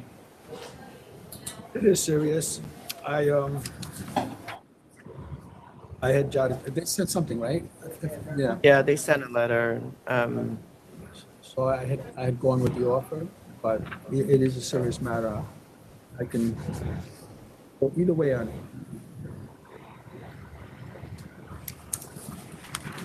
All right. Fine, I'll do 1,000. 1,000, concur. Okay. Number 17 is a no contest offer. I'm at 1,000. 1,000's fine. Number 18, Smiley Convenience and Tobacco Corporation, the $4,000 civil penalty offer. 4,000. 4,000 is fine. Number 22, Fleming's Place Incorporated, to $3,500 offer. Um, 1,000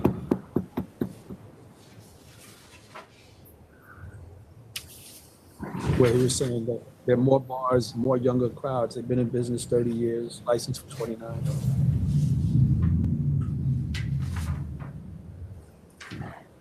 Whatever They were sure that the security guard was licensed. Security guard that did the assault.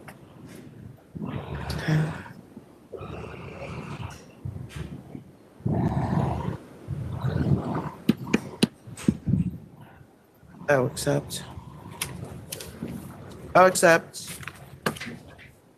3,500. Number 24, Despot Deli LLC was withdrawn. Number 25, El Palo Liquor Corp. It's an application for a new package store. All right, they did not show up. There was no request for adjournment. Correct.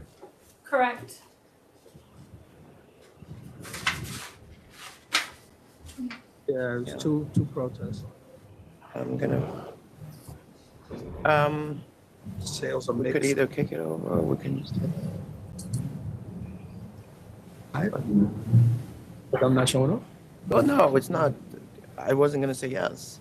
Because there's one right around the corner and one that's 3 blocks away. Yeah, and the numbers, kind of fun. And one was a removal. one showing, 3rd Avenue showing significant increase in sales. Yeah, but that's far. 3rd Avenue is far. Well, I have it as 0.5. Yeah. East River. They're down. H&A is down. All right, I'm gonna vote to deny. I concur. Number 28 is 11703 Hillside Catering. It's a not guilty plea.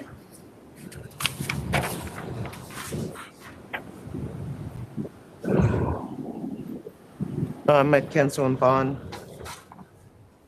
Cancel and bond. Number 31 and 32 is a new on-premises liquor, Sunset Event Center LLC. Where the city opposes. I vote to deny. Denied. Thank you. Number 35, Catholic Club of Kenmore, it's what, $1,500 offer. I'll accept 1,500. 1,500 is okay. Number 37, 61 Withers Street LLC, it's an offer of cancellation and bond. Cancel and bond. Say 37? Yeah, cancel and bond. Okay. Number 40, Connick's Corner, it's a sale of minor, no default. I'm at 4,000. 4,000. Okay. Number 41, Route 42 South Liquor Store Corp. It's a CNC, but there is no offer listed on the agenda sheet. I will pull that up. Is this 41? Yeah. Yes, sir. Okay. I think it says 2,500. Let me look.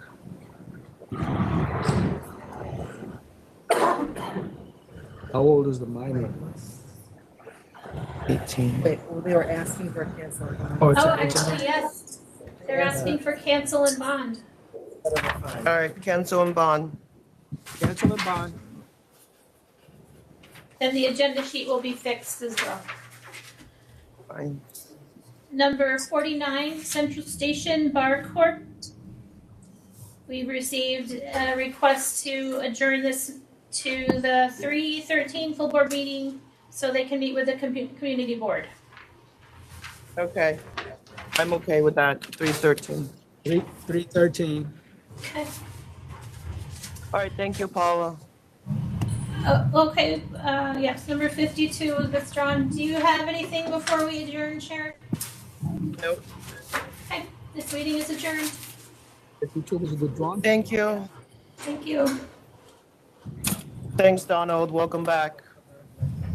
Oh, right. Thank you. I'll see y'all next